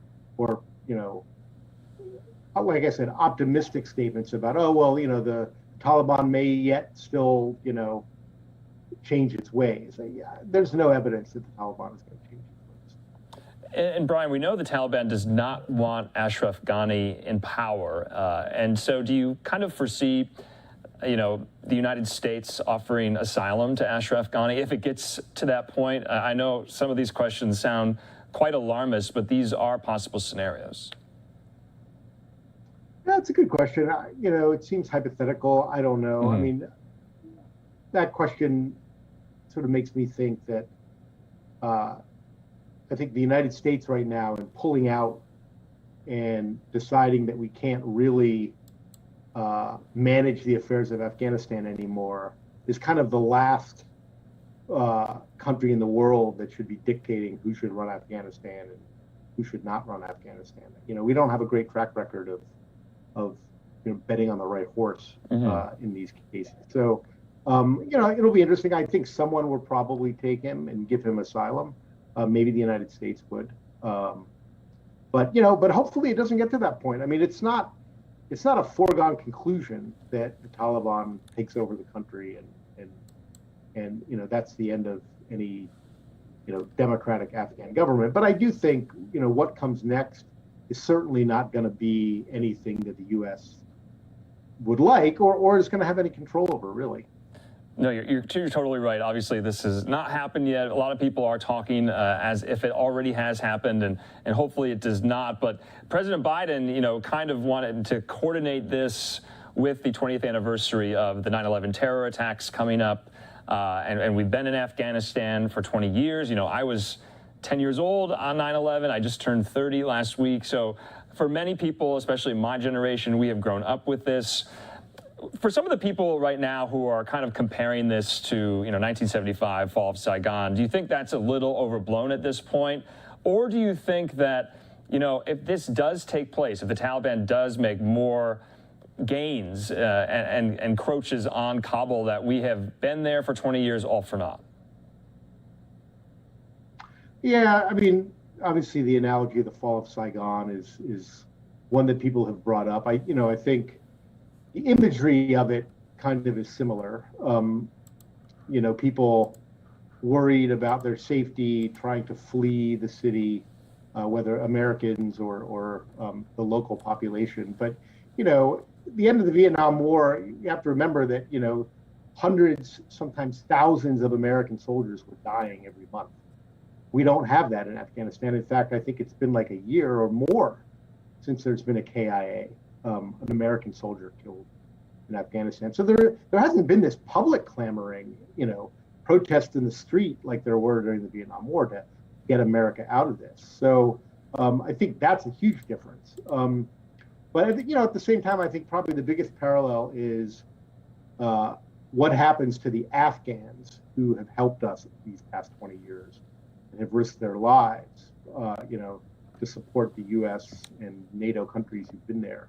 Are we going to do right by them? And I think that's probably another reason why the Pentagon is sending in 3,000 combat troops. I have a feeling that there's going to be the mission of getting the Americans out, but you could see that expand, also helping get some of the Afghans out who supported us. So yeah, history, I think it was Mark Twain who said, history doesn't repeat itself, but it rhymes. And I think we're seeing an example of that here. Yeah, and Brian, just last question for you. Having covered this war and how the United States has executed it for some time, the last several years, kind of what are your colleagues in the press corps, what do they think about this at the moment? From some of them who have been to Afghanistan. Have you talked to some of them today in light of this? Yeah, and I was in Washington on 9/11. I was a young, relatively young reporter then, covering the military, and it's tragic. It's sad to see because, I've been to Afghanistan and I know, soldiers who lost their lives there, certainly many soldiers who had comrades who died there. And, you look at what's happening and you wonder, was it really worth it? What was it all for?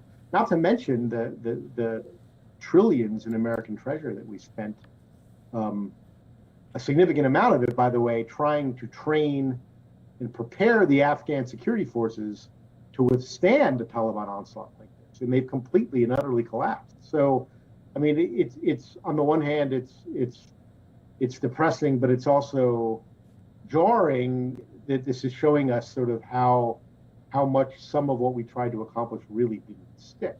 I think the biggest question going forward, though, this is my last thought, is the reason why we went there was al-Qaeda terrorists who killed 3,000 Americans, trained, planned their, massacre from the mountains of Afghanistan.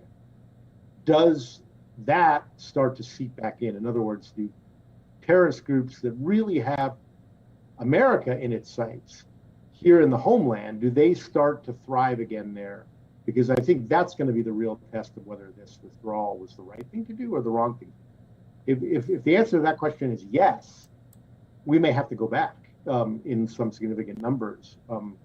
God forbid, because there's another attack.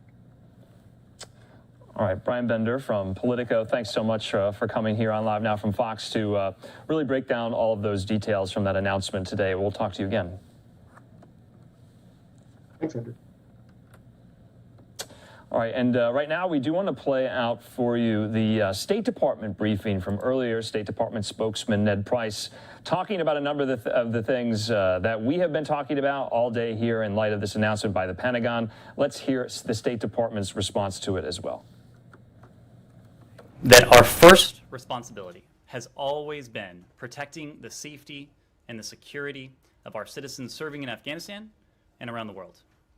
As we have said all along, the increased tempo of the Taliban military engagement and the resulting increase in violence and instability across Afghanistan is of grave concern.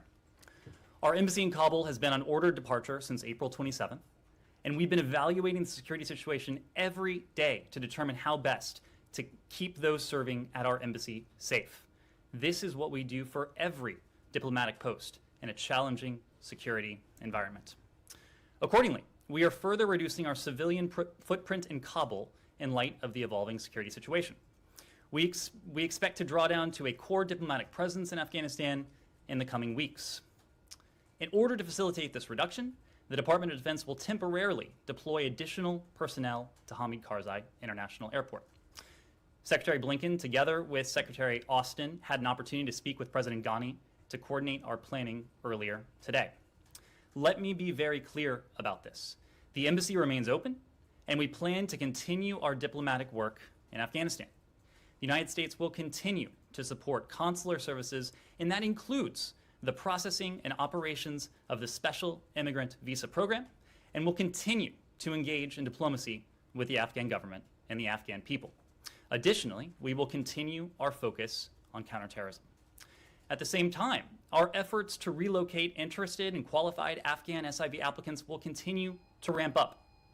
To date, Operation Allies Refuge has brought to the United States more than 1,200 Afghans who work side by side with Americans in Afghanistan. That includes interpreters and translators along with their families.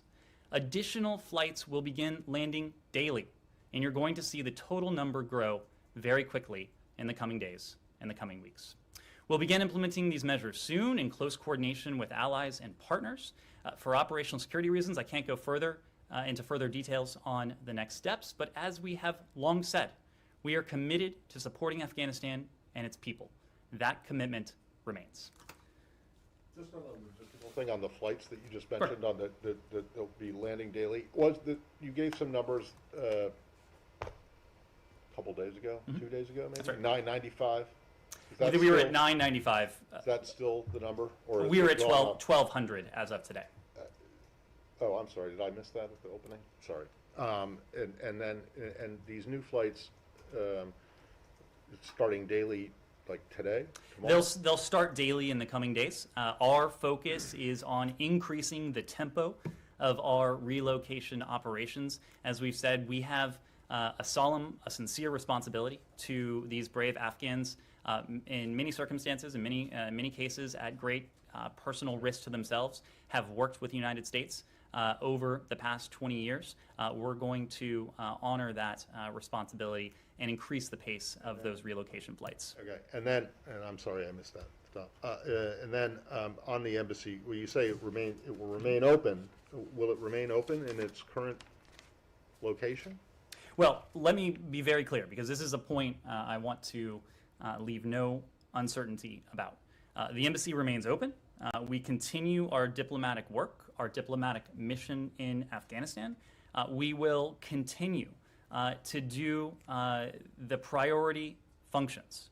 That includes supporting peace, security, assistance, cooperation on counterterrorism, consular services, as we've been talking about, especially in the context of the special immigrant visa program.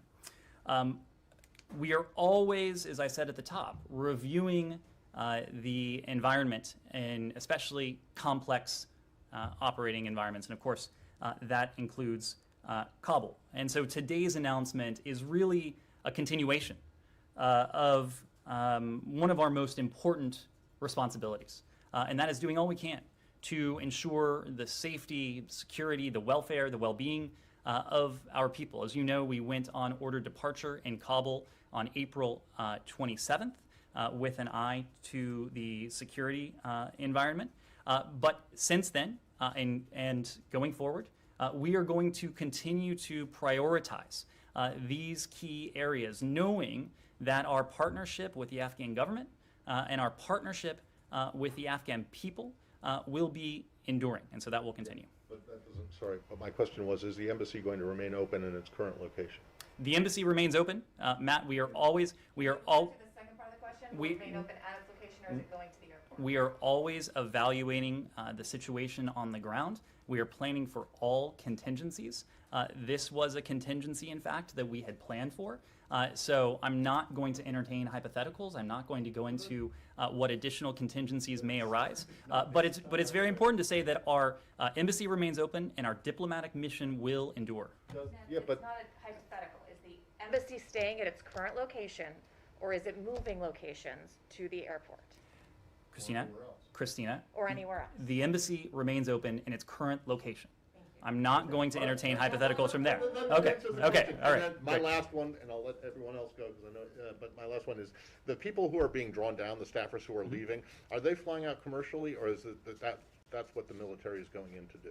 Well, to take them out. The military will be there to help effect an orderly and a safe reduction in our personnel. I do expect that the military will help with these relocation operations. But as we know, Hamid Karzai International Airport does remain open. Commercial flights continue to take off and land at the airport.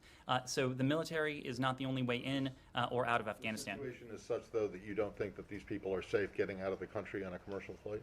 Is that... The situation is such that this president prioritizes, above all else, the safety and security of Americans who are serving overseas. As I've said, we have planned for any number of contingencies with an eye towards the deteriorating security situation. We have said for some time now that we have been gravely concerned by developments. So given the situation on the ground, this is a prudent step, a prudent reduction in our civilian workforce. Yes, Christina. Can you give us some kind of, I know you don't have numbers in embassies, but if you can't tell us how many people you think are leaving, can you give us like a percentage and just some kind of an idea of how big of a reduction this is of the footprint? Does this change the exit timeline at all for the overall U.S. withdrawal? Is that being expedited? And do you think you can get the number of SIVs out on these flights, even with the tempo picked up? Do you think you can get enough of them out by the time you still have the facilities and the capacity to do so? You're right. We aren't in a position to speak to numbers. What we are in a position to speak to are the functions that we intend to press forward with, given our diplomatic presence on the ground in Kabul.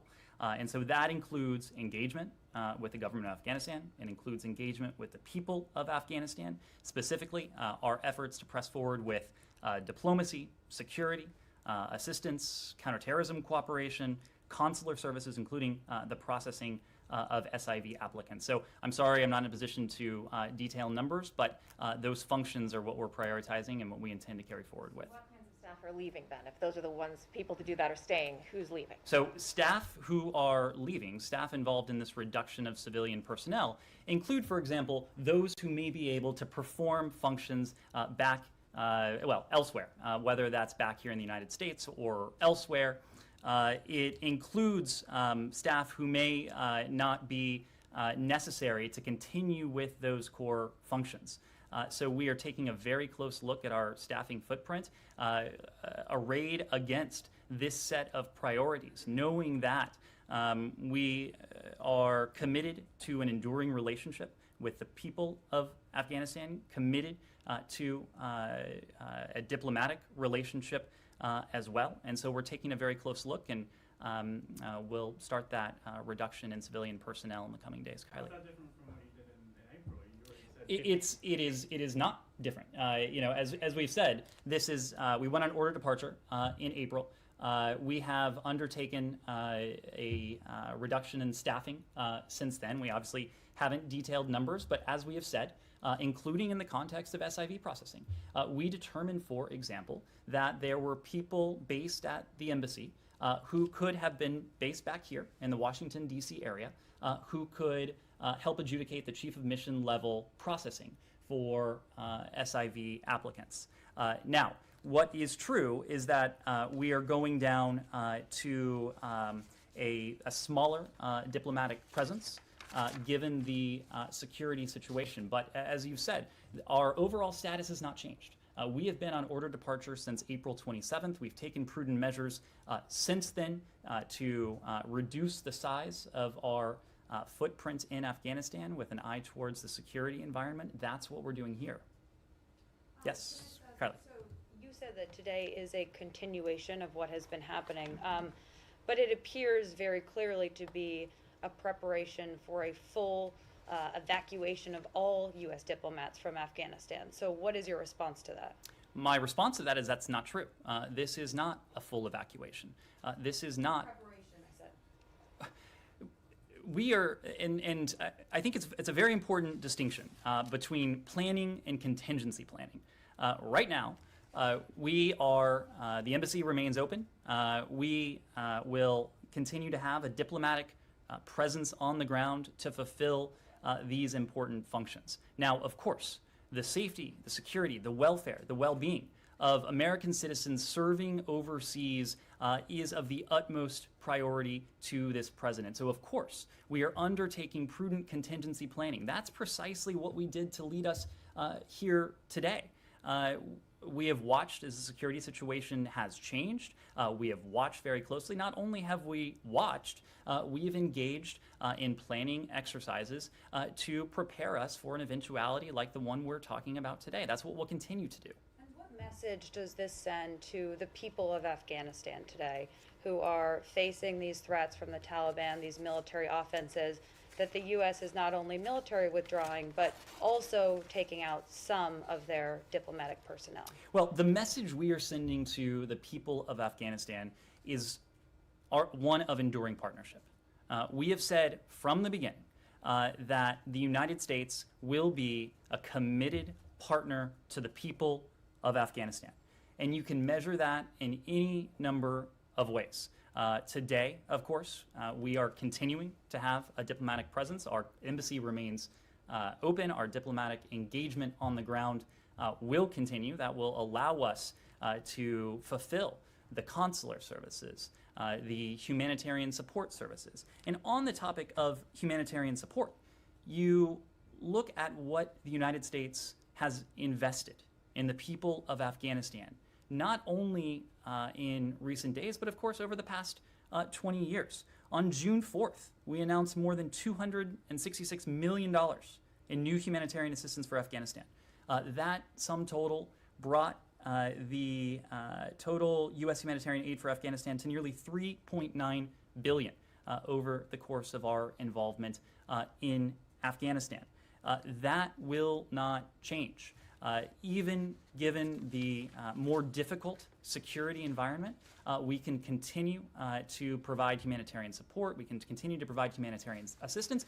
And importantly, we will continue to press forward in every way we can with the diplomacy in an effort to bring about a just and a durable solution to this conflict. And let me spend just a moment on that. I know we've talked about that in a number of times this week, but there has continued to be movement on the ground. As you know, Ambassador Khalilzad and his team have been in Doha this week. They have taken part in a couple gatherings already. Today, they took part in a gathering of countries from the region and beyond, as well as from multilateral organizations. with a couple goals in mind. Number one, to press for a reduction of violence and a ceasefire. And number two, and this is important, a commitment on the part of those countries represented and those organizations represented in Doha, not to recognize any entity that takes control of Afghanistan by force, not to recognize any force that seeks to take control of Afghanistan at the barrel of a gun. The meeting today has included representatives not just from the United States and Qatar, which is the host, but also the UN, China, Uzbekistan, Pakistan, the UK, the EU, Germany, India, Norway, Tajikistan, Turkey, and Turkmenistan. That in and of itself is a broad and inclusive group of countries and international organizations. And this group actually came together, and I think you will be seeing this later today in the form of a formal statement that will emanate from this gathering. They agreed, first and foremost, that the peace process needs to be accelerated. And they also agreed, importantly, that they will not recognize any government that is imposed through military force. So this is not just the United States making this point. This is not just the United States speaking with our voice. This is the international community, as you see represented in the consensus that has emerged today regarding this very simple point.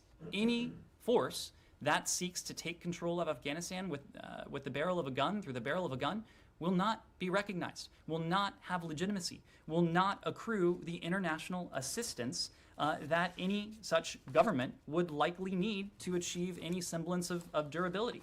And before I go on, let me just say, this is an important statement that either has or soon will emanate from Doha today, but it's not the first of its kind. We have seen the international community come together to speak with one voice on this very point over the course of weeks and months. I've spoken just recently about the UN Security Council statement that emanated last week, where the members of the Security Council recalled Resolution 2513, reaffirmed that there is no military solution to the conflict, and declared they do not support the restoration of an Islamic emirate. It's not just a UN Security Council statement. There have been any number of settings and venues that over the course of recent weeks and months, we have heard this message emanate loud and clear. The previous gathering of the extended troika, there was one this week, but the previous gathering of the extended troika, meaning the United States, Russia, China, Pakistan, concluded, we reiterate there is no military solution in Afghanistan, and a negotiated political settlement through an Afghan-led and Afghan-owned process is the only way forward for lasting peace and stability in Afghanistan. The U.S. Europe communique, which includes the EU, France, Germany, Italy, NATO, Norway, and the UK. We reaffirm there is no military solution to the conflict. We stand by UN Security Council Resolution 2513, and we do not support any government in Afghanistan imposed through military force. There was a C5+1 statement, Kazakhstan, Kyrgyzstan, Tajikistan, Turkmenistan, Uzbekistan, that had a similar point. The embassies represented in Kabul only recently put out a very similar statement. And it was signed by the embassies of Australia, Canada, the Czech Republic, Denmark, the EU delegation, Finland, France, Germany, Italy, Japan, Korea, the Netherlands, NATO, Spain, Sweden, the UK. Just today, we heard a very similar statement from German Foreign Minister Heiko Maas. The Indian government has made a very similar point as well. This has been the, I hesitate to call it the emerging consensus, because it is the established consensus of the international community. Nick.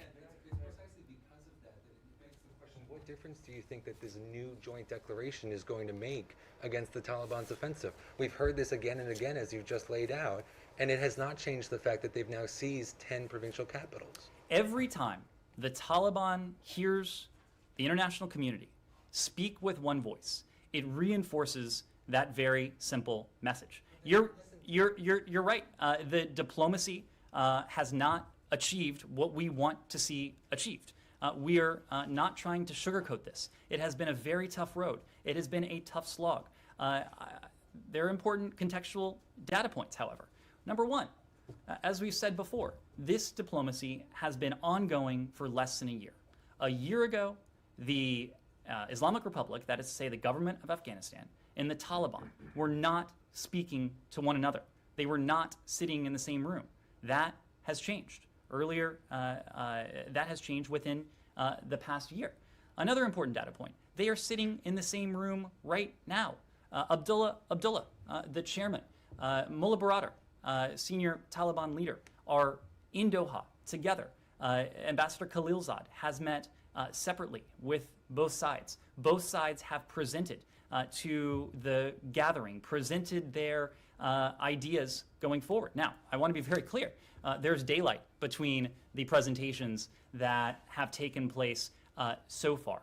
But the fact that they remain engaged in this, the fact that the international community is speaking clearly, speaking resolutely, speaking with one voice, we intend to move forward with that process, to continue at it, to continue to support these intra-Afghan talks in the hopes, and ultimately something we will do all we can to support, that this ends up in an Afghan-owned, Afghan-led political solution to what has been, again, not 3 weeks, not 3 months, not 6 months, but really 40 years of conflict.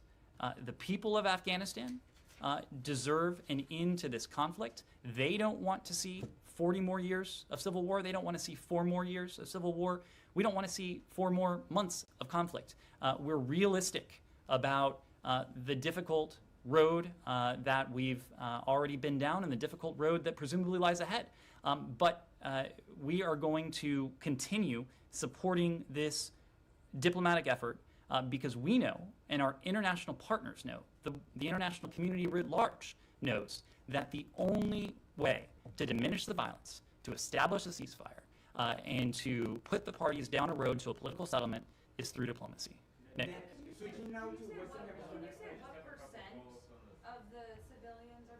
Civilian population is being drawn down? I'm not in a position to speak to numbers. I'm not. But more than half, less than half? I'm just not in a position to speak to numbers. Nick.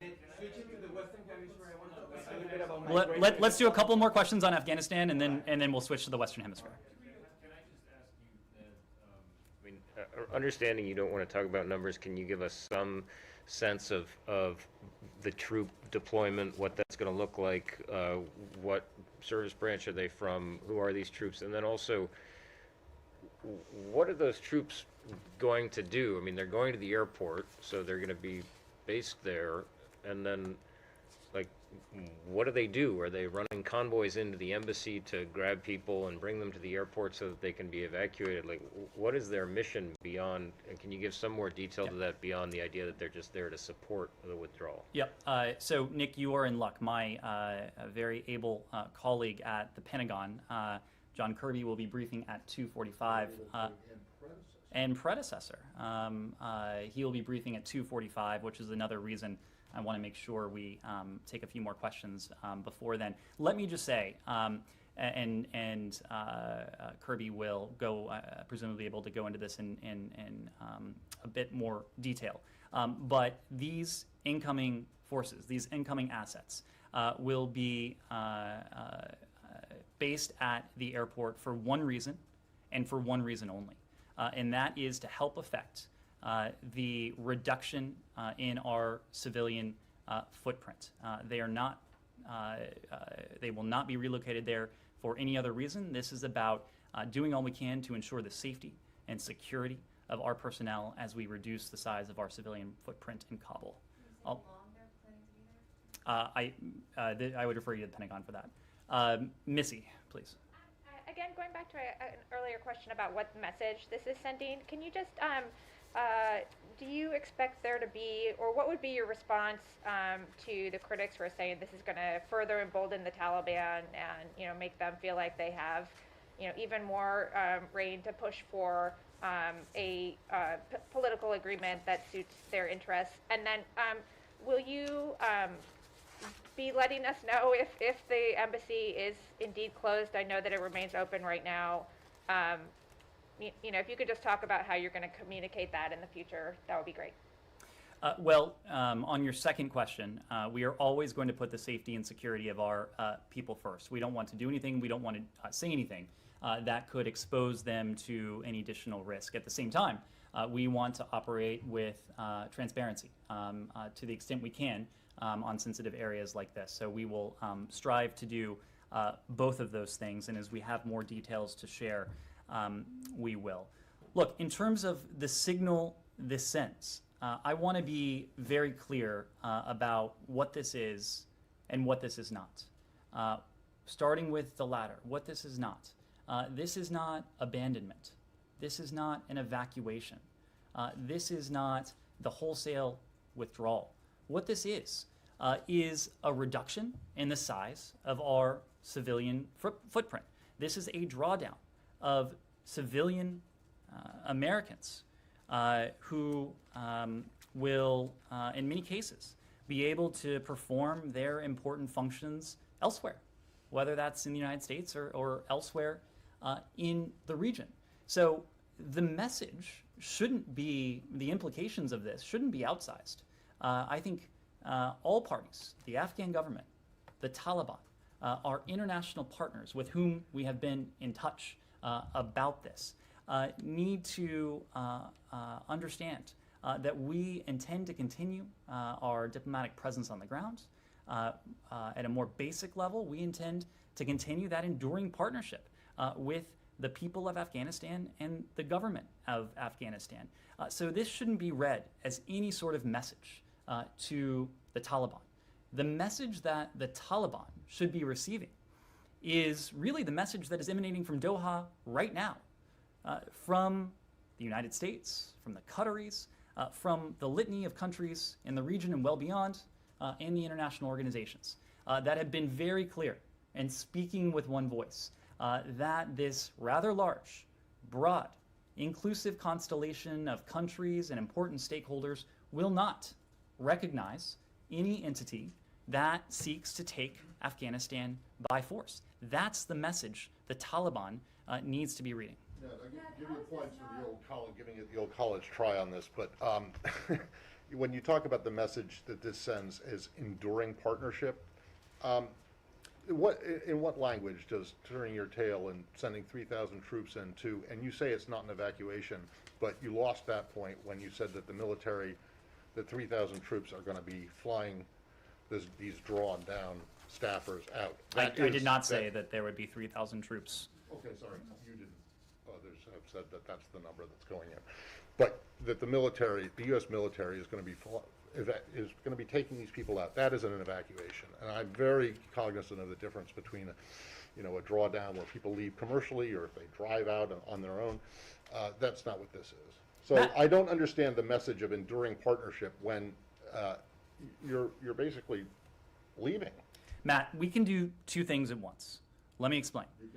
We can do all we can, take prudent measures to ensure the safety and security of our departing civilian personnel, which this is. This is only about that. It is solely and exclusively about doing all we can to ensure the safe relocation of our personnel, of elements of our civilian personnel from Afghanistan.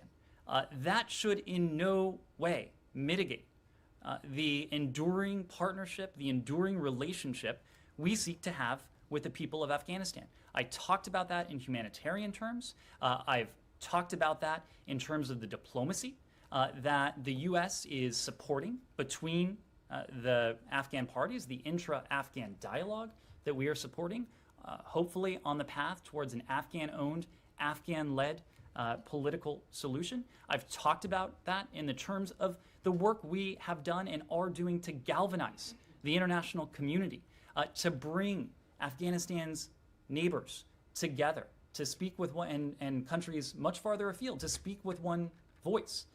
So we are in no way abandoning the people of Afghanistan, far from it. We are going to continue doing everything we can to bring about an Afghanistan in which Afghans can enjoy safety, stability, security. Now, again, not wearing rose-colored glasses. I'm not here to tell you that there aren't significant challenges. That is very clear. It's very clear from what we're seeing. But our goal is through diplomacy, through continuing support for the ANDSF, a force that far outnumbers the Taliban by a figure of more than 3 to 1 by most estimates. I'm sorry? I said because asymmetric warfare in Afghanistan has never been a problem. Christina, I have been the first to tell you that this is not without its difficulties. This is not without its challenges. But let me just finish. Now, we've been sitting here for weeks listening to you say this, and I respect you, and like we know we all have, you have a job to do. But there is no way you can sit there and say that the people of Afghanistan, watching the Taliban take over provinces, watching their country crumble, are now going to watch American diplomats get on military planes and leave the country, that sends a signal that the U.S. is with them in the long haul, diplomatically. Look at what we've been doing. Look at the investment we have made in Afghanistan. Look at the investments, however you measure it, whether it is humanitarian, whether it's political, whether it's diplomatic, whether it is the security investments that we have made. Again, we've cited this bullet point a couple times. President Biden's budget requests $3.3 billion for the ANDSF going forward, a fighting force that is at least quantitatively much larger than what the Taliban have to muster. Look at what we're doing diplomatically in Doha and around the world. Again, this is about one thing and one thing only. It's about the priority this president attaches to the safety and security of Americans who serve in this government, civilian Americans who serve in this government. That is not a priority that we are willing to risk. And so what we are speaking about today is about that and about that only. Again, our partnership in any number of forms with the people of Afghanistan that ultimately is aimed at bringing about, over the longer term, we know this will have challenges, an Afghanistan in which all Afghans can enjoy a measure of safety and security and stability. We're not there yet. We're not close. But that remains our goal, and we're going to continue doing everything we can to do that. Ned, I want to ask you about the Western Hemisphere migration. We'll do one more on Afghanistan. Into Afghanistan in order to now pull these staffers out. The fact that it seems U.S. officials were caught off guard by the speed of the Taliban offensive. Did the administration fail to plan or fail to understand what U.S. military withdrawal from Afghanistan would entail, would create? Connor, I presume my Pentagon colleague will speak about this in more detail, but I just want to contextualize. This is not the reintroduction of military forces to pursue the mission that they were pursuing prior to May 1. This is the repositioning of forces to Hamid Karzai International Airport in order to help effect the safe reduction in our civilian personnel. That is the only thing this is about. This is not about re-engaging militarily in conflict in Afghanistan. Plan or to understand what would happen after U.S. troops started to leave. I started with this point, and it bears repeating. All throughout, before the president announced his decision, after the president has announced his decision, before the latest surge in violence, in the context of this ongoing surge in violence, we have always been engaged in contingency planning. This was a contingency that we had foreseen. This was a contingency that we had planned for. So it is not the case that we're being caught flat-footed. We engage in contingency planning. DoD does the same, knowing that this situation is going to be fluid. Recently, the trend lines have not been moving in the right direction. Of course, our goal through diplomacy on the part of the State Department is to reverse those trend lines. But in the meantime, we had engaged in contingency planning to be prepared for a situation just like this. Yes, please, in the back. There are some reports that suggest that the Special Envoy Ambassador Zalmay Khalilzad is trying to convince Taliban leaders to spare the U.S. Embassy, attacking the U.S. Embassy in Kabul in exchange for international aid in any future government, even that includes the possibility of Taliban leaders. Is that option, is the U.S. considering that option in order to preserve and keep sort of presence in Afghanistan in case there is a fall of Kabul in the hands of Taliban? Well, again, we are not going to put too much stock, certainly, in the words of the Taliban. We are going to be looking at their deeds. But in terms of what they have said, the Taliban have said very clearly that they are not out there to target diplomatic compounds. Now, we are not going to rest on the words of a group like the Taliban.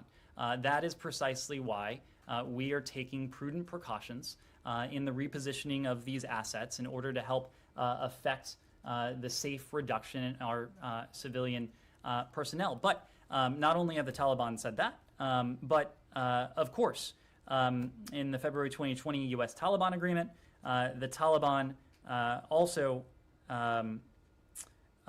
made assurances that our forces would not be targeted. We have been very clear that if the Taliban go back on that commitment, whether in the context of this reduction in civilian staffing, whether in any other context, we will respond, and we will respond in no uncertain terms. We have not left any ambiguity about that. This is at the border of Colombia and Panama. There are thousands of migrants that want to come here to the U.S. The Colombian government... All right, we have been listening to the State Department briefing there, the spokesman, Ned Price, taking questions from reporters, getting very heated there amongst some of the reporters in the room. No doubt they've covered the war there in Afghanistan just as long as it's been going on. This coming in light of the news that the military will send 3,000 troops to evacuate American personnel and Afghan interpreters and translators that assisted alongside the U.S. military for 20 years while we were there fighting. And so this has been quite the story of the day as the U.S. troop withdrawal nears completion at the end of the month. And we are just a few weeks away from the 20th anniversary of the 9/11 terror attacks. Anyway, want to show you some live looks that we're getting from skylines across the country, some cities on this Thursday night. Want to show you, this is San Francisco, the Bay Area at the moment. It's almost 9 p.m. here on the West Coast. We also have the city of brotherly love, Philadelphia. You can see there, all lit up at night. It's almost midnight on the East Coast. And of course, rarely we have the Phoenix skyline right here, where LiveNOW from Fox is based. It's where I'm coming from right now, giving you all the latest headlines here on LiveNOW. We also have a live look as well from the White House. Anyway, when we come back, we'll be following all the latest on the COVID-19 pandemic. There is some news in the last few minutes that the FDA recently announced. We'll have that and more in 2 minutes here.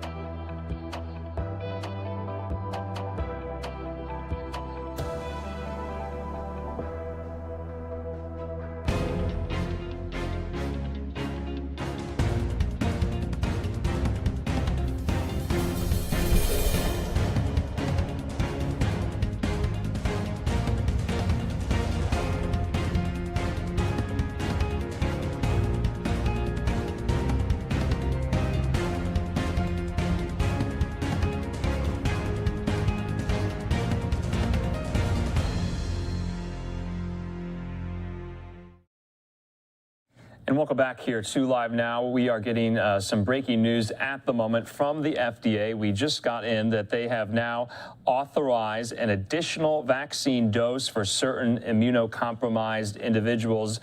This means that those who are immunocompromised with weak immune systems will be authorized to get yet again a third dose.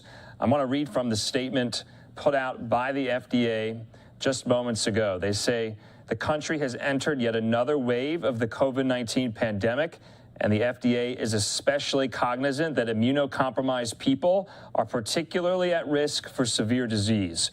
After a thorough review of the available data, the FDA determined that this small, vulnerable group may benefit from a third dose of the Pfizer, BioNTech, or Moderna vaccines.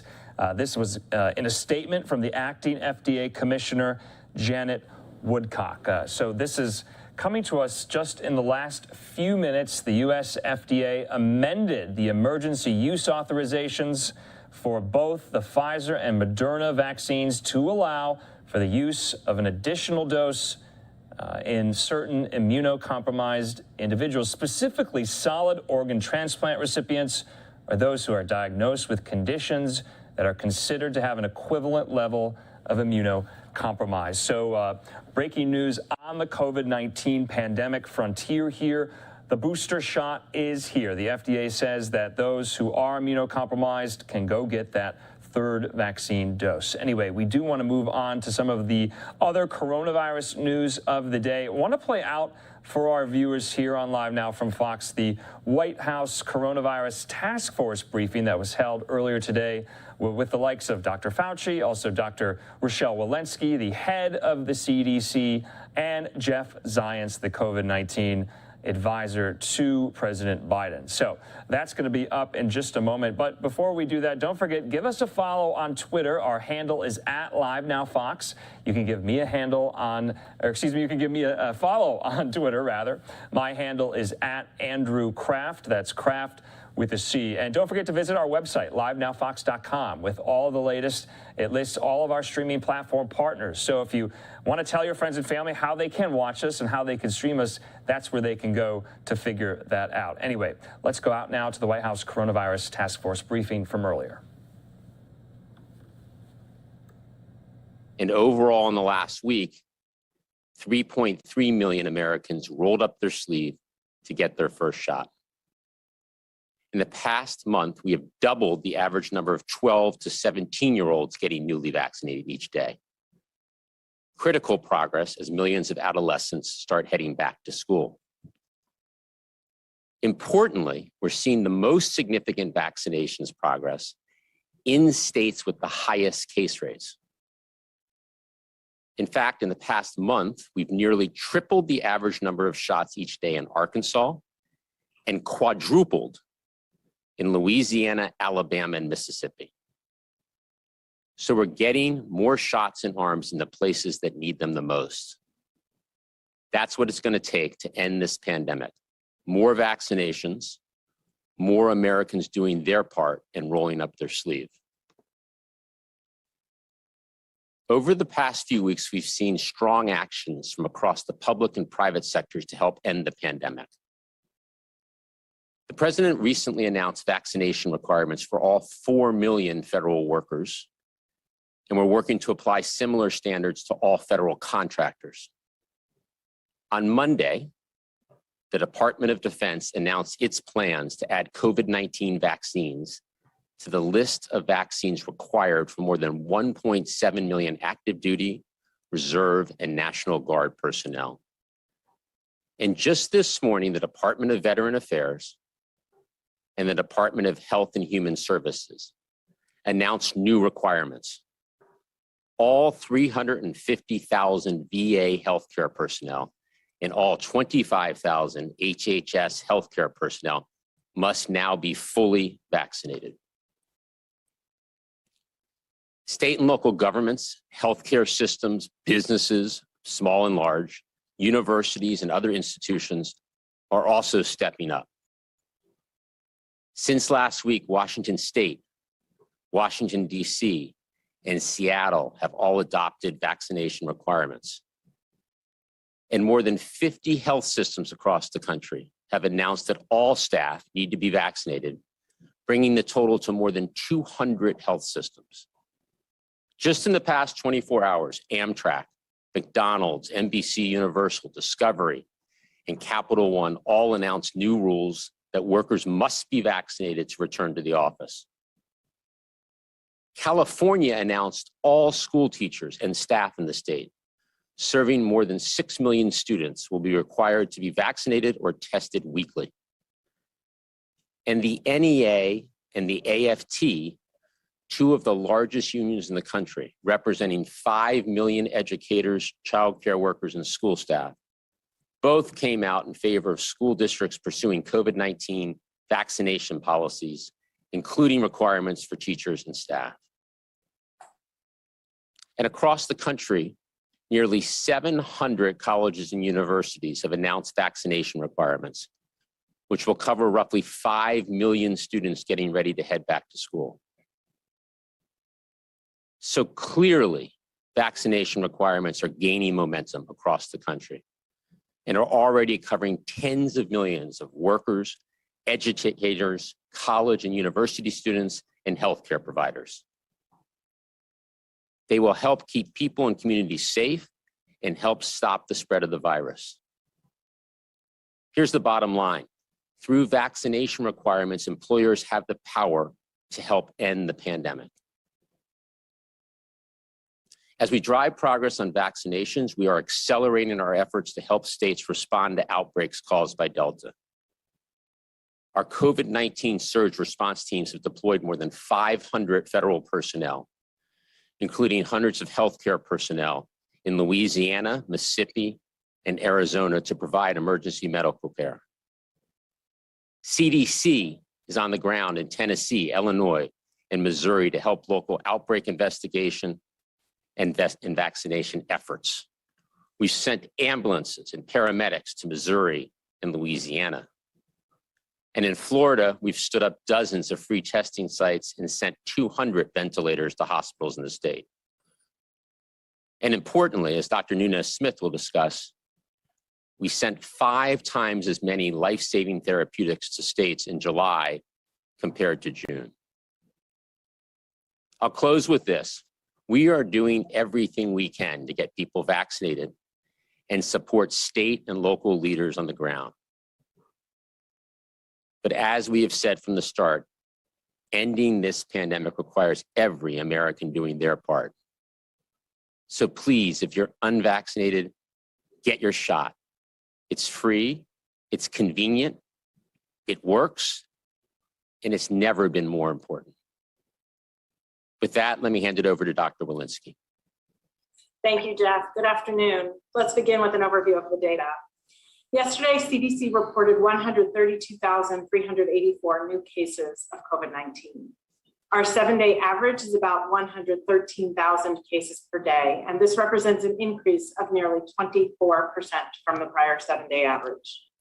The 7-day average of hospital admissions is at about 9,700 per day, an increase of about 31% from the prior 7-day period. And the 7-day average of daily deaths has also increased to 452 per day, an increase of 22% from the prior 7-day period. We continue to see cases, hospitalizations, and deaths increase across the country. And now over 90% of counties in the United States are experiencing substantial or high transmission. As we have been saying, by far, those at highest risk remain people who have not yet been vaccinated. This week, we are taking 2 important steps in encouraging and improving vaccine protection for Americans. First, for pregnant people who are at higher risk of severe illness from COVID-19, we are strengthening our guidance and recommending that all pregnant people or people thinking about becoming pregnant get vaccinated. We now have new data that reaffirm the safety of our vaccines for people who are pregnant, including those early in pregnancy and around the time of conception. These data build on previous evidence from 3 safety monitoring systems that did not find any safety concerns for pregnant people who were vaccinated late in pregnancy or for their babies. Now, these new data found no increase in the risk for miscarriage among people who received an mRNA COVID-19 vaccine before 20 weeks of pregnancy. Clinicians have seen the number of pregnant people infected with COVID-19 rise in the past several weeks. The increased circulation of the highly contagious Delta variant, the general low vaccine uptake among pregnant people, and the increased risk of severe illness and pregnancy complications related to COVID-19 infection among pregnant people make vaccination for this population more urgent than ever. Second, I want to take a moment to discuss what we are doing to help increase protection against COVID-19 for certain individuals who are moderately and severely immune compromised. As we've been saying for weeks, emerging data show that certain people who are immune compromised, such as people who have had organ transplant and some cancer patients, may not have had an adequate immune response to just 2 doses of the COVID vaccine. To be clear, this is a very small population. We estimate it to be less than 3% of adults. We've been working to identify how best to provide increased protection to these vulnerable people